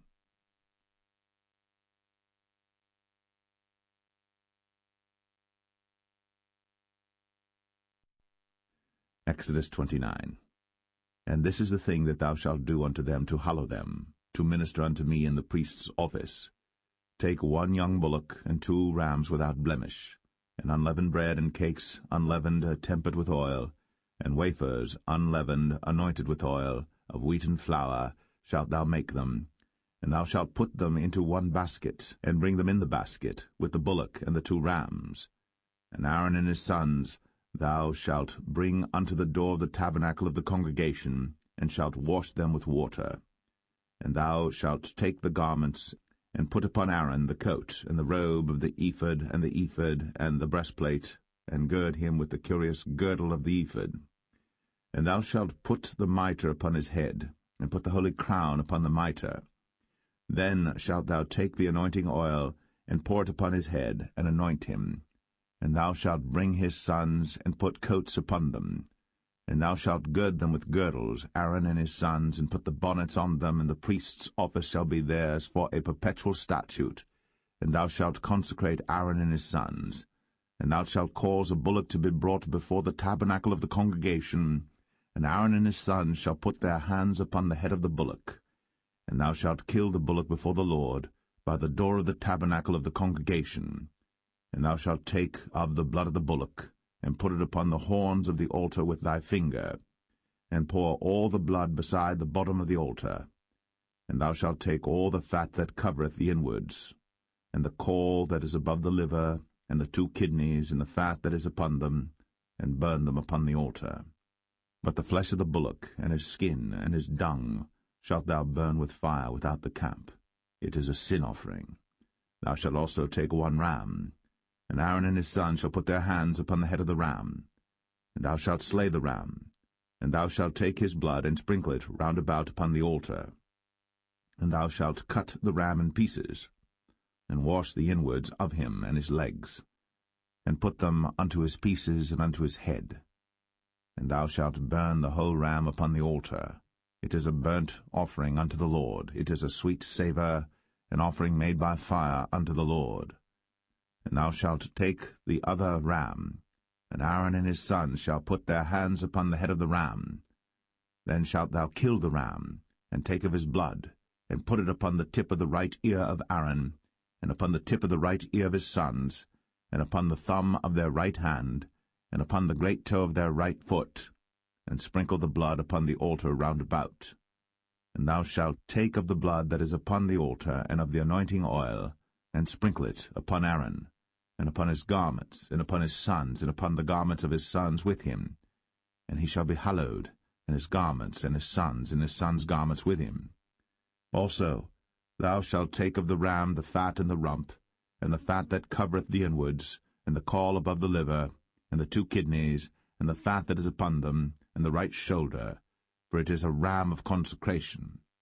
And 1 loaf of bread, and 1 cake of oiled bread, and 1 wafer out of the basket of the unleavened bread that is before the Lord. And thou shalt put all in the hands of Aaron, and in the hands of his sons, and shalt wave them for a wave offering before the Lord.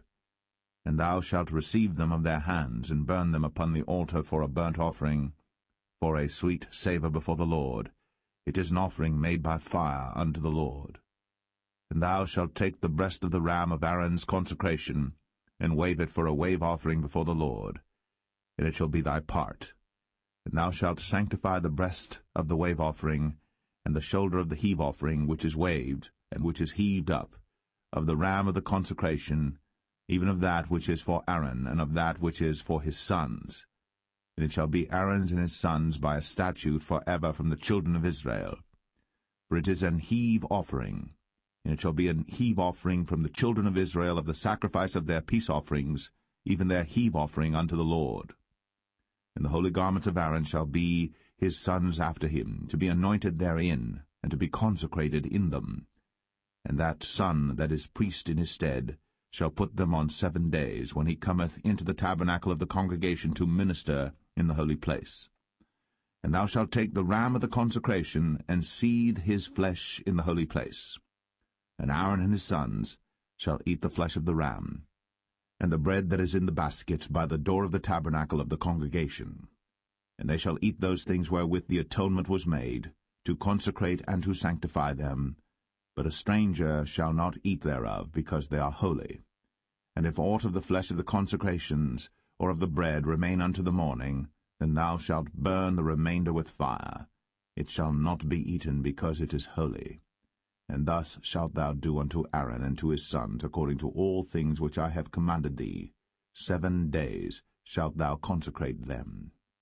And thou shalt offer every day a bullock for a sin offering, for atonement, and thou shalt cleanse the altar, when thou hast made an atonement for it, and thou shalt anoint it, to sanctify it. 7 days thou shalt make an atonement for the altar, and sanctify it. And it shall be an altar most holy. Whatsoever toucheth the altar shall be holy. Now this is that which thou shalt offer upon the altar: 2 lambs of the first year, day by day, continually. The one lamb thou shalt offer in the morning, and the other lamb thou shalt offer at even. And with the one lamb a 10th deal of flour mingled with the 4th part of an hin of beaten oil, and the 4th part of an hin of wine for a drink offering. And the other lamb thou shalt offer at even, and shalt do thereto according to the meat offering of the morning, and according to the drink offering thereof, for a sweet savour, an offering made by fire unto the Lord. This shall be a continual burnt offering throughout your generations at the door of the tabernacle of the congregation before the Lord, where I will meet you, to speak there unto thee. And there I will meet with the children of Israel, and the tabernacle shall be sanctified by my glory.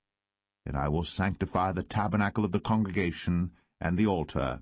I will sanctify also both Aaron and his sons to minister to me in the priest's office.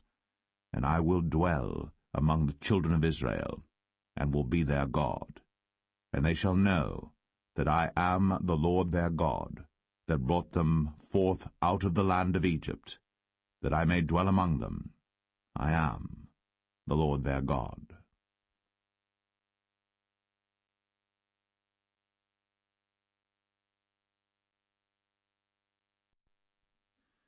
Exodus 30. And thou shalt make an altar to burn incense upon.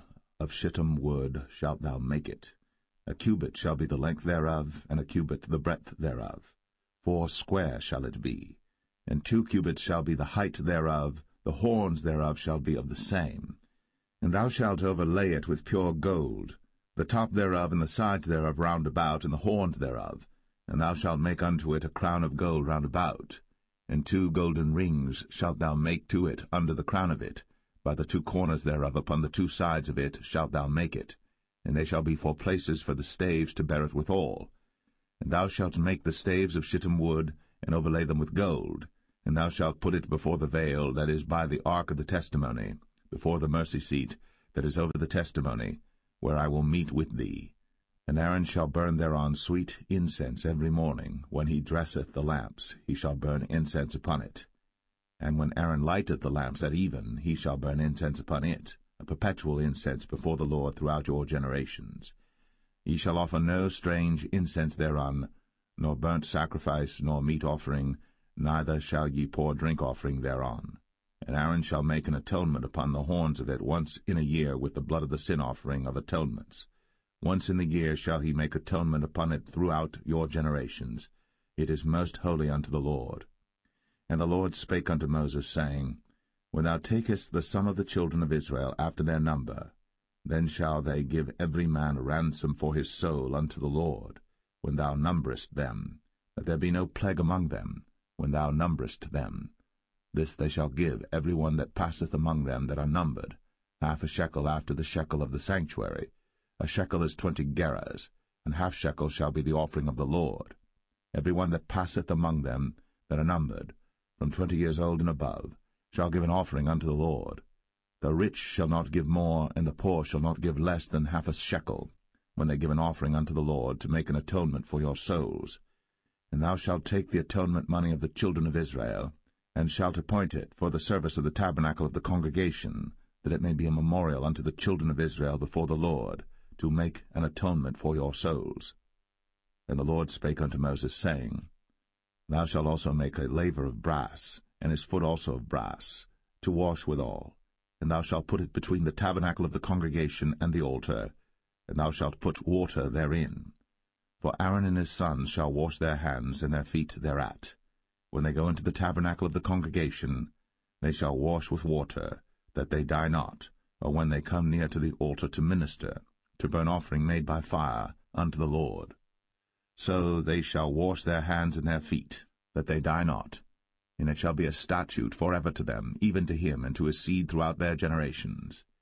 Moreover the Lord spake unto Moses, saying, Take thou also unto thee principal spices, of pure myrrh 500 shekels, and of sweet cinnamon half so much, even 250 shekels, and of sweet calamus 250 shekels, and of cassia 500 shekels after the shekel of the sanctuary, and of oil olive and hin. And thou shalt make it an oil of holy ointment, an ointment compound after the art of the apothecary. It shall be an holy anointing oil. And thou shalt anoint the tabernacle of the congregation therewith, and the ark of the testimony, and the table and all his vessels, and the candlestick and his vessels, and the altar of incense, and the altar of burnt offering with all his vessels, and the laver and his foot. And thou shalt sanctify them, that they may be most holy. Whatsoever toucheth them shall be holy. And thou shalt anoint Aaron and his sons, and consecrate them, that they may minister unto me in the priest's office. And thou shalt speak unto the children of Israel, saying, This shall be an holy anointing oil unto me throughout your generations. Upon man's flesh shall it not be poured, neither shall ye make any other like it, after the composition of it. It is holy, and it shall be holy unto you. Whosoever compoundeth any like it, or whosoever putteth any of it upon a stranger, shall even be cut off from his people. And the Lord said unto Moses, Take unto thee sweet spices, stacte, and onycha, and galbanum, these sweet spices with pure frankincense, of each shall there be a like weight. And thou shalt make it a perfume, a confection after the art of the apothecary, tempered together, pure and holy. And thou shalt beat some of it very small, and put of it before the testimony in the tabernacle of the congregation, where I will meet with thee. It shall be unto you most holy. And as for the perfume which thou shalt make, ye shall not make to yourselves according to the composition thereof. It shall be unto thee holy for the Lord. Whosoever shall make like unto that, to smell thereto, shall even be cut off from his people.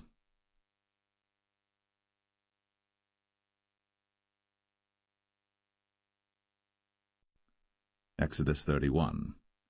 And the Lord spake unto Moses, saying, See, I have called by name Bezalel the son of Uri, the son of Hur, of the tribe of Judah, and I have filled him with the Spirit of God, in wisdom, and in understanding, and in knowledge, and in all manner of workmanship, to devise cunning works, to work in gold, and in silver, and in brass, and in cutting of stones, to set them, and in carving of timber, to work in all manner of workmanship. And I, behold, I have given with him Aholiab, the son of Ahisamach, of the tribe of Dan. And in the hearts of all that are wise-hearted I have put wisdom, that they may make all that I have commanded thee: the tabernacle of the congregation, and the ark of the testimony, and the mercy seat that is thereupon, and all the furniture of the tabernacle, and the table and his furniture, and the pure candlestick with all his furniture, and the altar of incense, and the altar of burnt offering with all his furniture, and the laver and his foot, and the cloths of service, and the holy garments for Aaron the priest, and the garments of his sons to minister in the priest's office, and the anointing oil, and sweet incense for the holy place, according to all that I have commanded thee shall they do. And the Lord spake unto Moses, saying, Speak thou also unto the children of Israel, saying, Verily, my Sabbaths ye shall keep, for it is a sign between me and you throughout your generations, that ye may know that I am the Lord that doth sanctify you. Ye shall keep the Sabbath therefore, for it is holy unto you. Every one that defileth it shall surely be put to death. For whosoever doeth any work therein, that soul shall be cut off from among his people. 6 days may work be done, but in the 7th is the Sabbath of rest, holy to the Lord. Whosoever doeth any work in the Sabbath day, he shall surely be put to death. Wherefore the children of Israel shall keep the Sabbath, to observe the Sabbath throughout their generations, for a perpetual covenant. It is a sign between me and the children of Israel forever.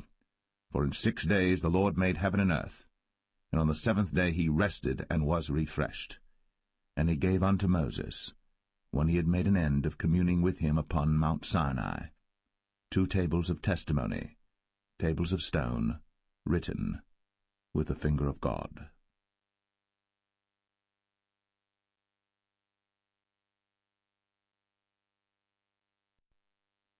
Exodus 32. And when the people saw that Moses delayed to come down out of the mount, the people gathered themselves together unto Aaron, and said unto him, Up, make us gods, which shall go before us. For as for this Moses, the man that brought us up out of the land of Egypt, we wot not what is become of him. And Aaron said unto them, Break off the golden earrings which are in the ears of your wives, of your sons, and of your daughters, and bring them unto me. And all the people brake off the golden earrings which were in their ears, and brought them unto Aaron. And he received them at their hand, and fashioned it with a graving tool, after he had made it a molten calf. And they said, These be thy gods, O Israel, which brought thee up out of the land of Egypt. And when Aaron saw it, he built an altar before it. And Aaron made proclamation and said, Tomorrow is a feast to the Lord. And they rose up early on the morrow, and offered burnt offerings, and brought peace offerings. And the people sat down to eat and to drink, and rose up to play.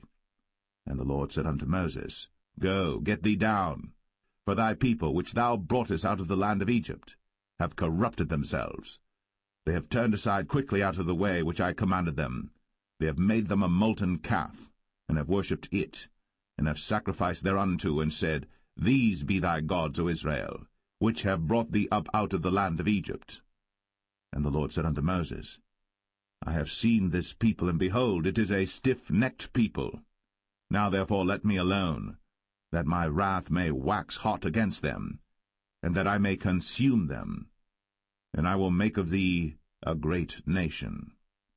And Moses besought the Lord his God, and said, Lord, why doth thy wrath wax hot against thy people, which thou hast brought forth out of the land of Egypt with great power, and with a mighty hand?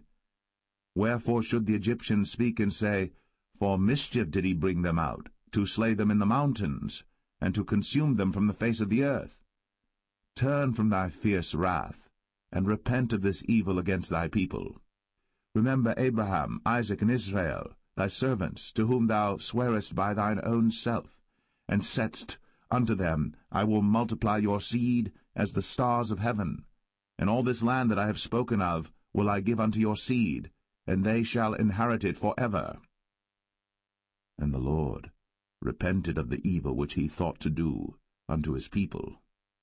And Moses turned, and went down from the mount, and the 2 tables of the testimony were in his hand. The tables were written on both their sides. On the one side and on the other were they written. And the tables were the work of God, and the writing was the writing of God, graven upon the tables. And when Joshua heard the noise of the people as they shouted, he said unto Moses, There is a noise of war in the camp. And he said, It is not the voice of them that shout for mastery, neither is it the voice of them that cry for being overcome, but the noise of them that sing do I hear.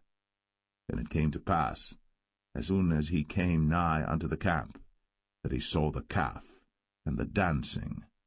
And Moses' anger waxed hot, and he cast the tables out of his hands, and brake them beneath the mount. And he took the calf which they had made, and burnt it in the fire, and ground it to powder, and strawed it upon the water, and made the children of Israel drink of it. And Moses said unto Aaron, What did this people unto thee, that thou hast brought so great a sin upon them? And Aaron said, Let not the anger of my Lord wax hot. Thou knowest the people, that they are set on mischief. For they said unto me, Make us gods, which shall go before us. For as for this Moses, the man that brought us up out of the land of Egypt, we wot not what is become of him. And I said unto them, Whosoever hath any gold, let them break it off. So they gave it to me. Then I cast it into the fire, and there came out this calf. And when Moses saw that the people were naked, for Aaron had made them naked unto their shame among their enemies, then Moses stood in the gate of the camp, and said, Who is on the Lord's side? Let him come unto me. And all the sons of Levi gathered themselves together unto him. And he said unto them, Thus saith the Lord God of Israel, Put every man his sword by his side, and go in and out from gate to gate throughout the camp, and slay every man his brother, and every man his companion, and every man his neighbor. And the children of Levi did according to the word of Moses. And there fell of the people that day about 3,000 men. For Moses had said, Consecrate yourselves today to the Lord, even every man upon his son, and upon his brother, that he may bestow upon you a blessing this day. And it came to pass on the morrow, that Moses said unto the people, Ye have sinned a great sin, and now I will go up unto the Lord. Peradventure I shall make an atonement for your sin. And Moses returned unto the Lord, and said, O this people have sinned a great sin, and have made them gods of gold. Yet now, if thou wilt forgive their sin, and if not, blot me, I pray thee, out of thy book, which thou hast written. And the Lord said unto Moses, Whosoever hath sinned against me, him will I blot out of my book. Therefore now go, lead the people unto the place of which I have spoken unto thee.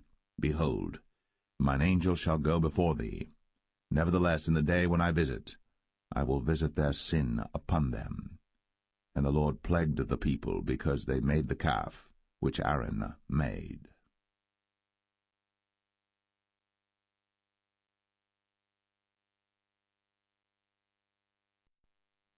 Exodus 33. And the Lord said unto Moses, Depart, and go up hence, thou, and the people which thou hast brought up out of the land of Egypt, unto the land which I sware unto Abraham, to Isaac, and to Jacob, saying, Unto thy seed will I give it. And I will send an angel before thee, and I will drive out the Canaanite, the Amorite, and the Hittite, and the Perizzite, the Hivite, and the Jebusite, unto a land flowing with milk and honey. For I will not go up in the midst of thee, for thou art a stiff-necked people, lest I consume thee in the way. And when the people heard these evil tidings, they mourned, and no man did put on him his ornaments. For the Lord had said unto Moses, Say unto the children of Israel, Ye are a stiff-necked people. I will come up into the midst of thee in a moment, and consume thee. Therefore now put off thy ornaments from thee, that I may know what to do unto thee. And the children of Israel stripped themselves of their ornaments by the mount Horeb.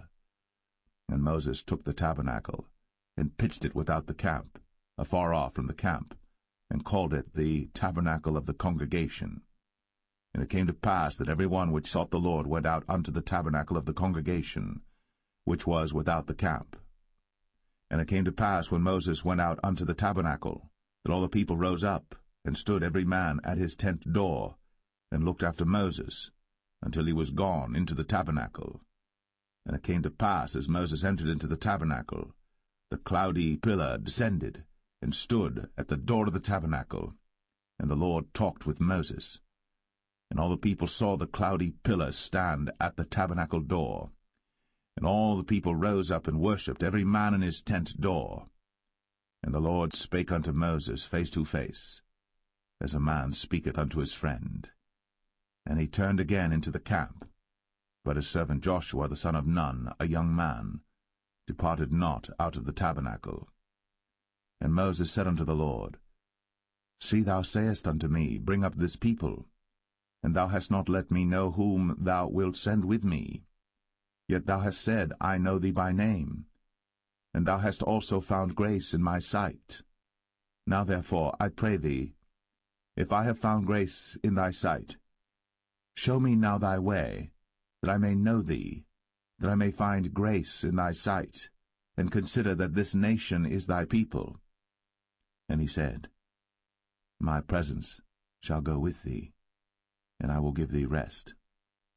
And he said unto him, If thy presence go not with me, carry us not up hence. For wherein shall it be known here that I and thy people have found grace in thy sight? Is it not in that thou goest with us? So shall we be separated, I and thy people, from all the people that are upon the face of the earth. And the Lord said unto Moses, I will do this thing also that thou hast spoken, for thou hast found grace in my sight, and I know thee by name. And he said, I beseech thee, show me thy glory. And he said, I will make all my goodness pass before thee, and I will proclaim the name of the Lord before thee, and will be gracious to whom I will be gracious, and will show mercy on whom I will show mercy. And he said, Thou canst not see my face, for there shall no man see me and live. And the Lord said, Behold, there is a place by me, and thou shalt stand upon a rock. And it shall come to pass, while my glory passeth by, that I will put thee in a cleft of the rock, and will cover thee with my hand while I pass by. And I will take away mine hand, and thou shalt see my back parts, but my face shall not be seen.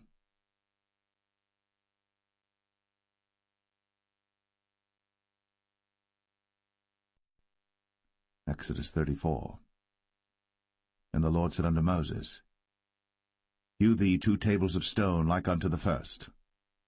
And I will write upon these tables the words that were in the first tables which thou breakest. And be ready in the morning, and come up in the morning unto Mount Sinai, and present thyself there to me in the top of the mount. And no man shall come up with thee, neither let any man be seen throughout all the mount, neither let the flocks nor herds feed before that mount. And he hewed 2 tables of stone like unto the first. And Moses rose up early in the morning, and went up unto Mount Sinai, as the Lord had commanded him, and took in his hand the 2 tables of stone. And the Lord descended in the cloud, and stood with him there, and proclaimed the name of the Lord. And the Lord passed by before him, and proclaimed, the Lord God, merciful and gracious, long-suffering, and abundant in goodness and truth, keeping mercy for thousands, forgiving iniquity, and transgression and sin, and that will by no means clear the guilty, visiting the iniquity of the fathers upon the children, and upon the children's children, unto the 3rd and to the 4th generation. And Moses made haste, and bowed his head toward the earth, and worshipped. And he said, If now I have found grace in thy sight, O Lord, let my Lord, I pray thee, go among us. For it is a stiff-necked people, and pardon our iniquity and our sin, and take us for thine inheritance. And he said, Behold, I make a covenant. Before all thy people I will do marvels, such as have not been done in all the earth, nor in any nation. And all the people among which thou art shall see the work of the Lord, for it is a terrible thing that I will do with thee.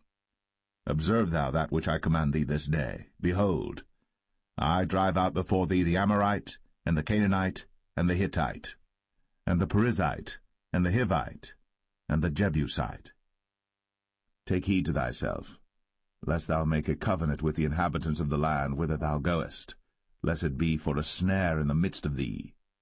But ye shall destroy their altars, break their images, and cut down their groves. For thou shalt worship no other god, for the Lord whose name is a jealous God. Lest thou make a covenant with the inhabitants of the land, and they go a-whoring after their gods, and do sacrifice unto their gods.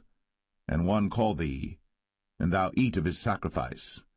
And thou take of their daughters unto thy sons, and their daughters go a-whoring after their gods, and make thy sons go a-whoring after their gods.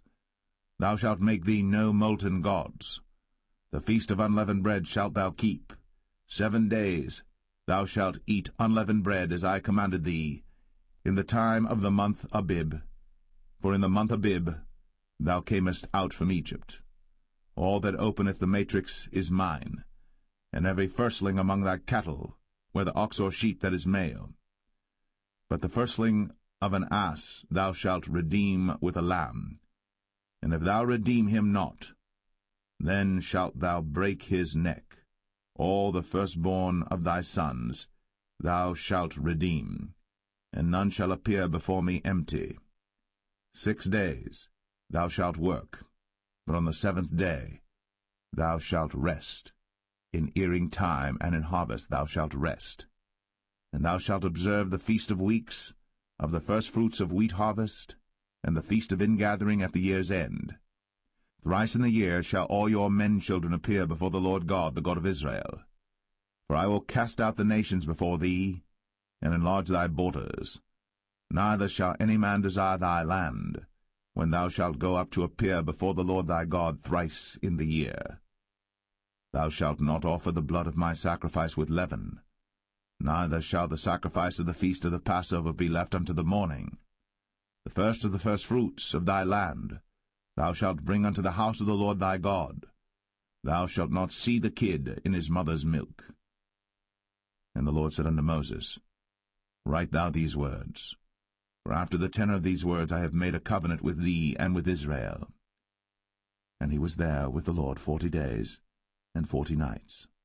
He did neither eat bread nor drink water. And he wrote upon the tables the words of the covenant, the 10 commandments. And it came to pass, when Moses came down from Mount Sinai, with the 2 tables of testimony in Moses' hand, when he came down from the mount, that Moses wist not that the skin of his face shone, while he talked with them.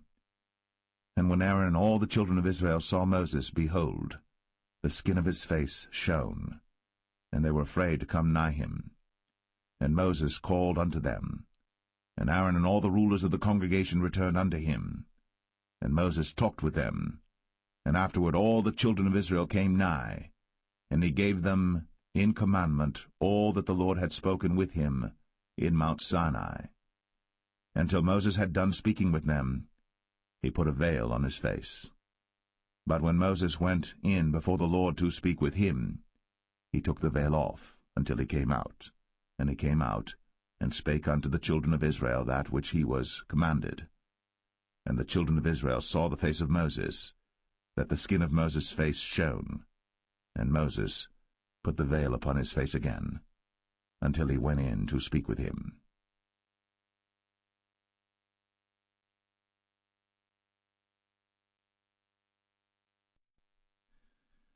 Exodus 35.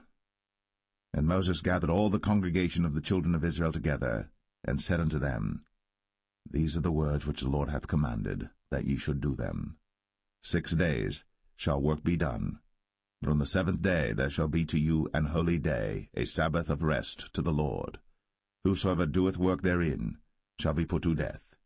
Ye shall kindle no fire throughout your habitations upon the Sabbath day. And Moses spake unto all the congregation of the children of Israel, saying, This is the thing which the Lord commanded, saying, Take ye from among you an offering unto the Lord. Whosoever is of a willing heart, let him bring it, an offering of the Lord, gold and silver and brass, and blue and purple and scarlet and fine linen and goat's hair, and rams' skins dyed red, and badgers' skins, and shittim wood, and oil for the light, and spices for anointing oil, and for the sweet incense, and onyx stones, and stones to be set for the ephod and for the breastplate. And every wise-hearted among you shall come, and make all that the Lord hath commanded, the tabernacle, his tent, and his covering, his taches, and his boards, his bars, his pillars, and his sockets, the ark and the staves thereof, with the mercy seat and the veil of the covering, the table and his staves, and all his vessels, and the showbread, the candlestick also for the light, and his furniture, and his lamps, with the oil for the light, and the incense altar, and his staves, and the anointing oil, and the sweet incense, and the hanging for the door at the entering in of the tabernacle, the altar of burnt offering, with his brazen grate, his staves, and all his vessels, the laver and his foot, the hangings of the court, his pillars, and their sockets, and the hanging for the door of the court, the pins of the tabernacle, and the pins of the court, and their cords, the cloths of service, to do service in the holy place, the holy garments for Aaron the priest, and the garments of his sons to minister in the priest's office. And all the congregation of the children of Israel departed from the presence of Moses. And they came, every one whose heart stirred him up, and every one whom his spirit made willing. And they brought the Lord's offering to the work of the tabernacle of the congregation, and for all his service, and for the holy garments. And they came, both men and women, as many as were willing-hearted, and brought bracelets and earrings and rings and tablets, all jewels of gold. And every man that offered an offering of gold unto the Lord. And every man with whom was found blue and purple and scarlet and fine linen and goat's hair, and red skins of rams and badgers' skins brought them. Every one that did offer an offering of silver and brass brought the Lord's offering, and every man with whom was found shittim wood for any work of the service brought it. And all the women that were wise-hearted did spin with their hands, and brought that which they had spun, both of blue and of purple and of scarlet and of fine linen. And all the women whose heart stirred them up in wisdom spun goat's hair. And the rulers brought onyx stones, and stones to be set for the ephod and for the breastplate, and spice, and oil for the light, and for the anointing oil, and for the sweet incense. The children of Israel brought a willing offering unto the Lord, every man and woman whose heart made them willing to bring for all manner of work, which the Lord had commanded to be made by the hand of Moses. And Moses said unto the children of Israel, See, the Lord hath called by name Bezalel the son of Uri, the son of Hur, of the tribe of Judah. And he hath filled him with the Spirit of God in wisdom, in understanding, and in knowledge, and in all manner of workmanship, and to devise curious works, to work in gold, and in silver, and in brass, and in the cutting of stones, to set them, and in carving of wood, to make any manner of cunning work. And he hath put in his heart that he may teach, both he and Aholiab, the son of Ahisamach, of the tribe of Dan. Them hath he filled with wisdom of heart, to work all manner of work, of the engraver, and of the cunning workman, and of the embroiderer, in blue, and in purple, and scarlet, and in fine linen, and of the weaver, even of them that do any work, and of those that devise cunning work.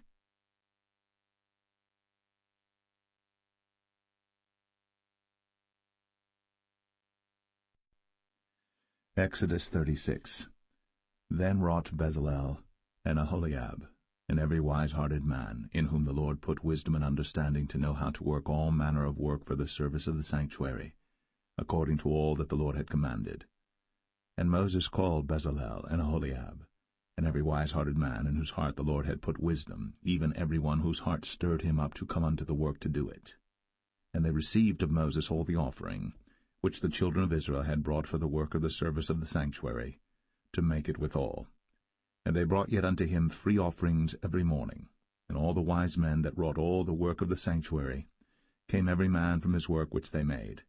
And they spake unto Moses, saying, The people bring much more than enough for the service of the work, which the Lord commanded to make. And Moses gave commandment, and they caused it to be proclaimed throughout the camp, saying, Let neither man nor woman make any more work for the offering of the sanctuary. So the people were restrained from bringing. But the stuff they had was sufficient for all the work to make it, and too much. And every wise-hearted man among them that wrought the work of the tabernacle made 10 curtains of fine twined linen and blue and purple and scarlet. With cherubims of cunning work made he them. The length of one curtain was 28 cubits, and the breadth of one curtain 4 cubits. The curtains were all of one size. And he coupled the 5 curtains one unto another, and the other 5 curtains he coupled one unto another. And he made loops of blue on the edge of one curtain from the selvage in the coupling. Likewise he made in the uttermost side of another curtain in the coupling of the second. 50 loops made he in one curtain, and 50 loops made he in the edge of the curtain which was in the coupling of the second. The loops held one curtain to another. And he made 50 taches of gold, and coupled the curtains one unto another with the taches. So it became one tabernacle. And he made curtains of goat's hair for the tent over the tabernacle. 11 curtains he made them. The length of one curtain was 30 cubits, and 4 cubits was the breadth of one curtain. The 11 curtains were of one size. And he coupled 5 curtains by themselves, and 6 curtains by themselves. And he made 50 loops upon the uttermost edge of the curtain in the coupling, and 50 loops made he upon the edge of the curtain which coupleth the second. And he made 50 taches of brass to couple the tent together, that it might be one. And he made a covering for the tent of ram skins dyed red, and a covering of badger skins above that. And he made boards for the tabernacle of shittim wood standing up. The length of a board was 10 cubits, and the breadth of a board 1 cubit and a half. One board had 2 tenons, equally distant one from another. Thus did he make for all the boards of the tabernacle. And he made boards for the tabernacle, 20 boards for the south side southward. And 40 sockets of silver he made under the 20 boards, 2 sockets under one board for his 2 tenons, and 2 sockets under another board for his 2 tenons. And for the other side of the tabernacle, which is toward the north corner, he made 20 boards, and there 40 sockets of silver, 2 sockets under one board, and 2 sockets under another board. And for the sides of the tabernacle westward he made 6 boards, and 2 boards made he for the corners of the tabernacle in the two sides, and they were coupled beneath and coupled together at the head thereof to one ring. Thus he did to both of them in both the corners. And there were 8 boards, and their sockets were 16 sockets of silver, under every board 2 sockets. And he made bars of shittim wood, 5 for the boards of the one side of the tabernacle, and 5 bars for the boards of the other side of the tabernacle, and 5 bars for the boards of the tabernacle for the sides westward. And he made the middle bar to shoot through the boards from the one end to the other. And he overlaid the boards with gold, and made their rings of gold to be places for the bars, and overlaid the bars with gold. And he made a veil of blue and purple and scarlet, and fine twined linen, with cherubims made he it of cunning work. And he made thereunto 4 pillars of shittim wood, and overlaid them with gold. Their hooks were of gold, and he cast for them 4 sockets of silver. And he made an hanging for the tabernacle door of blue and purple and scarlet and fine twined linen of needlework.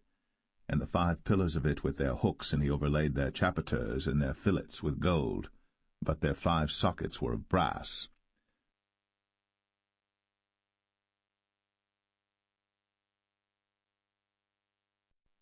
Exodus 37.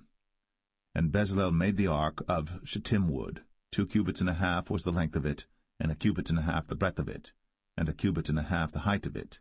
And he overlaid it with pure gold within and without, and made a crown of gold to it round about.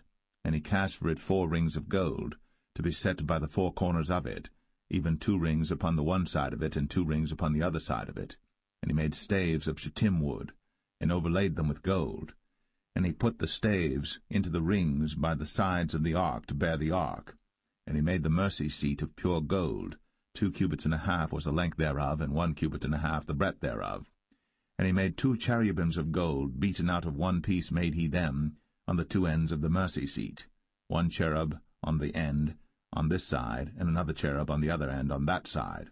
Out of the mercy seat made he the cherubims on the 2 ends thereof. And the cherubims spread out their wings on high, and covered with their wings over the mercy seat, with their faces one to another. Even to the mercy seatward were the faces of the cherubims. And he made the table of shittim wood. 2 cubits was the length thereof, and 1 cubit the breadth thereof, and 1 cubit and a half the height thereof. And he overlaid it with pure gold, and made thereunto a crown of gold round about. Also he made thereunto a border of an handbreadth round about, and made a crown of gold for the border thereof round about. And he cast for it 4 rings of gold, and put the rings upon the 4 corners that were in the 4 feet thereof. Over against the border were the rings, the places for the staves to bear the table. And he made the staves of shittim wood, and overlaid them with gold to bear the table. And he made the vessels which were upon the table, his dishes, and his spoons, and his bowls, and his covers, to cover withal of pure gold. And he made the candlestick of pure gold. Of beaten work made he the candlestick. His shaft and his branch, his bowls, his knobs, and his flowers were of the same. And 6 branches going out of the sides thereof, 3 branches of the candlestick out of the one side thereof, and 3 branches of the candlestick out of the other side thereof. 3 bowls made after the fashion of almonds in one branch, a knob and a flower, and 3 bowls made like almonds in another branch, a knob and a flower. So throughout the 6 branches, going out of the candlestick. And in the candlestick were 4 bowls made like almonds, his knobs and his flowers, and a knob under 2 branches of the same, and a knob under 2 branches of the same, and a knob under 2 branches of the same, according to the 6 branches going out of it. Their knobs and their branches were of the same. All of it was one beaten work of pure gold. And he made his 7 lamps, and his snuffers, and his snuff dishes of pure gold. Of a talent of pure gold made he it, and all the vessels thereof. And he made the incense altar of shittim wood. The length of it was 1 cubit, the breadth of it 1 cubit. It was 4 square, and 2 cubits was the height of it. The horns thereof were of the same. And he overlaid it with pure gold, both the top of it and the sides thereof round about, and the horns of it. Also he made unto it a crown of gold round about. And he made 2 rings of gold for it under the crown thereof, by the 2 corners of it upon the 2 sides thereof, to be places for the staves to bear it withal. And he made the staves of shittim wood, and overlaid them with gold. And he made the holy anointing oil, and the pure incense of sweet spices, according to the work of the apothecary.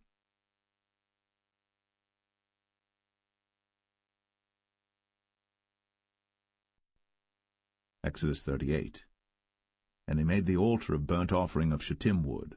5 cubits was the length thereof, and 5 cubits the breadth thereof. It was foursquare, and 3 cubits the height thereof. And he made the horns thereof on the 4 corners of it. The horns thereof were of the same, and he overlaid it with brass. And he made all the vessels of the altar, the pots and the shovels and the basins and the flesh hooks, and the firepans, all the vessels thereof made he of brass. And he made for the altar a brazen grate of network under the compass thereof beneath unto the midst of it. And he cast 4 rings for the 4 ends of the grate of brass to be places for the staves. And he made the staves of shittim wood, and overlaid them with brass. And he put the staves into the rings on the sides of the altar, to bear it withal. He made the altar hollow with boards. And he made the laver of brass, and the foot of it of brass, of the looking-glasses of the women assembling, which assembled at the door of the tabernacle of the congregation. And he made the court. On the south side southward the hangings of the court were of fine twined linen, 100 cubits. Their pillars were 20, and their brazen sockets 20. The hooks of the pillars and their fillets were of silver. And for the north side the hangings were 100 cubits, their pillars were 20, and their sockets of brass 20. The hooks of the pillars and their fillets of silver. And for the west side were hangings of 50 cubits, their pillars 10, and their sockets 10, the hooks of the pillars and their fillets of silver. And for the east side eastward 50 cubits. The hangings of the one side of the gate were 15 cubits, their pillars 3, and their sockets 3. And for the other side of the court gate, on this hand and that hand, were hangings of 15 cubits, their pillars 3, and their sockets 3. All the hangings of the court round about were of fine twined linen, and the sockets for the pillars were of brass, the hooks of the pillars and their fillets of silver, and the overlaying of their chapiters of silver, and all the pillars of the court were filleted with silver. And the hanging for the gate of the court was needlework, of blue and purple and scarlet and fine twined linen, and 20 cubits was the length, and the height and the breadth was 5 cubits, answerable to the hangings of the court. And their pillars were 4, and their sockets of brass 4, their hooks of silver, and the overlaying of their chapiters and their fillets of silver.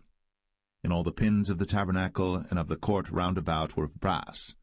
This is the sum of the tabernacle, even of the tabernacle of testimony, as it was counted, according to the commandment of Moses, for the service of the Levites, by the hand of Ithamar, son to Aaron the priest. And Bezalel, the son of Uri, the son of Hur, of the tribe of Judah, made all that the Lord commanded Moses. And with him was Aholiab, son of Ahisamach, of the tribe of Dan, an engraver, and a cunning workman, and an embroiderer in blue, and in purple, and in scarlet, and fine linen. All the gold that was occupied for the work, and all the work of the holy place, even the gold of the offering, was 29 talents, and 730 shekels after the shekel of the sanctuary. And the silver of them that were numbered of the congregation was 100 talents, and 1,760 shekels after the shekel of the sanctuary.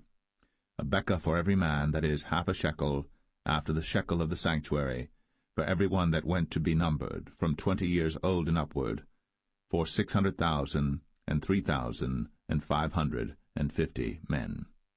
And of the 100 talents of silver were cast the sockets of the sanctuary, and the sockets of the veil, and 100 sockets of the 100 talents, a talent for a socket. And of the 1,775 shekels he made hooks for the pillars, and overlaid their chapiters, and filleted them.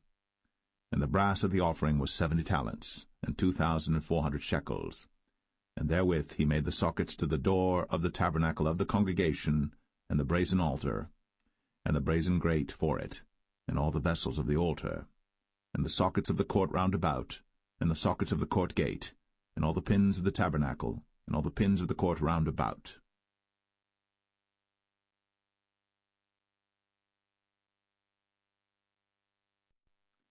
Exodus 39. And of the blue, and purple, and scarlet they made cloths of service, to do service in the holy place, and made the holy garments for Aaron, as the Lord commanded Moses. And he made the ephod of gold, blue, and purple, and scarlet, and fine twined linen.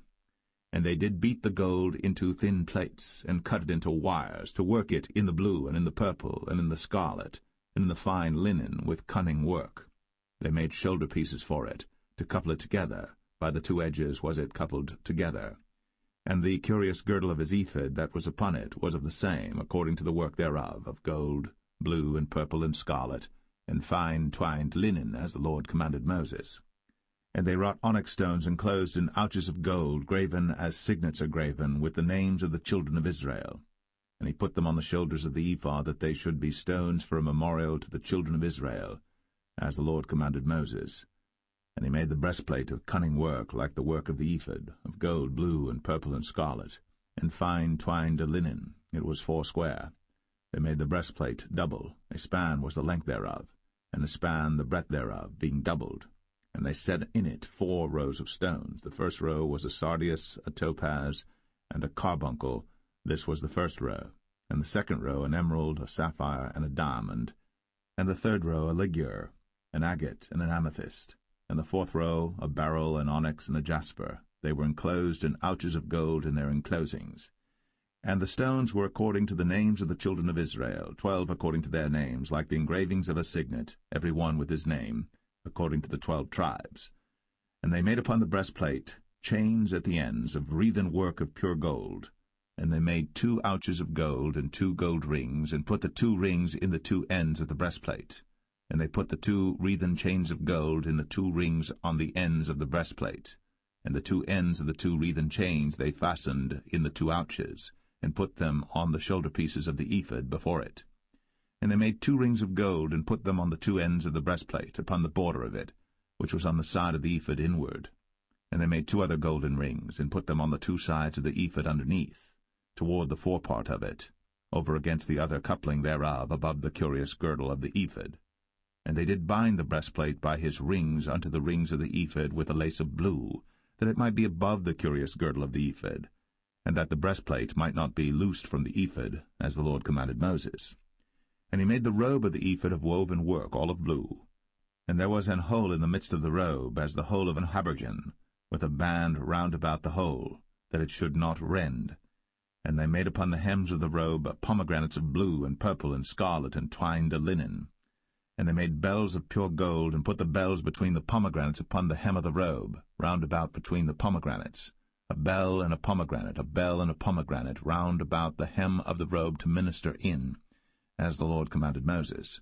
And they made coats of fine linen of woven work for Aaron and for his sons, and a mitre of fine linen, and goodly bonnets of fine linen, and linen breeches of fine twined linen, and a girdle of fine twined linen, and blue and purple and scarlet of needlework, as the Lord commanded Moses.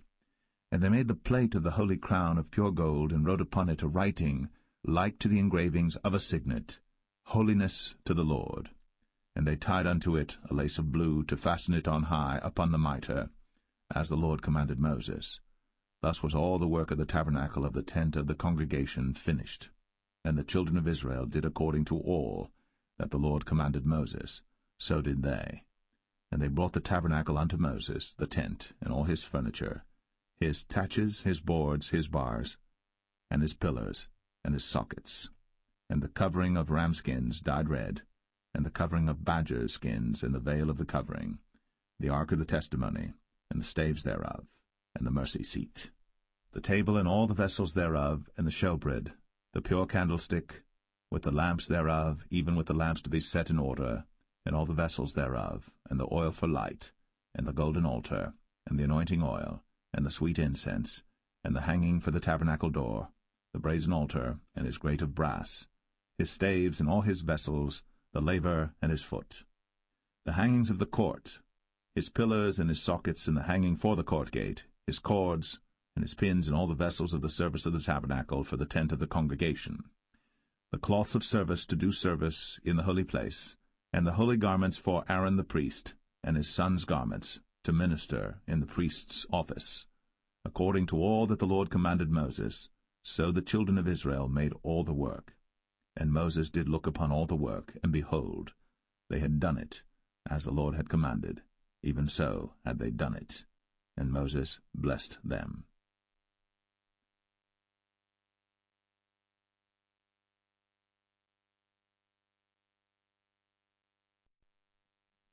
Exodus 40. And the Lord spake unto Moses, saying, On the 1st day of the 1st month shalt thou set up the tabernacle of the tent of the congregation, and thou shalt put therein the ark of the testimony, and cover the ark with the veil. And thou shalt bring in the table, and set in order the things that are to be set in order upon it. And thou shalt bring in the candlestick, and light the lamps thereof. And thou shalt set the altar of gold for the incense before the ark of the testimony, and put the hanging of the door to the tabernacle. And thou shalt set the altar of the burnt offering before the door of the tabernacle of the tent of the congregation. And thou shalt set the laver between the tent of the congregation and the altar, and shalt put water therein. And thou shalt set up the court round about, and hang up the hanging at the court gate. And thou shalt take the anointing oil, and anoint the tabernacle, and all that is therein, and shalt hallow it, and all the vessels thereof, and it shall be holy. And thou shalt anoint the altar of the burnt offering, and all his vessels, and sanctify the altar, and it shall be an altar most holy. And thou shalt anoint the laver and his foot, and sanctify it. And thou shalt bring Aaron and his sons unto the door of the tabernacle of the congregation, and wash them with water.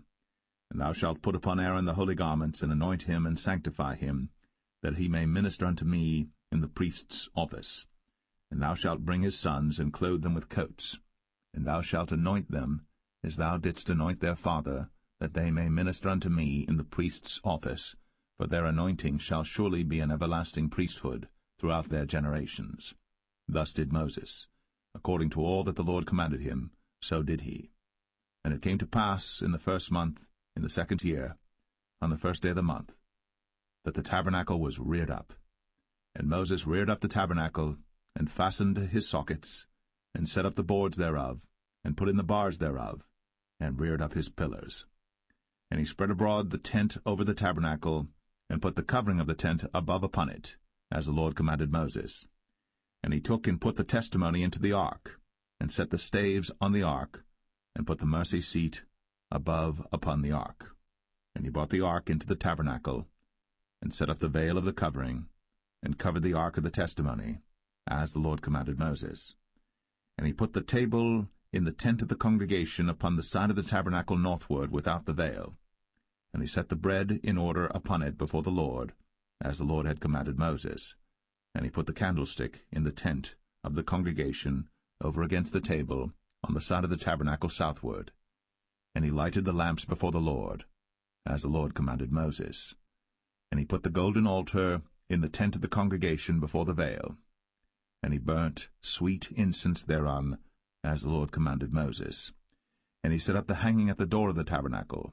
And he put the altar of burnt offering by the door of the tabernacle of the tent of the congregation, and offered upon it the burnt offering and the meat offering, as the Lord commanded Moses.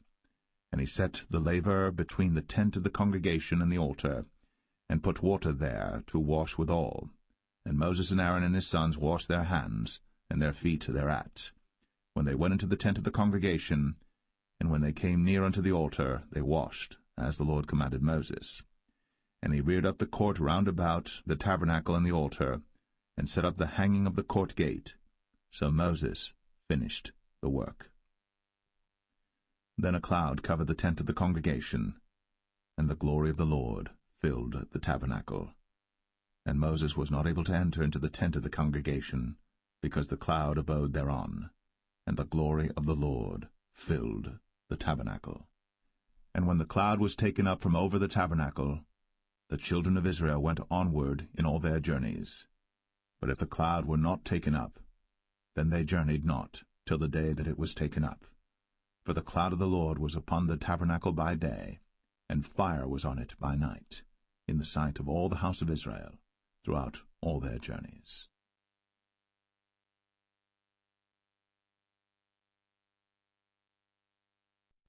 The Book of Leviticus, chapter 1. And the Lord called unto Moses, and spake unto him out of the tabernacle of the congregation, saying, Speak unto the children of Israel, and say unto them, If any man of you bring an offering unto the Lord, ye shall bring your offering of the cattle, even of the herd, and of the flock. If his offering be a burnt sacrifice of the herd, let him offer a male without blemish. He shall offer it of his own voluntary will at the door of the tabernacle of the congregation before the Lord. And he shall put his hand upon the head of the burnt offering, and it shall be accepted for him to make atonement for him. And he shall kill the bullock before the Lord, and the priests, Aaron's sons, shall bring the blood, and sprinkle the blood round about upon the altar that is by the door of the tabernacle of the congregation. And he shall flay the burnt offering, and cut it into his pieces. And the sons of Aaron the priests shall put fire upon the altar, and lay the wood in order upon the fire. And the priests, Aaron's sons, shall lay the parts, the head, and the fat, in order upon the wood that is on the fire which is upon the altar. But his inwards and his legs shall he wash in water, and the priests shall burn all on the altar, to be a burnt sacrifice, an offering made by fire, of a sweet savour unto the Lord. And if his offering be of the flocks, namely of the sheep or of the goats, for a burnt sacrifice, he shall bring it a male without blemish, and he shall kill it on the side of the altar northward before the Lord, and the priests, Aaron's sons, shall sprinkle his blood round about upon the altar. And he shall cut it into his pieces, with his head and his fat, and the priest shall lay them in order on the wood that is on the fire which is upon the altar. But he shall wash the inwards and the legs with water, and the priest shall bring it all, and burn it upon the altar. It is a burnt sacrifice, an offering made by fire, of a sweet savour unto the Lord.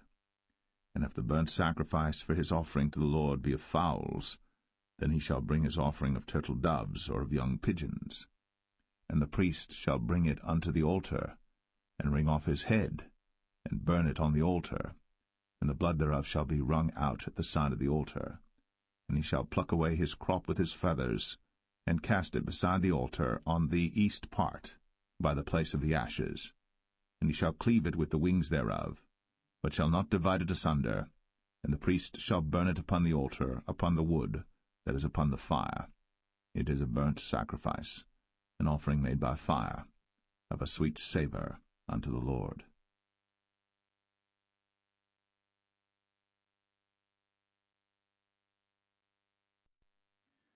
Leviticus 2. And when any will offer a meat offering unto the Lord, his offering shall be of fine flour, and he shall pour oil upon it, and put frankincense thereon, and he shall bring it to Aaron's sons the priests.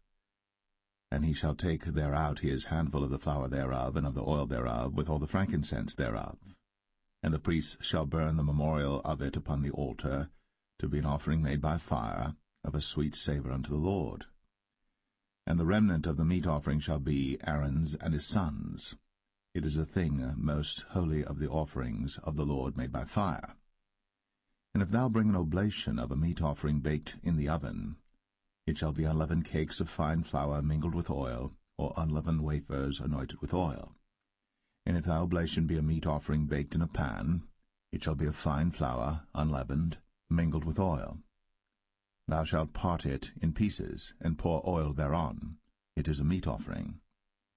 And if thy oblation be a meat offering baked in the frying pan, it shall be made of fine flour with oil. And thou shalt bring the meat offering that is made of these things unto the Lord, and when it is presented unto the priest, he shall bring it unto the altar. And the priest shall take from the meat offering a memorial thereof, and shall burn it upon the altar. It is an offering made by fire, of a sweet savour unto the Lord. And that which is left of the meat offering shall be Aaron's and his sons. It is a thing most holy of the offerings of the Lord made by fire. No meat offering which ye shall bring unto the Lord shall be made with leaven, for ye shall burn no leaven, nor any honey, in any offering of the Lord made by fire. As for the oblation of the firstfruits, ye shall offer them unto the Lord, but they shall not be burnt on the altar for a sweet savour. And every oblation of thy meat offering shalt thou season with salt, neither shalt thou suffer the salt of the covenant of thy God to be lacking from thy meat offering. With all thine offerings thou shalt offer salt. And if thou offer a meat offering of thy firstfruits unto the Lord, thou shalt offer for the meat offering of thy firstfruits green ears of corn dried by the fire, even corn beaten out of full ears. And thou shalt put oil upon it, and lay frankincense thereon. It is a meat offering. And the priest shall burn the memorial of it, part of the beaten corn thereof, and part of the oil thereof, with all the frankincense thereof. It is an offering made by fire unto the Lord.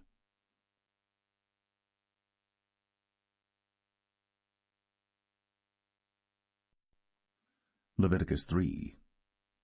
And if his oblation be a sacrifice of peace offering, If he offer it of the herd, whether it be a male or female, he shall offer it without blemish before the Lord. And he shall lay his hand upon the head of his offering, and kill it at the door of the tabernacle of the congregation. And Aaron's sons, the priests, shall sprinkle the blood upon the altar round about. And he shall offer of the sacrifice of the peace offering an offering made by fire unto the Lord, the fat that covereth the inwards, and all the fat that is upon the inwards, and the 2 kidneys, and the fat that is on them, which is by the flanks, and the caul above the liver, with the kidneys, it shall he take away. And Aaron's sons shall burn it on the altar upon the burnt sacrifice which is upon the wood that is on the fire. It is an offering made by fire, of a sweet savour unto the Lord. And if his offering for a sacrifice of peace offering unto the Lord be of the flock, male or female, he shall offer it without blemish. If he offer a lamb for his offering, then shall he offer it before the Lord.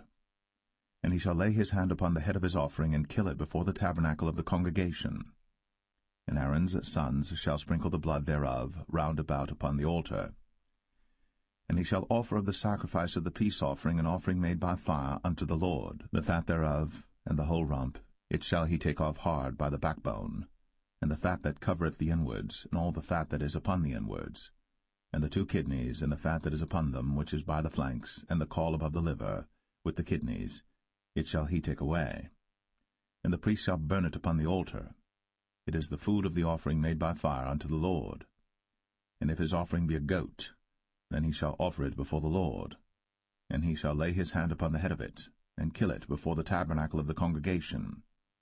And the sons of Aaron shall sprinkle the blood thereof upon the altar round about. And he shall offer thereof his offering, even an offering made by fire unto the Lord, the fat that covereth the inwards, and all the fat that is upon the inwards, and the 2 kidneys, and the fat that is upon them, which is by the flanks, and the caul above the liver, with the kidneys, it shall he take away. And the priest shall burn them upon the altar. It is the food of the offering made by fire for a sweet savour. All the fat is the Lord's. It shall be a perpetual statute for your generations throughout all your dwellings, that ye eat neither fat nor blood.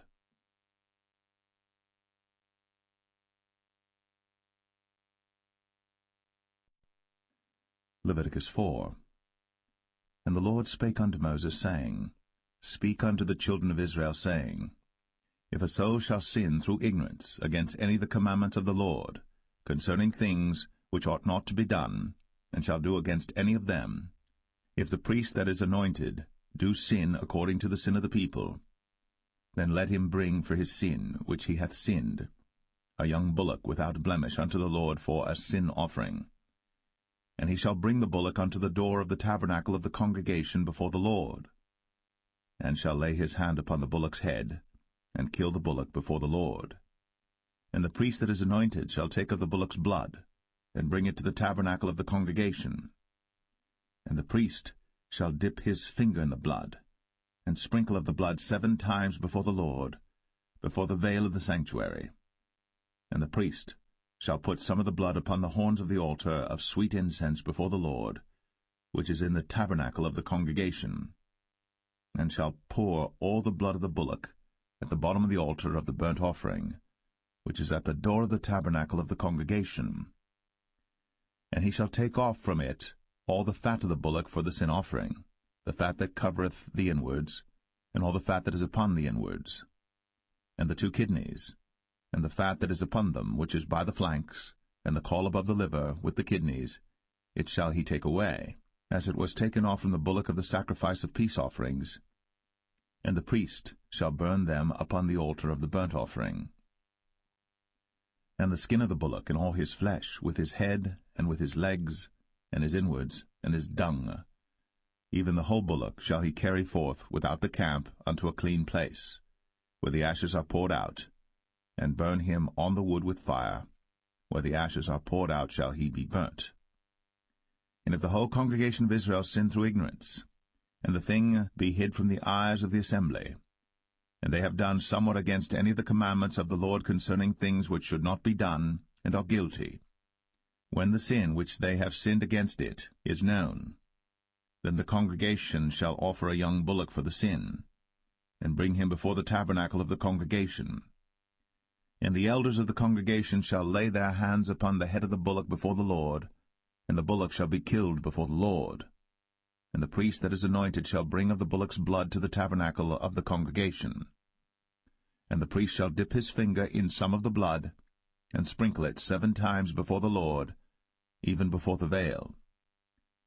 And he shall put some of the blood upon the horns of the altar which is before the Lord, that is, in the tabernacle of the congregation, and shall pour out all the blood at the bottom of the altar of the burnt offering, which is at the door of the tabernacle of the congregation. And he shall take all his fat from him, and burn it upon the altar. And he shall do with the bullock as he did with the bullock for a sin offering. So shall he do with this, and the priest shall make an atonement for them, and it shall be forgiven them. And he shall carry forth the bullock without the camp, and burn him as he burned the first bullock. It is a sin offering for the congregation.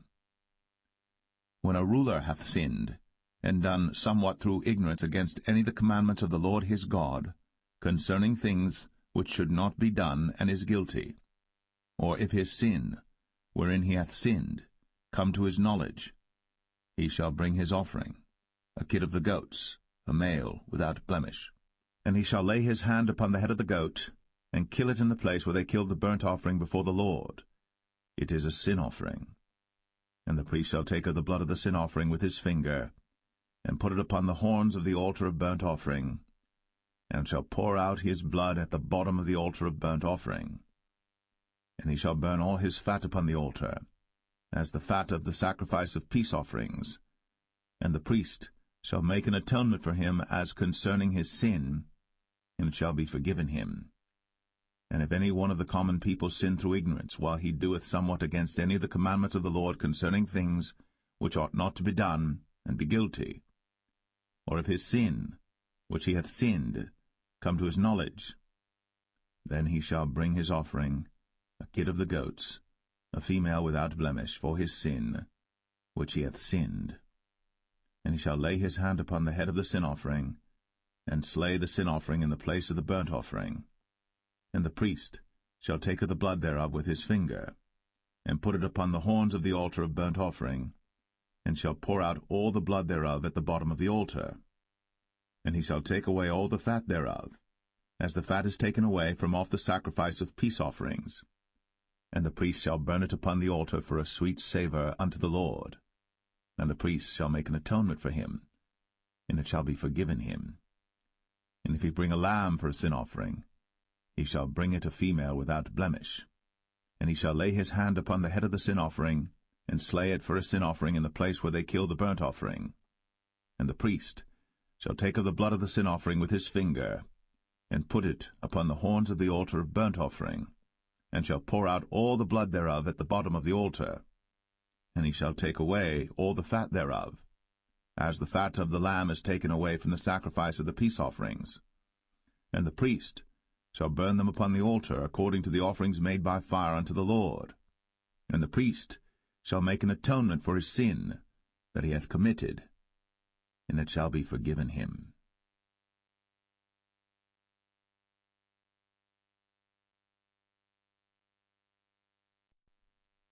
Leviticus 5.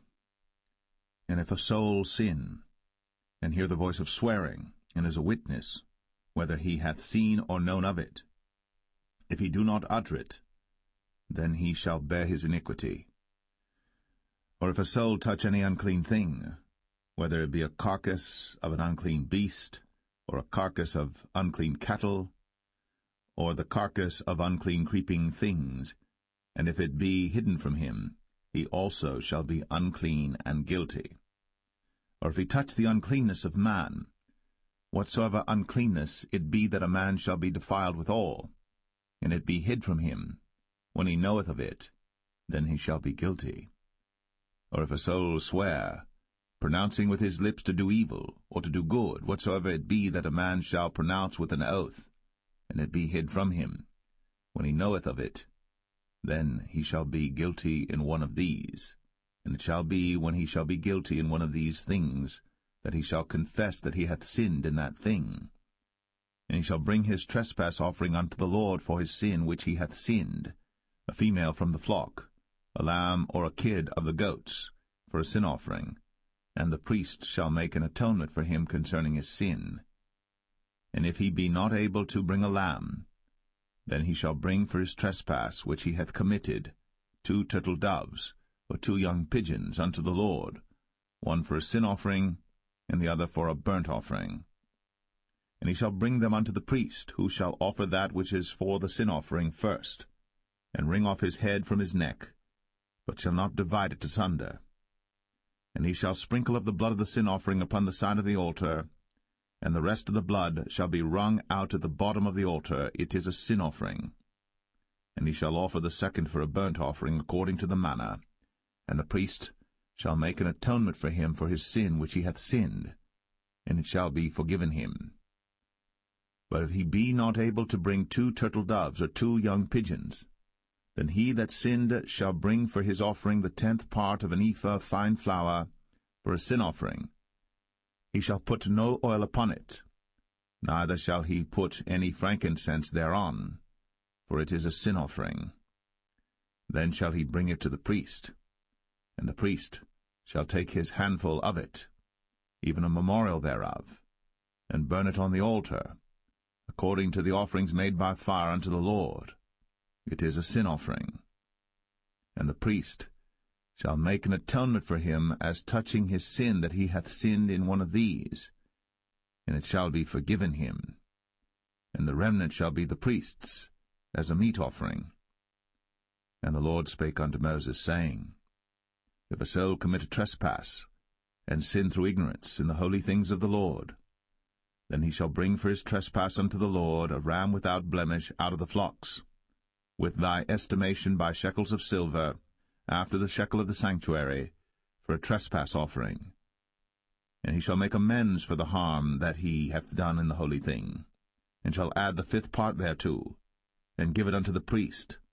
And the priest shall make an atonement for him with the ram of the trespass offering, and it shall be forgiven him. And if a soul sin, and commit any of these things which are forbidden to be done by the commandments of the Lord, though he wist it not, yet is he guilty, and shall bear his iniquity. And he shall bring a ram without blemish out of the flock, with thy estimation, for a trespass offering unto the priest. And the priest shall make an atonement for him concerning his ignorance, wherein he erred and wist it not, and it shall be forgiven him. It is a trespass offering. He hath certainly trespassed against the Lord.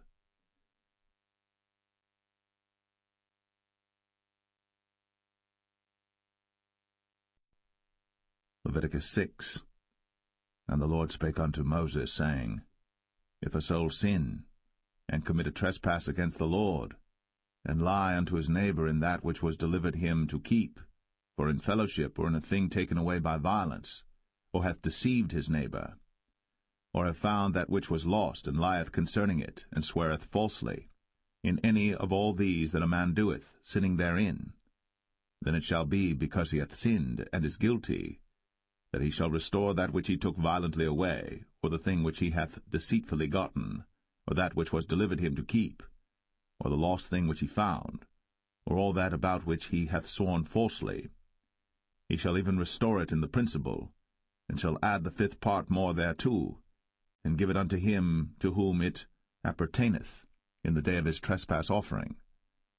And he shall bring his trespass offering unto the Lord, a ram without blemish out of the flock, with thy estimation, for a trespass offering unto the priest. And the priest shall make an atonement for him before the Lord, and it shall be forgiven him for any thing of all that he hath done in trespassing therein. And the Lord spake unto Moses, saying, Command Aaron and his sons, saying, This is the law of the burnt offering. It is the burnt offering because of the burning upon the altar all night unto the morning, and the fire of the altar shall be burning in it. And the priest shall put on his linen garment, and his linen breeches shall he put upon his flesh, and take up the ashes which the fire hath consumed with the burnt offering on the altar. And he shall put them beside the altar. And he shall put off his garments, and put on other garments, and carry forth the ashes without the camp unto a clean place. And the fire upon the altar shall be burning in it. It shall not be put out. And the priest shall burn wood on it every morning, and lay the burnt offering in order upon it. And he shall burn thereon the fat of the peace offerings. The fire shall ever be burning upon the altar. It shall never go out. And this is the law of the meat offering. The sons of Aaron shall offer it before the Lord, before the altar.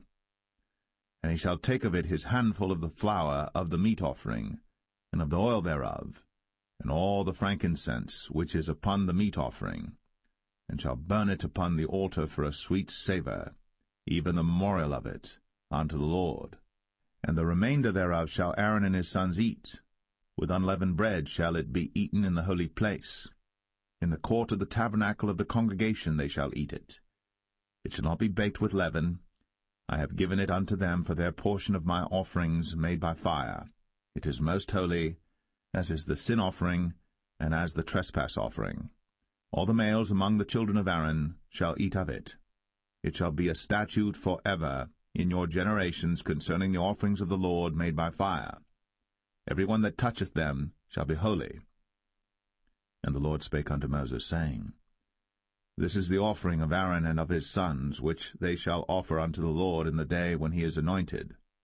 The 10th part of an ephah of fine flour for a meat offering perpetual, half of it in the morning, and half thereof at night. In a pan it shall be made with oil, and when it is baked, thou shalt bring it in.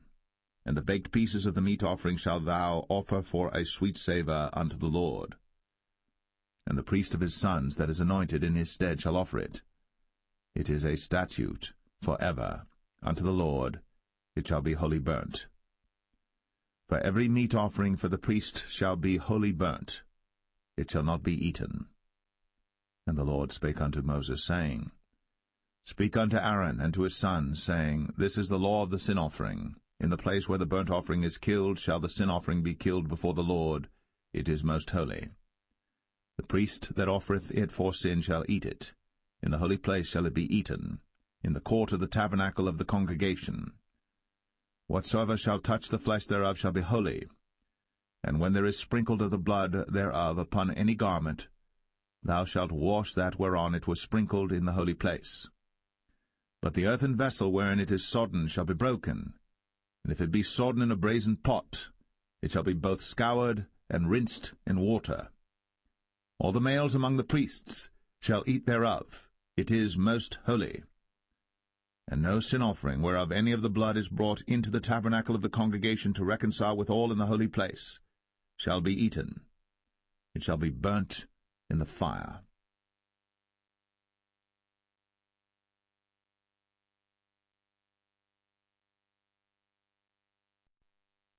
Leviticus 7. Likewise, this is the law of the trespass offering. It is most holy.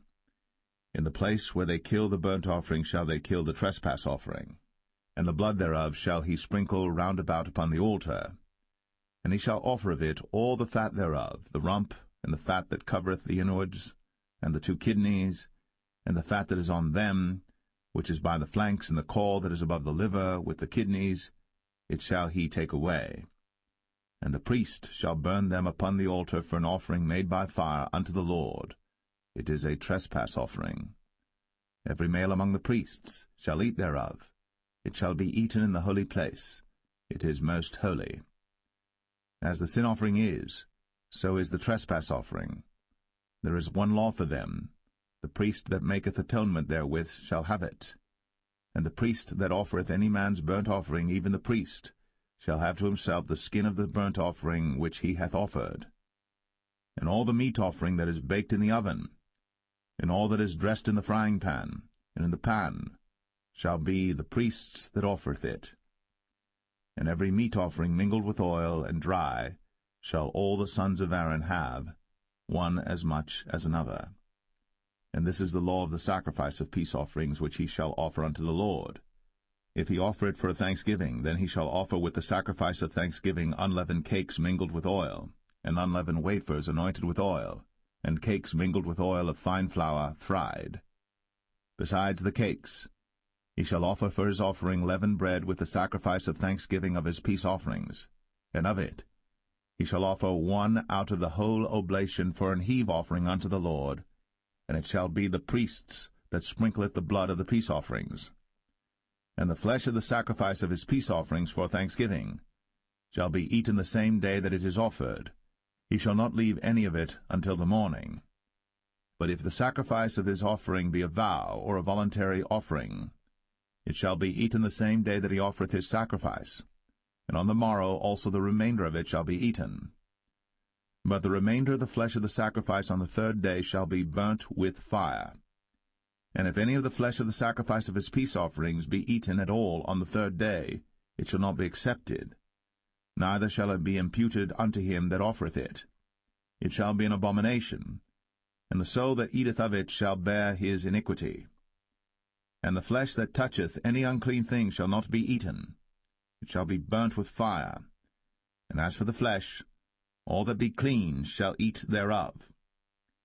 But the soul that eateth of the flesh of the sacrifice of peace offerings that pertain unto the Lord, having his uncleanness upon him, even that soul shall be cut off from his people.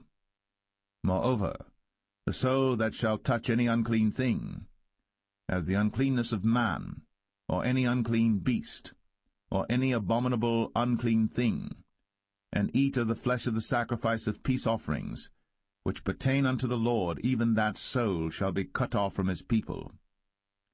And the Lord spake unto Moses, saying, Speak unto the children of Israel, saying, Ye shall eat no manner of fat, of ox, or of sheep, or of goat, and the fat of the beast that dieth of itself, and the fat of that which is torn with beasts, may be used in any other use, but ye shall in no wise eat of it.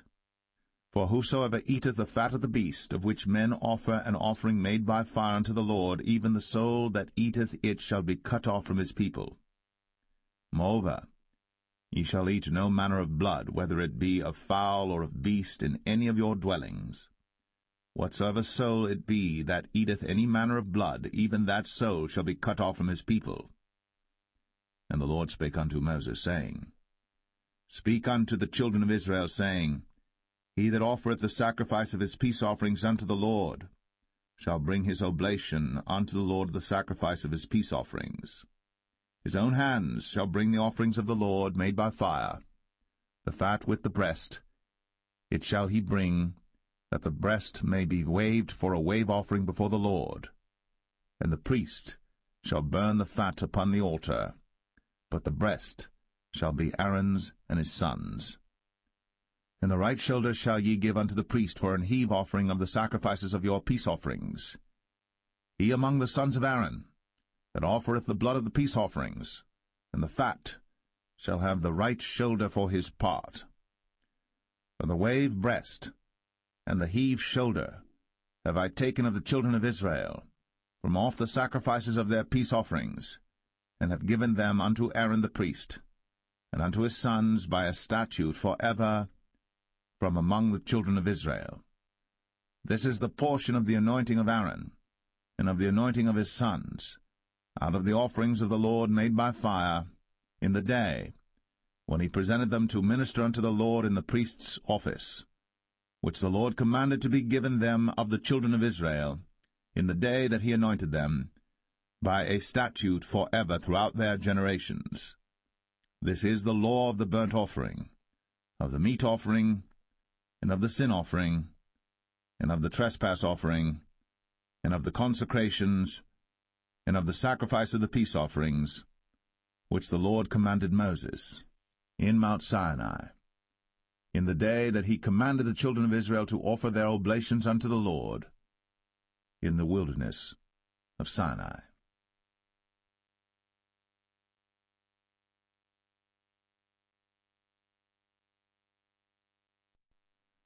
Leviticus 8. And the Lord spake unto Moses, saying, Take Aaron and his sons with him, and the garments and the anointing oil, and a bullock for the sin offering, and 2 rams, and a basket of unleavened bread.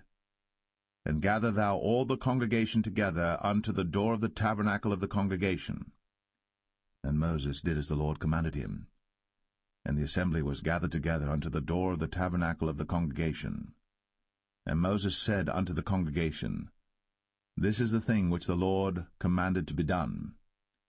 And Moses brought Aaron and his sons, and washed them with water. And he put upon him the coat, and girded him with the girdle, and clothed him with the robe, and put the ephod upon him. And he girded him with the curious girdle of the ephod, and bound it unto him therewith. And he put the breastplate upon him. Also he put in the breastplate the Urim and the Thummim. And he put the mitre upon his head. Also upon the mitre, even upon his forefront, did he put the golden plate, the holy crown, as the Lord commanded Moses. And Moses took the anointing oil, and anointed the tabernacle and all that was therein, and sanctified them. And he sprinkled thereof upon the altar 7 times, and anointed the altar and all his vessels, both the laver and his foot, to sanctify them. And he poured of the anointing oil upon Aaron's head, and anointed him, to sanctify him. And Moses brought Aaron's sons, and put coats upon them, and girded them with girdles, and put bonnets upon them, as the Lord commanded Moses. And he brought the bullock for the sin offering, and Aaron and his sons laid their hands upon the head of the bullock for the sin offering, and he slew it. And Moses took the blood, and put it upon the horns of the altar round about with his finger, and purified the altar, and poured the blood at the bottom of the altar, and sanctified it, to make reconciliation upon it. And he took all the fat that was upon the inwards, and the caul above the liver, and the 2 kidneys, and their fat, and Moses burned it upon the altar. But the bullock and his hide, his flesh and his dung, he burnt with fire without the camp, as the Lord commanded Moses. And he brought the ram for the burnt offering, and Aaron and his sons laid their hands upon the head of the ram, and he killed it. And Moses sprinkled the blood upon the altar round about, and he cut the ram into pieces. And Moses burnt the head, and the pieces, and the fat. And he washed the inwards and the legs in water. And Moses burnt the whole ram upon the altar. It was a burnt sacrifice for a sweet savour, and an offering made by fire unto the Lord, as the Lord commanded Moses. And he brought the other ram, the ram of consecration. And Aaron and his sons laid their hands upon the head of the ram, and he slew it. And Moses took of the blood of it, and put it upon the tip of Aaron's right ear, and upon the thumb of his right hand, and upon the great toe of his right foot. And he brought Aaron's sons, and Moses put of the blood upon the tip of their right ear, and upon the thumbs of their right hands, and upon the great toes of their right feet. And Moses sprinkled the blood upon the altar round about. And he took the fat, and the rump, and all the fat that was upon the inwards, and the caul above the liver, and the 2 kidneys and their fat, and the right shoulder. And out of the basket of unleavened bread that was before the Lord, he took 1 unleavened cake, and a cake of oiled bread, and 1 wafer, and put them on the fat, and upon the right shoulder. And he put all upon Aaron's hands, and upon his sons' hands, and waved them for a wave offering before the Lord. And Moses took them from off their hands, and burnt them on the altar upon the burnt offering. They were consecrations for a sweet savour. It is an offering made by fire unto the Lord. And Moses took the breast, and waved it for a wave offering before the Lord. For of the ram of consecration it was Moses' part, as the Lord commanded Moses. And Moses took of the anointing oil, and of the blood which was upon the altar, and sprinkled it upon Aaron, and upon his garments, and upon his sons, and upon his sons' garments with him, and sanctified Aaron, and his garments, and his sons' garments with him. And Moses said unto Aaron and to his sons, Boil the flesh at the door of the tabernacle of the congregation, and there eat it with the bread that is in the basket of consecrations, as I commanded, saying, Aaron and his sons shall eat it. And that which remaineth of the flesh and of the bread shall ye burn with fire. And ye shall not go out of the door of the tabernacle of the congregation in 7 days, until the days of your consecration be at an end. For 7 days shall he consecrate you. As he hath done this day, so the Lord hath commanded to do, to make an atonement for you. Therefore shall ye abide at the door of the tabernacle of the congregation day and night, 7 days, and keep the charge of the Lord, that ye die not, for so I am commanded. So Aaron and his sons did all things which the Lord commanded by the hand of Moses.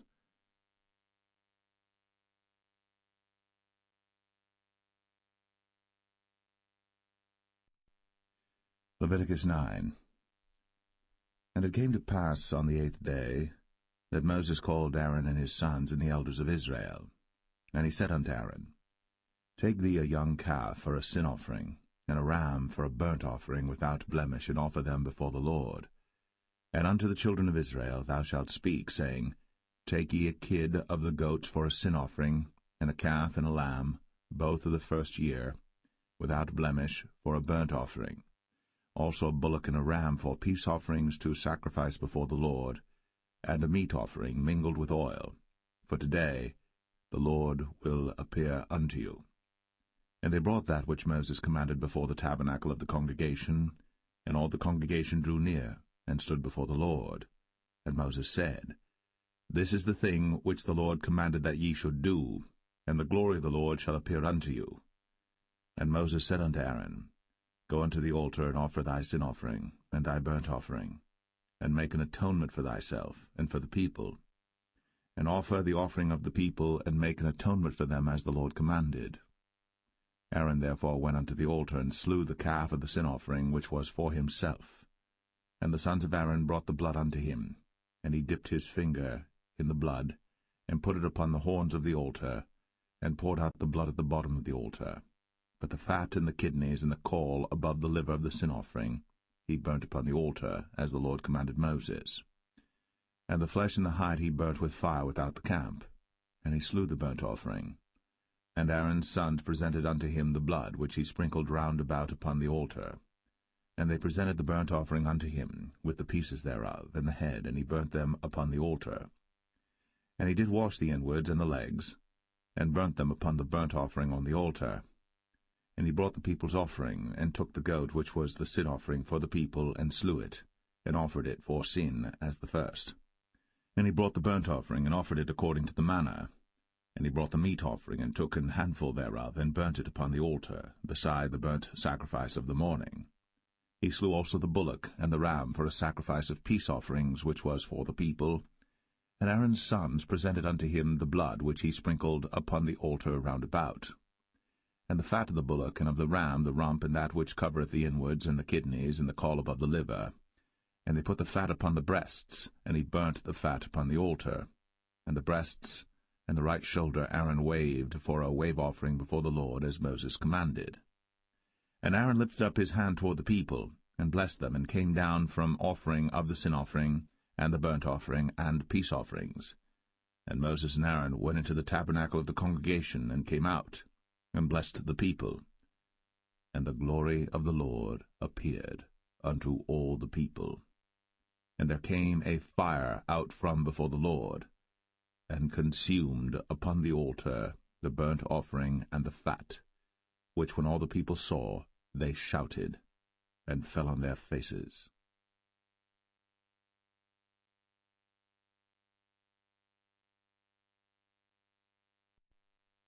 Leviticus 10.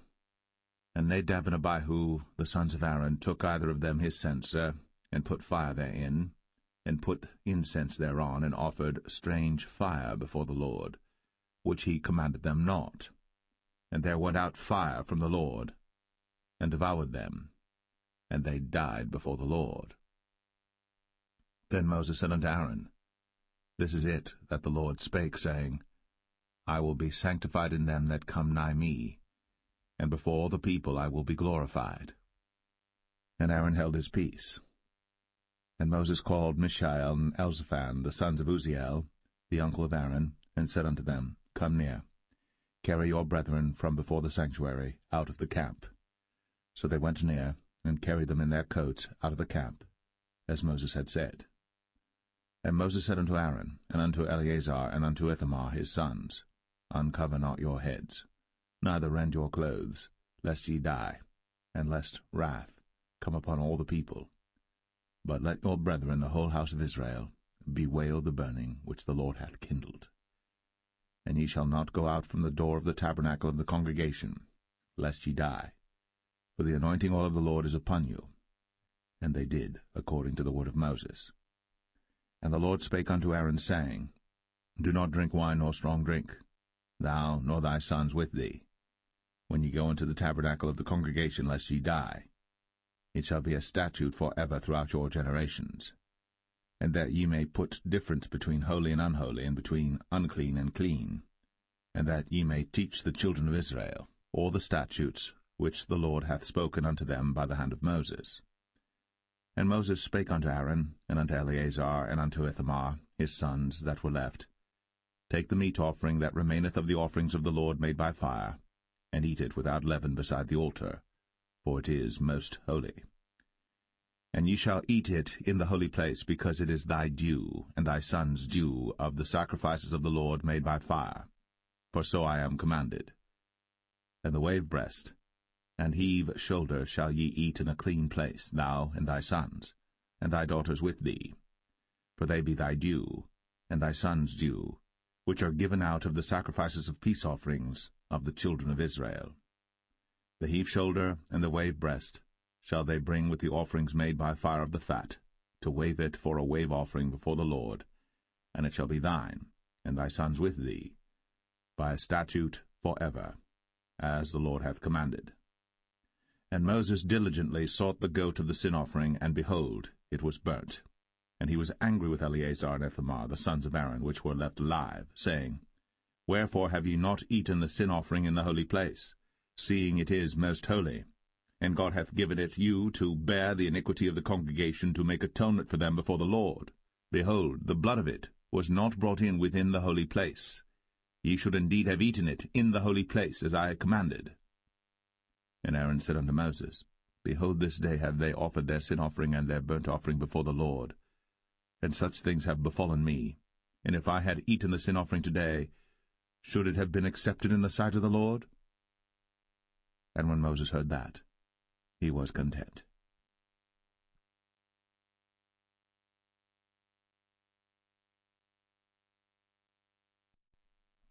Leviticus 11. And the Lord spake unto Moses and to Aaron, saying unto them, Speak unto the children of Israel, saying, These are the beasts, which ye shall eat among all the beasts that are on the earth.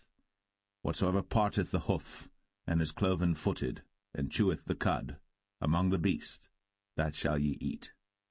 Nevertheless, these shall ye not eat of them that chew the cud, or of them that divide the hoof, as the camel, because he cheweth the cud, but divideth not the hoof, he is unclean unto you. And the coney, because he cheweth the cud, but divideth not the hoof, he is unclean unto you. And the hare, because he cheweth the cud, but divideth not the hoof, he is unclean unto you. And the swine, though he divide the hoof, and be cloven-footed, yet he cheweth not the cud, he is unclean to you. Of their flesh shall ye not eat, and their carcass shall ye not touch, they are unclean to you. These shall ye eat of all that are in the waters. Whatsoever hath fins and scales in the waters, in the seas, and in the rivers, them shall ye eat. And all that have not fins and scales in the seas, and in the rivers, of all that move in the waters, and of any living thing which is in the waters, they shall be an abomination unto you. They shall be even an abomination unto you. Ye shall not eat of their flesh, but ye shall have their carcasses in abomination. Whatsoever hath no fins nor scales in the waters, that shall be an abomination unto you. And these are they which ye shall have in abomination among the fowls. They shall not be eaten. They are an abomination, the eagle, and the ossifrage, and the osprey, and the vulture, and the kite after his kind, every raven after his kind, and the owl, and the nighthawk, and the cuckoo, and the hawk after his kind, and the little owl, and the cormorant, and the great owl, and the swan, and the pelican, and the gyre eagle, and the stork, the heron after her kind, and the lapwing, and the bat. All fowls that creep, going upon all four, shall be an abomination unto you. Yet these may ye eat of every flying creeping thing that goeth upon all four, which have legs above their feet, to leap withal upon the earth. Even these of them ye may eat, the locust after his kind, and the bald locust after his kind, and the beetle after his kind, and the grasshopper after his kind. But all other flying creeping things which have 4 feet shall be an abomination unto you, and for these ye shall be unclean. Whosoever toucheth the carcass of them shall be unclean until the even. And whosoever beareth aught of the carcass of them shall wash his clothes, and be unclean until the even. The carcasses of every beast which divideth the hoof, and is not cloven-footed, nor cheweth the cud, are unclean unto you. Every one that toucheth them shall be unclean. And whatsoever goeth upon his paws among all manner of beasts that go on all four, those are unclean unto you. Whoso toucheth their carcass shall be unclean until the even. And he that beareth the carcass of them shall wash his clothes, and be unclean until the even. They are unclean unto you. These also shall be unclean unto you among the creeping things that creep upon the earth, the weasel, and the mouse, and the tortoise after his kind, and the ferret, and the chameleon, and the lizard, and the snail, and the mole. These are unclean to you among all that creep. Whosoever doth touch them, when they be dead, shall be unclean until the even. And upon whatsoever any of them, when they are dead, doth fall, it shall be unclean, whether it be any vessel of wood, or raiment, or skin, or sack, whatsoever vessel it be, wherein any work is done, it must be put into water, and it shall be unclean until the even. So it shall be cleansed. And every earthen vessel, whereinto any of them falleth, whatsoever is in it shall be unclean, and ye shall break it. Of all meat which may be eaten, that on which such water cometh shall be unclean, and all drink that may be drunk in every such vessel shall be unclean. And everything whereupon any part of their carcass falleth shall be unclean, whether it be oven, or ranges, or pots, they shall be broken down, for they are unclean, and shall be unclean unto you. Nevertheless a fountain or pit wherein there is plenty of water shall be clean, but that which toucheth their carcass shall be unclean. And if any part of their carcass fall upon any sowing seed which is to be sown, it shall be clean. But if any water be put upon the seed, and any part of their carcass fall thereon, it shall be unclean unto you. And if any beast, of which ye may eat, die, he that toucheth the carcass thereof shall be unclean until the even. And he that eateth of the carcass of it shall wash his clothes, and be unclean until the even. He also that beareth the carcass of it shall wash his clothes, and be unclean until the even. And every creeping thing that creepeth upon the earth shall be an abomination, it shall not be eaten. Whatsoever goeth upon the belly, and whatsoever goeth upon all four, or whatsoever hath more feet among all creeping things that creep upon the earth, them ye shall not eat, for they are an abomination. Ye shall not make yourselves abominable with any creeping thing that creepeth, neither shall ye make yourselves unclean with them, that ye should be defiled thereby. For I am the Lord your God. Ye shall therefore sanctify yourselves, and ye shall be holy, for I am holy. Neither shall ye defile yourselves with any manner of creeping thing that creepeth upon the earth. For I am the Lord that bringeth you up out of the land of Egypt, to be your God. Ye shall therefore be holy, for I am holy. This is the law of the beasts, and of the fowl, and of every living creature that moveth in the waters, and of every creature that creepeth upon the earth, to make a difference between the unclean and the clean, and between the beast that may be eaten, and the beast that may not be eaten.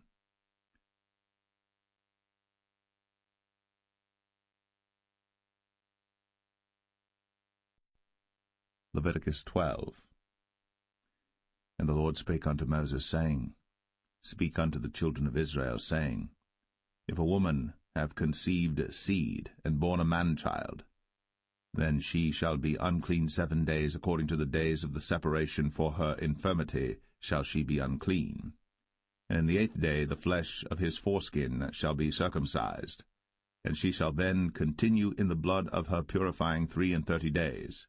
She shall touch no hallowed thing, nor come into the sanctuary until the days of her purifying be fulfilled. And if she bear a maid child, then she shall be unclean 2 weeks, as in her separation, and she shall continue in the blood of her purifying 66 days. And when the days of her purifying are fulfilled, for a son or for a daughter, she shall bring a lamb of the first year for a burnt offering, and a young pigeon, or a turtle dove, for a sin offering, unto the door of the tabernacle of the congregation, unto the priest, who shall offer it before the Lord, and make an atonement for her, and she shall be cleansed from the issue of her blood. This is the law for her that hath borne a male or a female.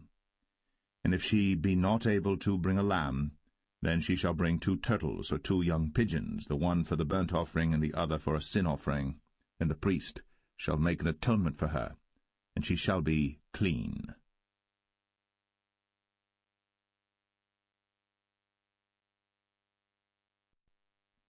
Leviticus 13.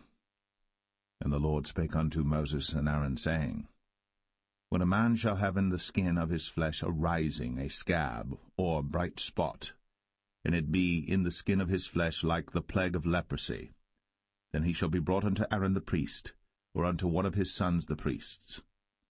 And the priest shall look on the plague in the skin of the flesh, and when the hair in the plague is turned white, and the plague in sight be deeper than the skin of his flesh, it is a plague of leprosy, and the priest shall look on him, and pronounce him unclean.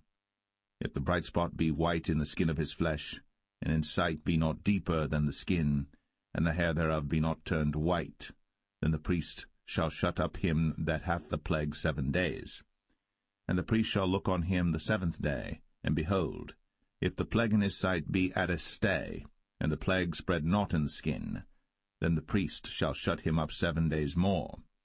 And the priest shall look on him again the 7th day, and behold, if the plague be somewhat dark, and the plague spread not in the skin, the priest shall pronounce him clean, it is but a scab, and he shall wash his clothes, and be clean. But if the scab spread much abroad in the skin, after that he hath been seen of the priest for his cleansing, he shall be seen of the priest again. And if the priest see that, behold, the scab spreadeth in the skin, then the priest shall pronounce him unclean, it is a leprosy. When the plague of leprosy is in a man, then he shall be brought unto the priest. And the priest shall see him, and behold, if the rising be white in the skin, and it have turned the hair white, and there be quick raw flesh in the rising, it is an old leprosy in the skin of his flesh, and the priest shall pronounce him unclean, and shall not shut him up, for he is unclean. And if a leprosy break out abroad in the skin, and the leprosy cover all the skin of him that hath the plague from his head even to his foot, wheresoever the priest looketh, then the priest shall consider, and behold, if the leprosy have covered all his flesh, he shall pronounce him clean that hath the plague, it is all turned white, he is clean. But when raw flesh appeareth in him, he shall be unclean. And the priest shall see the raw flesh, and pronounce him to be unclean. For the raw flesh is unclean, it is a leprosy. Or if the raw flesh turn again, and be changed unto white, he shall come unto the priest.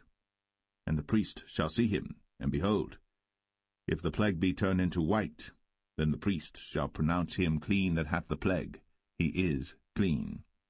The flesh also, in which even in the skin thereof was a boil, and is healed, and in the place of the boil there be a white rising, or a bright spot, white and somewhat reddish, and it be shown to the priest. And if, when the priest seeth it, behold, it be in sight lower than the skin, and the hair thereof be turned white, the priest shall pronounce him unclean. It is a plague of leprosy broken out of the boil. But if the priest look on it, and behold, there be no white hairs therein, and if it be not lower than the skin, but be somewhat dark, then the priest shall shut him up 7 days. And if it spread much abroad in the skin, then the priest shall pronounce him unclean. It is a plague. But if the bright spot stay in his place, and spread not, it is a burning boil, and the priest shall pronounce him clean. Or if there be any flesh in the skin whereof there is a hot burning, and the quick flesh that burneth have a white bright spot, somewhat reddish or white, then the priest shall look upon it, and behold, if the hair in the bright spot be turned white, and it be in sight deeper than the skin, it is a leprosy broken out of the burning. Wherefore the priest shall pronounce him unclean. It is the plague of leprosy. But if the priest look on it, and behold, there be no white hair in the bright spot, and it be no lower than the other skin, but be somewhat dark, then the priest shall shut him up 7 days. And the priest shall look upon him the 7th day, and if it be spread much abroad in the skin, then the priest shall pronounce him unclean. It is the plague of leprosy. And if the bright spot stay in his place, and spread not in the skin, but it be somewhat dark, it is a rising of the burning, and the priest shall pronounce him clean. For it is an inflammation of the burning. If a man or woman have a plague upon the head or the beard, then the priest shall see the plague, and behold, if it be in sight deeper than the skin, and there be in it a yellow thin hair, then the priest shall pronounce him unclean. It is a dry scall, even a leprosy upon the head or beard. And if the priest look on the plague of the scall, and behold, it be not in sight deeper than the skin, and that there is no black hair in it, then the priest shall shut up him that hath the plague of the scall 7 days. And in the 7th day the priest shall look on the plague, and behold, if the scall spread not, and there be in it no yellow hair, and the scall be not in sight deeper than the skin, he shall be shaven, but the scall shall he not shave, and the priest shall shut up him that hath the scall 7 days more.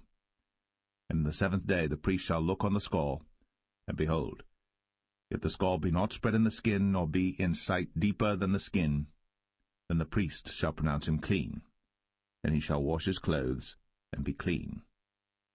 But if the scall spread much in the skin after his cleansing, then the priest shall look on him, and behold, if the scall be spread in the skin, the priest shall not seek for yellow hair, he is unclean. But if the scall be in his sight at a stay, and that there is black hair grown up therein, the scall is healed, he is clean, and the priest shall pronounce him clean. If a man also or a woman have in the skin of their flesh bright spots, even white bright spots, then the priest shall look, and behold, if the bright spots in the skin of their flesh be darkish white, it is a freckled spot that groweth in the skin, he is clean. And the man whose hair is fallen off his head, he is bald, yet is he clean. And he that hath his hair fallen off from the part of his head toward his face, he is forehead bald, yet is he clean. And if there be in the bald head or bald forehead a white reddish sore, it is a leprosy sprung up in his bald head, or his bald forehead. Then the priest shall look upon it, and behold, if the rising of the sore be white, reddish in his bald head, or in his bald forehead, as leprosy appeareth in the skin of the flesh, he is a leprous man. He is unclean. The priest shall pronounce him utterly unclean. His plague is in his head. And the leper in whom the plague is, his clothes shall be rent, and his head bare.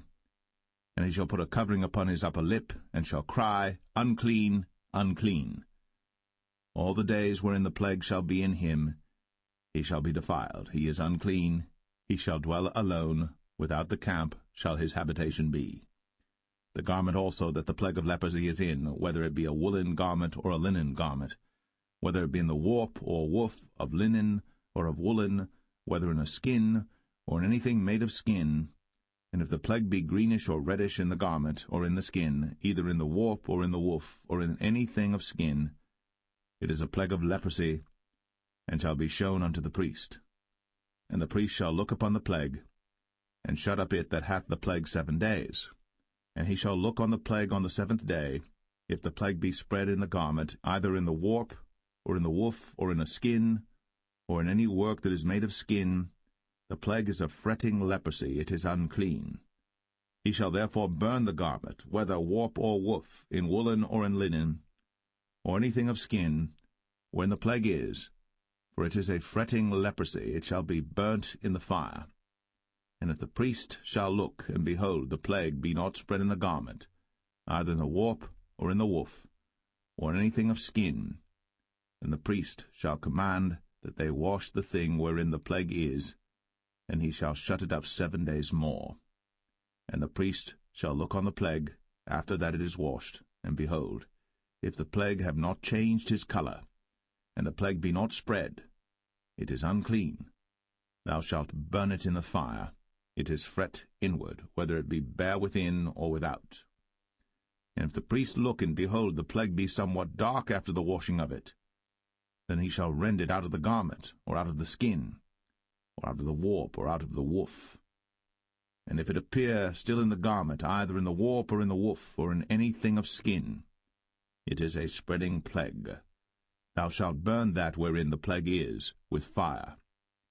And the garment either warp or woof, or whatsoever thing of skin it be, which thou shalt wash, if the plague be departed from them, then it shall be washed the second time, and shall be clean. This is the law of the plague of leprosy in a garment of woolen or linen, either in the warp or woof, or anything of skins, to pronounce it clean, or to pronounce it unclean.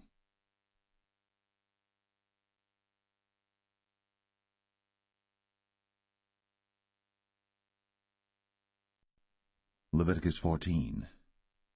And the Lord spake unto Moses, saying, This shall be the law of the leper in the day of his cleansing. He shall be brought unto the priest.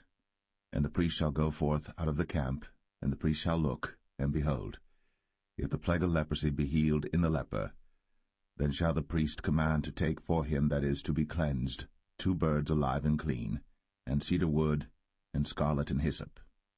And the priest shall command that one of the birds be killed in an earthen vessel over running water. As for the living bird, he shall take it, and the cedar wood, and the scarlet, and the hyssop, and shall dip them and the living bird in the blood of the bird that was killed over the running water. And he shall sprinkle upon him that is to be cleansed from the leprosy 7 times, and shall pronounce him clean, and shall let the living bird loose into the open field.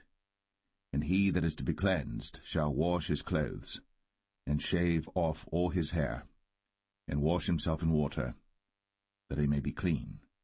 And after that he shall come into the camp, and shall tarry abroad out of his tent 7 days. But it shall be on the 7th day that he shall shave all his hair off his head, and his beard, and his eyebrows. Even all his hair he shall shave off. And he shall wash his clothes. Also he shall wash his flesh in water, and he shall be clean. And on the 8th day he shall take 2 he-lambs without blemish, and 1 ewe-lamb of the first year without blemish, and 3/10 deals of fine flour for a meat offering, mingled with oil, and 1 log of oil. And the priest that maketh him clean shall present the man that is to be made clean, and those things before the Lord, at the door of the tabernacle of the congregation. And the priest shall take 1 he-lamb, and offer him for a trespass offering, and the log of oil, and wave them for a wave offering before the Lord. And he shall slay the lamb in the place where he shall kill the sin offering and the burnt offering in the holy place. For as the sin offering is the priest's, so is the trespass offering. It is most holy. And the priest shall take some of the blood of the trespass offering, and the priest shall put it upon the tip of the right ear of him that is to be cleansed, and upon the thumb of his right hand, and upon the great toe of his right foot. And the priest shall take some of the log of oil, and pour it into the palm of his own left hand. And the priest shall dip his right finger in the oil that is in his left hand, and shall sprinkle of the oil with his finger 7 times before the Lord. And of the rest of the oil that is in his hand shall the priest put upon the tip of the right ear of him that is to be cleansed, and upon the thumb of his right hand, and upon the great toe of his right foot, upon the blood of the trespass offering. And the remnant of the oil that is in the priest's hand he shall pour upon the head of him that is to be cleansed, and the priest shall make an atonement for him before the Lord. And the priest shall offer the sin offering, and make an atonement for him that is to be cleansed from his uncleanness. And afterward he shall kill the burnt offering. And the priest shall offer the burnt offering and the meat offering upon the altar. And the priest shall make an atonement for him, and he shall be clean.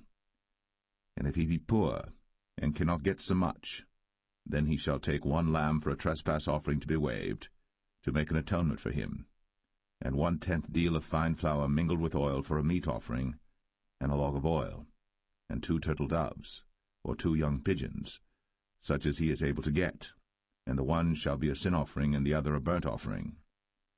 And he shall bring them on the 8th day for his cleansing unto the priest, unto the door of the tabernacle of the congregation before the Lord. And the priest shall take the lamb of the trespass offering, and the log of oil, and the priest shall wave them for a wave offering before the Lord. And he shall kill the lamb of the trespass offering, and the priest shall take some of the blood of the trespass offering, and put it upon the tip of the right ear of him that is to be cleansed, and upon the thumb of his right hand, and upon the great toe of his right foot. And the priest shall pour of the oil into the palm of his own left hand. And the priest shall sprinkle with his right finger some of the oil that is in his left hand 7 times before the Lord. And the priest shall put of the oil that is in his hand upon the tip of the right ear of him that is to be cleansed, and upon the thumb of his right hand, and upon the great toe of his right foot, upon the place of the blood of the trespass offering. And the rest of the oil that is in the priest's hand he shall put upon the head of him that is to be cleansed, to make an atonement for him before the Lord. And he shall offer the one of the turtle doves, or of the young pigeons, such as he can get, even such as he is able to get, the one for a sin offering, and the other for a burnt offering, with the meat offering. And the priest shall make an atonement for him that is to be cleansed before the Lord. This is the law of him in whom is the plague of leprosy, whose hand is not able to get that which pertaineth to his cleansing.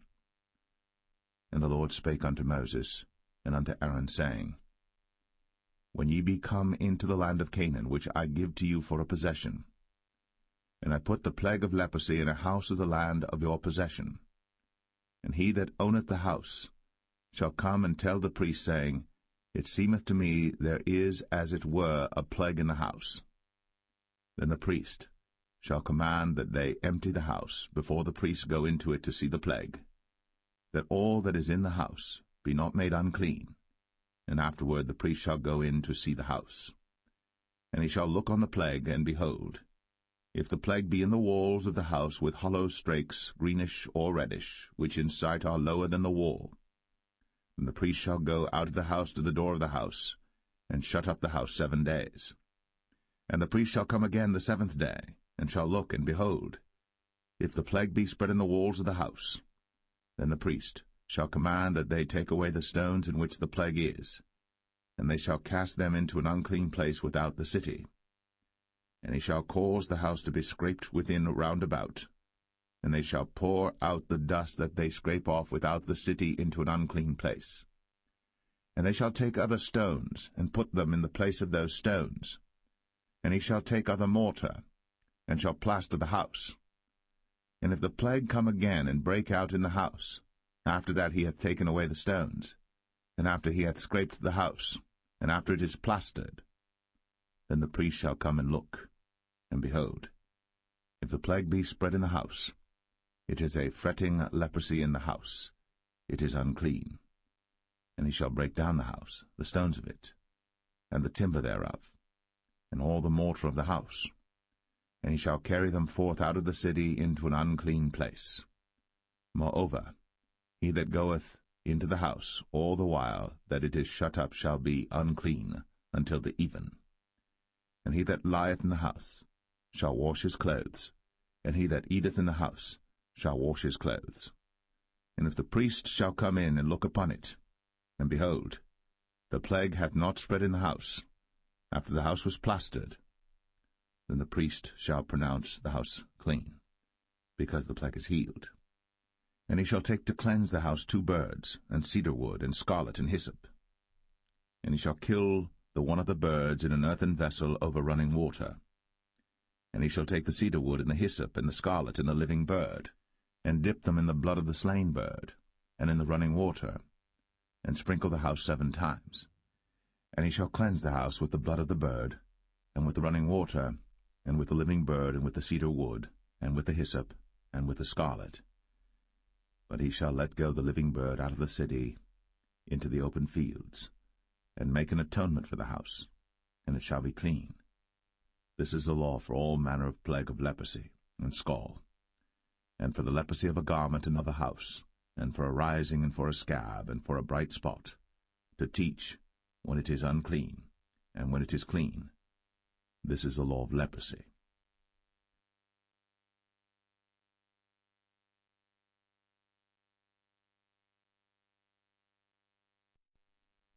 Leviticus 15. And the Lord spake unto Moses and to Aaron, saying, Speak unto the children of Israel, and say unto them, When any man hath a running issue out of his flesh, because of his issue he is unclean. And this shall be his uncleanness in his issue, whether his flesh run with his issue, or his flesh be stopped from his issue, it is his uncleanness. Every bed whereon he lieth that hath the issue is unclean, and everything whereon he sitteth shall be unclean. And whosoever toucheth his bed shall wash his clothes, and bathe himself in water, and be unclean until the even. And he that sitteth on anything whereon he sat that hath the issue shall wash his clothes, and bathe himself in water, and be unclean until the even. And he that toucheth the flesh of him that hath the issue shall wash his clothes, and bathe himself in water, and be unclean until the even. And if he that hath the issue spit upon him that is clean, then he shall wash his clothes, and bathe himself in water, and be unclean until the even. And what saddle soever he rideth upon that hath the issue shall be unclean. And whosoever toucheth anything that was under him shall be unclean until the even. And he that beareth any of those things shall wash his clothes, and bathe himself in water, and be unclean until the even. And whomsoever he toucheth that hath the issue, and hath not rinsed his hands in water, he shall wash his clothes, and bathe himself in water, and be unclean until the even. And the vessel of earth that he toucheth, which hath the issue, shall be broken, and every vessel of wood shall be rinsed in water. And when he that hath an issue is cleansed of his issue, then he shall number to himself 7 days for his cleansing, and wash his clothes, and bathe his flesh in running water, and shall be clean. And on the 8th day he shall take to him 2 turtle doves, or 2 young pigeons, and come before the Lord unto the door of the tabernacle of the congregation, and give them unto the priest. And the priest shall offer them, the one for a sin offering, and the other for a burnt offering. And the priest shall make an atonement for him before the Lord for his issue. And if any man's seed of copulation go out from him, then he shall wash all his flesh in water, and be unclean until the even. And every garment and every skin whereon is the seed of copulation shall be washed with water, and be unclean until the even. The woman also with whom man shall lie with seed of copulation, they shall both bathe themselves in water, and be unclean until the even. And if a woman have an issue, and her issue in her flesh be blood, she shall be put apart 7 days, and whosoever toucheth her shall be unclean until the even. And everything that she lieth upon in her separation shall be unclean. Everything also that she sitteth upon shall be unclean. And whosoever toucheth her bed shall wash his clothes, and bathe himself in water, and be unclean until the even. And whosoever toucheth anything that she sat upon shall wash his clothes, and bathe himself in water, and be unclean until the even. And if it be on her bed, or on any thing whereon she sitteth, when he toucheth it, he shall be unclean until the even. And if any man lie with her at all, and her flowers be upon him, he shall be unclean 7 days, and all the bed whereon he lieth shall be unclean. And if a woman have an issue of her blood many days out of the time of her separation, or if it run beyond the time of her separation, all the days of the issue of her uncleanness shall be as the days of her separation. She shall be unclean. Every bed whereon she lieth all the days of her issue shall be unto her as the bed of her separation. And whatsoever she sitteth upon shall be unclean, as the uncleanness of her separation. And whosoever toucheth those things shall be unclean, and shall wash his clothes, and bathe himself in water, and be unclean until the even. But if she be cleansed of her issue, then she shall number to herself 7 days, and after that she shall be clean. And on the 8th day she shall take unto her 2 turtles, or 2 young pigeons, and bring them unto the priest, to the door of the tabernacle of the congregation. And the priest shall offer the one for a sin offering, and the other for a burnt offering, and the priest shall make an atonement for her before the Lord for the issue of her uncleanness. Thus shall ye separate the children of Israel from their uncleanness, that they die not in their uncleanness, when they defile my tabernacle that is among them. This is the law of him that hath an issue, and of him whose seed goeth from him, and is defiled therewith, and of her that is sick of her flowers, and of him that hath an issue, of the man, and of the woman, and of him that lieth with her, that is unclean.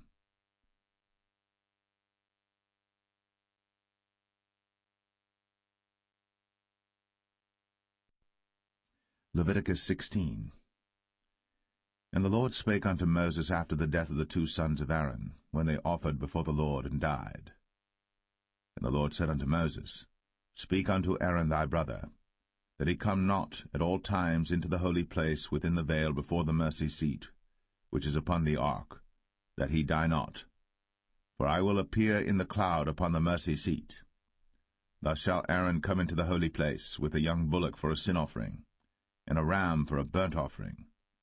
He shall put on the holy linen coat, and he shall have the linen breeches upon his flesh, and shall be girded with a linen girdle, and with the linen mitre shall he be attired. These are holy garments. Therefore shall he wash his flesh in water, and so put them on. And he shall take of the congregation of the children of Israel 2 kids of the goats for a sin offering, and 1 ram for a burnt offering. And Aaron shall offer his bullock of the sin offering which is for himself, and make an atonement for himself, and for his house. And he shall take the 2 goats and present them before the Lord at the door of the tabernacle of the congregation. And Aaron shall cast lots upon the 2 goats, 1 lot for the Lord, and the other lot for the scapegoat. And Aaron shall bring the goat upon which the Lord's lot fell, and offer him for a sin offering. But the goat on which the lot fell to be the scapegoat shall be presented alive before the Lord, to make an atonement with him, and to let him go for a scapegoat into the wilderness.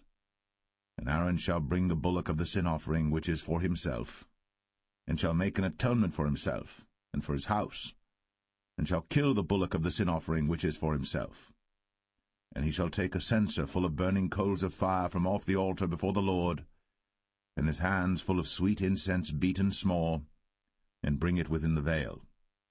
And he shall put the incense upon the fire before the Lord, that the cloud of the incense may cover the mercy seat that is upon the testimony, that he die not. And he shall take of the blood of the bullock, and sprinkle it with his finger upon the mercy seat eastward, and before the mercy seat shall he sprinkle of the blood with his finger 7 times.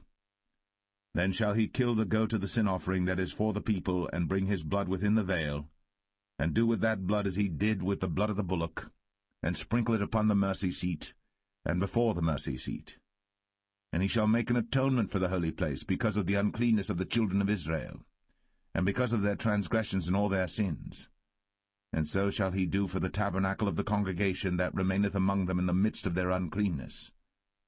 And there shall be no man in the tabernacle of the congregation when he goeth in to make an atonement in the holy place, until he come out, and have made an atonement for himself, and for his household, and for all the congregation of Israel. And he shall go out unto the altar that is before the Lord, and make an atonement for it, and shall take of the blood of the bullock, and of the blood of the goat, and put it upon the horns of the altar round about. And he shall sprinkle of the blood upon it with his finger 7 times, and cleanse it, and hallow it from the uncleanness of the children of Israel.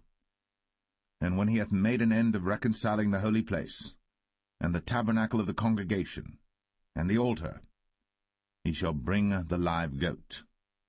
And Aaron shall lay both his hands upon the head of the live goat, and confess over him all the iniquities of the children of Israel, and all their transgressions and all their sins, putting them upon the head of the goat, and shall send him away by the hand of a fit man into the wilderness. And the goat shall bear upon him all their iniquities unto a land not inhabited. And he shall let go the goat in the wilderness. And Aaron shall come into the tabernacle of the congregation, and shall put off the linen garments, which he put on when he went into the holy place, and shall leave them there. And he shall wash his flesh with water in the holy place, and put on his garments, and come forth, and offer his burnt offering, and the burnt offering of the people, and make an atonement for himself and for the people. And the fat of the sin offering shall he burn upon the altar. And he that let go the goat for the scapegoat shall wash his clothes, and bathe his flesh in water, and afterward come into the camp. And the bullock for the sin offering, and the goat for the sin offering, whose blood was brought in to make atonement in the holy place, shall one carry forth without the camp, and they shall burn in the fire their skins, and their flesh, and their dung. And he that burneth them shall wash his clothes, and bathe his flesh in water, and afterward he shall come into the camp. And this shall be a statute for ever unto you, that in the 7th month, on the 10th day of the month, ye shall afflict your souls, and do no work at all, whether it be one of your own country or a stranger that sojourneth among you. For on that day shall the priest make an atonement for you, to cleanse you, that ye may be clean from all your sins before the Lord. It shall be a Sabbath of rest unto you, and ye shall afflict your souls, by a statute for ever. And the priest, whom he shall anoint, and whom he shall consecrate to minister in the priest's office in his father's stead, shall make the atonement, and shall put on the linen clothes, even the holy garments. And he shall make an atonement for the holy sanctuary, and he shall make an atonement for the tabernacle of the congregation, and for the altar, and he shall make an atonement for the priests, and for all the people of the congregation. And this shall be an everlasting statute unto you, to make an atonement for the children of Israel, for all their sins, once a year. And he did, as the Lord commanded Moses.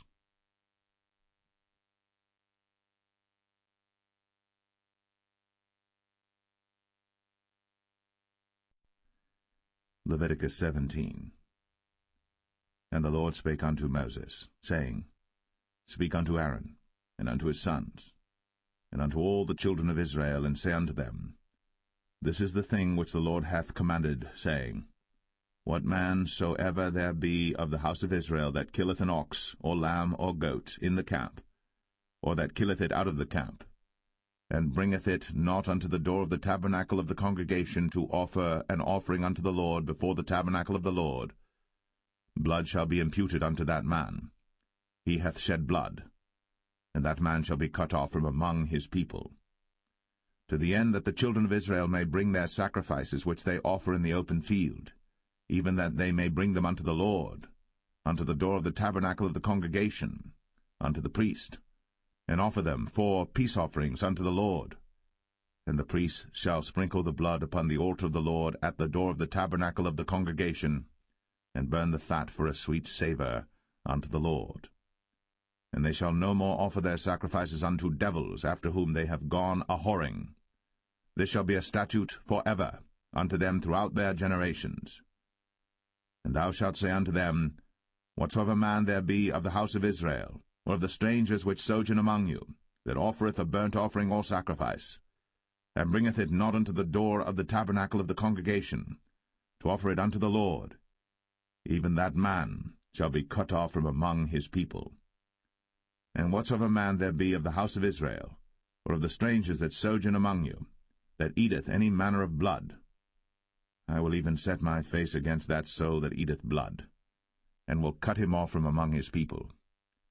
For the life of the flesh is in the blood, and I have given it to you upon the altar to make an atonement for your souls. For it is the blood that maketh an atonement for the soul. Therefore I said unto the children of Israel, No soul of you shall eat blood, neither shall any stranger that sojourneth among you eat blood. And whatsoever man there be of the children of Israel, or of the strangers that sojourn among you, which hunteth and catcheth any beast or fowl that may be eaten, he shall even pour out the blood thereof, and cover it with dust. For it is the life of all flesh, the blood of it is for the life thereof. Therefore I said unto the children of Israel, Ye shall eat the blood of no manner of flesh, for the life of all flesh is the blood thereof. Whosoever eateth it shall be cut off. And every soul that eateth that which died of itself, or that which was torn with beasts, whether it be one of your own country or a stranger, he shall both wash his clothes, and bathe himself in water, and be unclean until the even. then shall he be clean. But if he wash them not, nor bathe his flesh, then he shall bear his iniquity.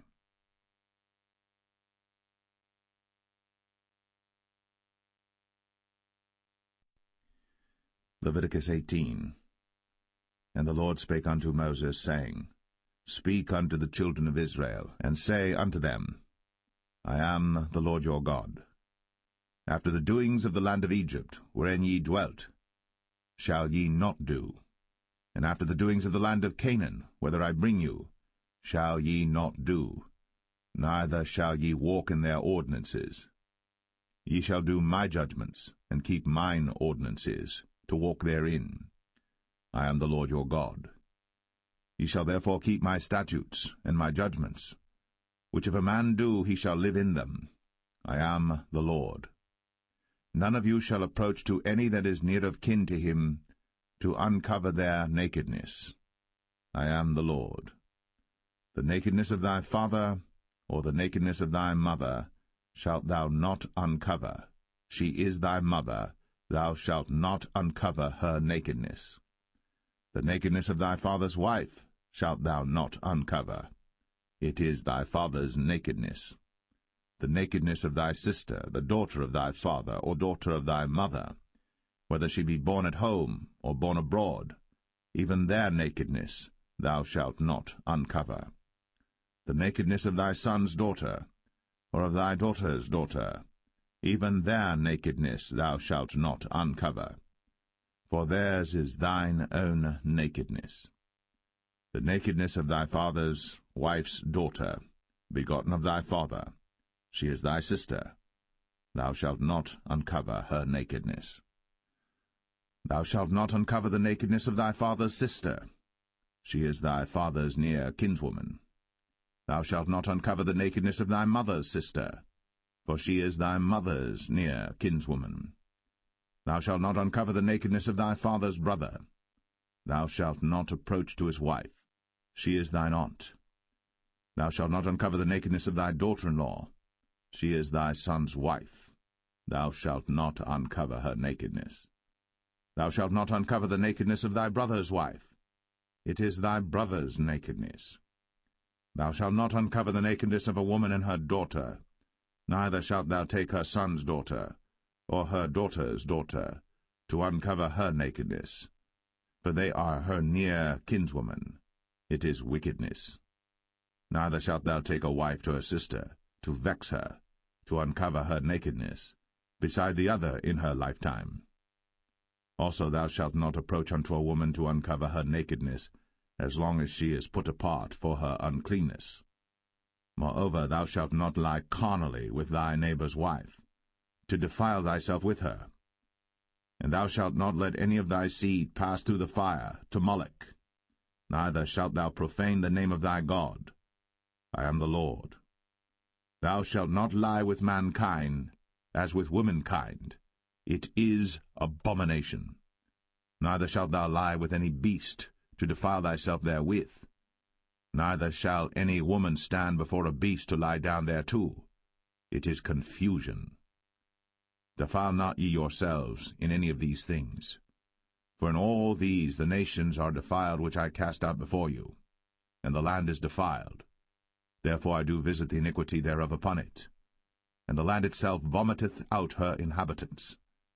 Ye shall therefore keep my statutes and my judgments, and shall not commit any of these abominations, neither any of your own nation, nor any stranger that sojourneth among you. For all these abominations have the men of the land done, which were before you, and the land is defiled, that the land spew not you out also, when ye defile it, as it spewed out the nations that were before you. For whosoever shall commit any of these abominations, even the souls that commit them, shall be cut off from among their people. Therefore shall ye keep mine ordinance, that ye commit not any one of these abominable customs, which were committed before you, and that ye defile not yourselves therein. I am the Lord your God.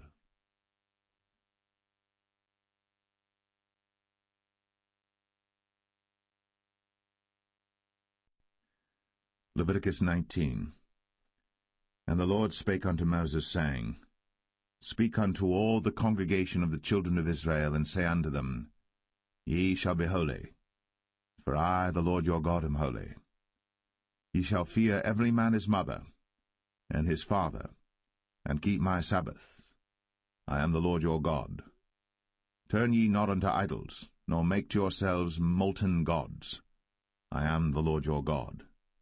And if ye offer a sacrifice of peace offerings unto the Lord, ye shall offer it at your own will.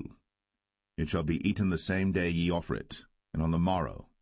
And if aught remain until the third day, it shall be burnt in the fire. And if it be eaten at all on the third day, it is abominable, it shall not be accepted. Therefore every one that eateth it shall bear his iniquity, because he hath profaned the hallowed thing of the Lord, and that so shall be cut off from among his people. And when ye reap the harvest of your land, thou shalt not wholly reap the corners of thy field, neither shalt thou gather the gleanings of thy harvest. And thou shalt not glean thy vineyard, neither shalt thou gather every grape of thy vineyard. Thou shalt leave them for the poor and stranger. I am the Lord your God. Ye shall not steal, neither deal falsely, neither lie one to another. And ye shall not swear by my name falsely, neither shalt thou profane the name of thy God. I am the Lord. Thou shalt not defraud thy neighbor, neither rob him. The wages of him that is hired shall not abide with thee all night until the morning. Thou shalt not curse the deaf, nor put a stumbling block before the blind, but shalt fear thy God. I am the Lord.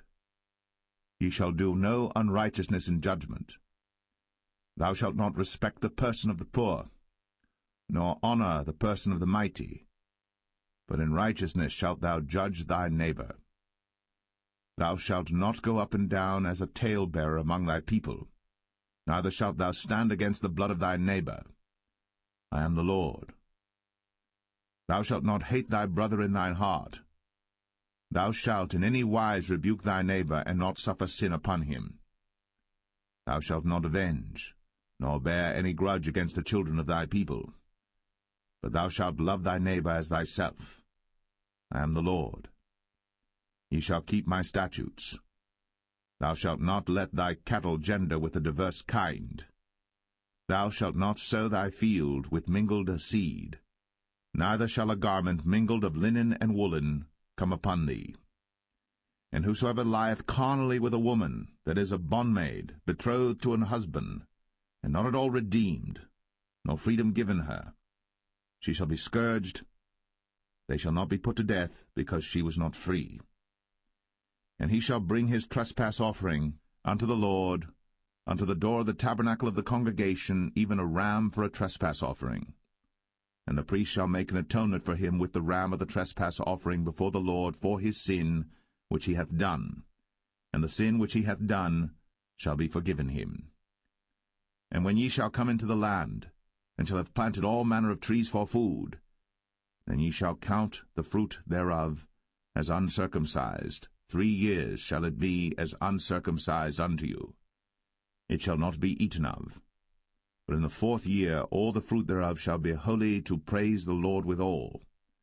And in the 5th year shall ye eat of the fruit thereof, that it may yield unto you the increase thereof. I am the Lord your God. Ye shall not eat anything with the blood, neither shall ye use enchantment, nor observe times. Ye shall not round the corners of your heads, neither shalt thou mar the corners of thy beard. Ye shall not make any cuttings in your flesh for the dead, nor print any marks upon you. I am the Lord. Do not prostitute thy daughter to cause her to be a whore, lest the land fall to whoredom, and the land become full of wickedness. Ye shall keep my Sabbaths, and reverence my sanctuary. I am the Lord. Regard not them that have familiar spirits, neither seek after wizards, to be defiled by them. I am the Lord your God. Thou shalt rise up before the hoary head, and honor the face of the old man, and fear thy God. I am the Lord. And if a stranger sojourn with thee in your land, ye shall not vex him. But the stranger that dwelleth with you shall be unto you as one born among you, and thou shalt love him as thyself. For ye were strangers in the land of Egypt. I am the Lord your God. Ye shall do no unrighteousness in judgment, and meat yard in weight or in measure. Just balances, just weights, a just ephah, and a just hin shall ye have. I am the Lord your God, which brought you out of the land of Egypt. Therefore shall ye observe all my statutes, and all my judgments, and do them. I am the Lord.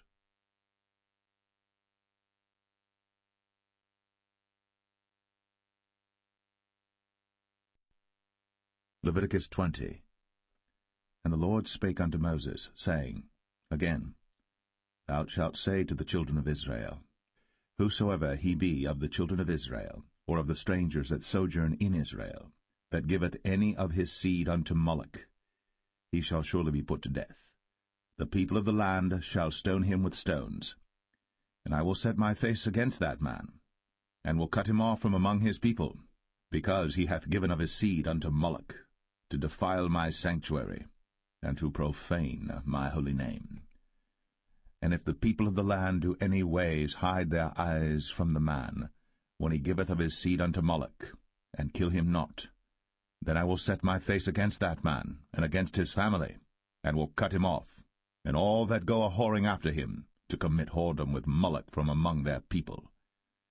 And the soul that turneth after such as have familiar spirits, and after wizards, to go a-whoring after them, I will even set my face against that soul, and will cut him off from among his people. Sanctify yourselves, therefore, and be ye holy, for I am the Lord your God. And ye shall keep my statutes, and do them. I am the Lord which sanctify you. For every one that curseth his father or his mother shall be surely put to death. He hath cursed his father or his mother, his blood shall be upon him. And the man that committeth adultery with another man's wife, even he that committeth adultery with his neighbour's wife, the adulterer and the adulteress, shall surely be put to death. And the man that lieth with his father's wife hath uncovered his father's nakedness. Both of them shall surely be put to death. Their blood shall be upon them. And if a man lie with his daughter-in-law, both of them shall surely be put to death. They have wrought confusion. Their blood shall be upon them.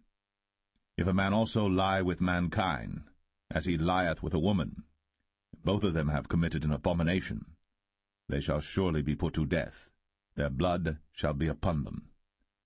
And if a man take a wife and her mother, it is wickedness. They shall be burnt with fire, both he and they, that there be no wickedness among you. And if a man lie with a beast, he shall surely be put to death, and ye shall slay the beast. And if a woman approach unto any beast, and lie down thereto, thou shalt kill the woman and the beast. They shall surely be put to death. Their blood shall be upon them. And if a man shall take his sister, his father's daughter, or his mother's daughter, and see her nakedness, and she see his nakedness, it is a wicked thing, when they shall be cut off in the sight of their people. He hath uncovered his sister's nakedness, he shall bear his iniquity.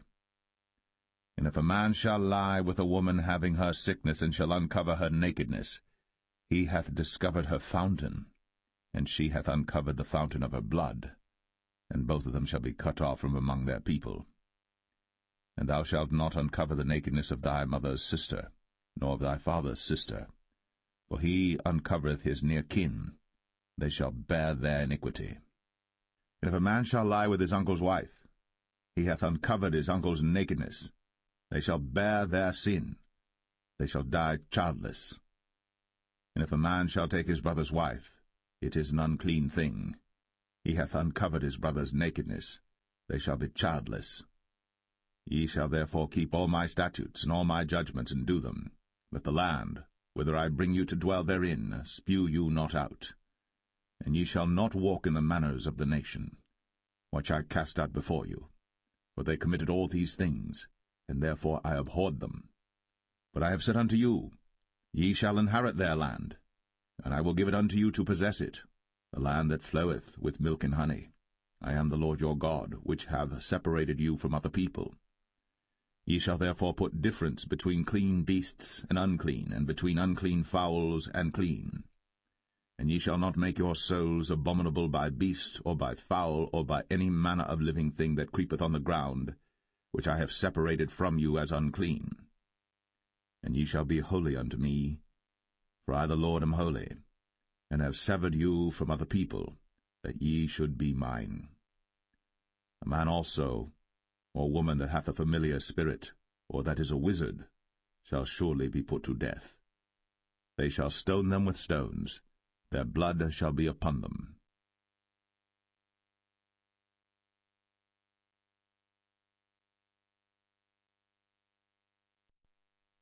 Leviticus 21. And the Lord said unto Moses, Speak unto the priests, the sons of Aaron, and say unto them, There shall none be defiled for the dead among his people. But for his kin that is near unto him, that is, for his mother, and for his father, and for his son, and for his daughter, and for his brother, and for his sister a virgin, that is nigh unto him, which hath had no husband, for her may he be defiled. But he shall not defile himself, being a chief man among his people, to profane himself. They shall not make baldness upon their head, neither shall they shave off the corner of their beard, nor make any cuttings in their flesh. They shall be holy unto their God, and not profane the name of their God, for the offerings of the Lord made by fire, and the bread of their God, they do offer, therefore they shall be holy. They shall not take a wife that is a whore, or profane, neither shall they take a woman put away from her husband, for he is holy unto his God. Thou shalt sanctify him therefore, for he offereth the bread of thy God. He shall be holy unto thee. For I, the Lord, which sanctify you, am holy. And the daughter of any priest, if she profane herself by playing the whore, she profaneth her father. She shall be burnt with fire. And he that is the high priest among his brethren, upon whose head the anointing oil was poured, and that is consecrated to put on the garments, shall not uncover his head nor rend his clothes. Neither shall he go into any dead body, nor defile himself for his father, or for his mother. Neither shall he go out of the sanctuary, nor profane the sanctuary of his God. For the crown of the anointing oil of his God is upon him. I am the Lord. And he shall take a wife in her virginity, a widow, or a divorced woman, or profane, or an harlot. These shall he not take, but he shall take a virgin of his own people to wife. Neither shall he profane his seed among his people, for I the Lord do sanctify him. And the Lord spake unto Moses, saying, Speak unto Aaron, saying, Whosoever he be of thy seed in their generations that hath any blemish, let him not approach to offer the bread of his God. For whatsoever man he be that hath a blemish, he shall not approach, a blind man, or a lame, or he that hath a flat nose, or anything superfluous, or a man that is broken-footed, or broken-handed, or crooked-backed, or a dwarf, or that hath a blemish in his eye, or be scurvy, or scabbed, or hath his stones broken. No man that hath a blemish of the seed of Aaron the priest shall come nigh to offer the offerings of the Lord made by fire. He hath a blemish. He shall not come nigh to offer the bread of his God. He shall eat the bread of his God, both of the most holy and of the holy. Only he shall not go in unto the veil, nor come nigh unto the altar, because he hath a blemish, that he profane not my sanctuaries. For I the Lord do sanctify them. And Moses told it unto Aaron and to his sons, and unto all the children of Israel.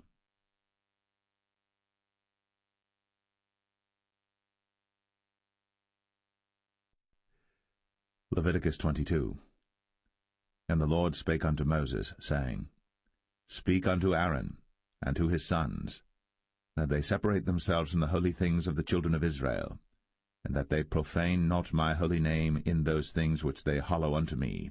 I am the Lord. Say unto them, Whosoever he be of all your seed among your generations, that goeth unto the holy things, which the children of Israel hallow unto the Lord, having his uncleanness upon him, that soul shall be cut off from my presence. I am the Lord. What man soever of the seed of Aaron is a leper, or hath a running issue, he shall not eat of the holy things until he be clean. And whoso toucheth anything that is unclean by the dead, or a man whose seed goeth from him, or whosoever toucheth any creeping thing, whereby he may be made unclean, or a man of whom he may take uncleanness, whatsoever uncleanness he hath, the soul which hath touched any such shall be unclean until even, and shall not eat of the holy things, unless he wash his flesh with water. And when the sun is down, he shall be clean, and shall afterward eat of the holy things, because it is his food. That which dieth of itself, or is torn with beasts, he shall not eat to defile himself therewith. I am the Lord. They shall therefore keep mine ordinance, lest they bear sin for it, and die therefore, if they profane it. I the Lord do sanctify them. There shall no stranger eat of the holy thing. A sojourner of the priest, or an hired servant, shall not eat of the holy thing. But if the priest buy any soul with his money, he shall eat of it. And he that is born in his house, they shall eat of his meat. If the priest's daughter also be married unto a stranger, she may not eat of an offering of the holy things. But if the priest's daughter be a widow, or divorced, and have no child, and is returned unto her father's house, as in her youth, she shall eat of her father's meat. But there shall no stranger eat thereof. And if a man eat of the holy thing unwittingly, then he shall put the fifth part thereof unto it, and shall give it unto the priest with the holy thing. And they shall not profane the holy things of the children of Israel, which they offer unto the Lord, or suffer them to bear the iniquity of trespass, when they eat their holy things. For I the Lord do sanctify them. And the Lord spake unto Moses, saying, Speak unto Aaron, and to his sons, and unto all the children of Israel, and say unto them, Whatsoever he be of the house of Israel, or of the strangers in Israel, that will offer his oblation for all his vows, and for all his freewill offerings, which they will offer unto the Lord for a burnt offering, ye shall offer at your own will a male without blemish, of the beeves, of the sheep, or of the goats. But whatsoever hath a blemish, that shall ye not offer, for it shall not be acceptable for you. And whosoever offereth a sacrifice of peace offerings unto the Lord to accomplish his vow, or a freewill offering in beeves or sheep, it shall be perfect to be accepted. There shall be no blemish therein. Blind, or broken, or maimed, or having a wen, or scurvy, or scabbed, ye shall not offer these unto the Lord, nor make an offering by fire of them upon the altar unto the Lord, either a bullock, or a lamb that hath anything superfluous or lacking in his parts, that mayest thou offer for a freewill offering, but for a vow it shall not be accepted.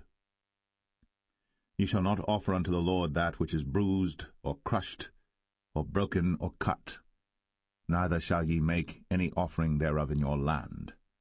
Neither from a stranger's hand shall ye offer the bread of your God of any of these, because their corruption is in them, and blemishes be in them. They shall not be accepted for you. And the Lord spake unto Moses, saying, When a bullock or a sheep or a goat is brought forth, then it shall be 7 days under the dam, and from the 8th day and thenceforth it shall be accepted for an offering made by fire unto the Lord. And whether it be cow or ewe, ye shall not kill it and her young both in 1 day. And when ye will offer a sacrifice of thanksgiving unto the Lord, offer it at your own will. On the same day it shall be eaten up. Ye shall leave none of it until the morrow. I am the Lord. Therefore shall ye keep my commandments, and do them. I am the Lord. Neither shall ye profane my holy name, but I will be hallowed among the children of Israel. I am the Lord which hallow you, that brought you out of the land of Egypt, to be your God.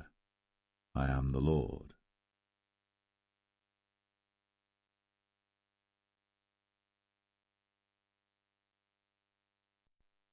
Leviticus 23. And the Lord spake unto Moses, saying, Speak unto the children of Israel, and say unto them, Concerning the feasts of the Lord, which ye shall proclaim to be holy convocations, even these are my feasts. 6 days shall work be done. But the 7th day is the Sabbath of rest,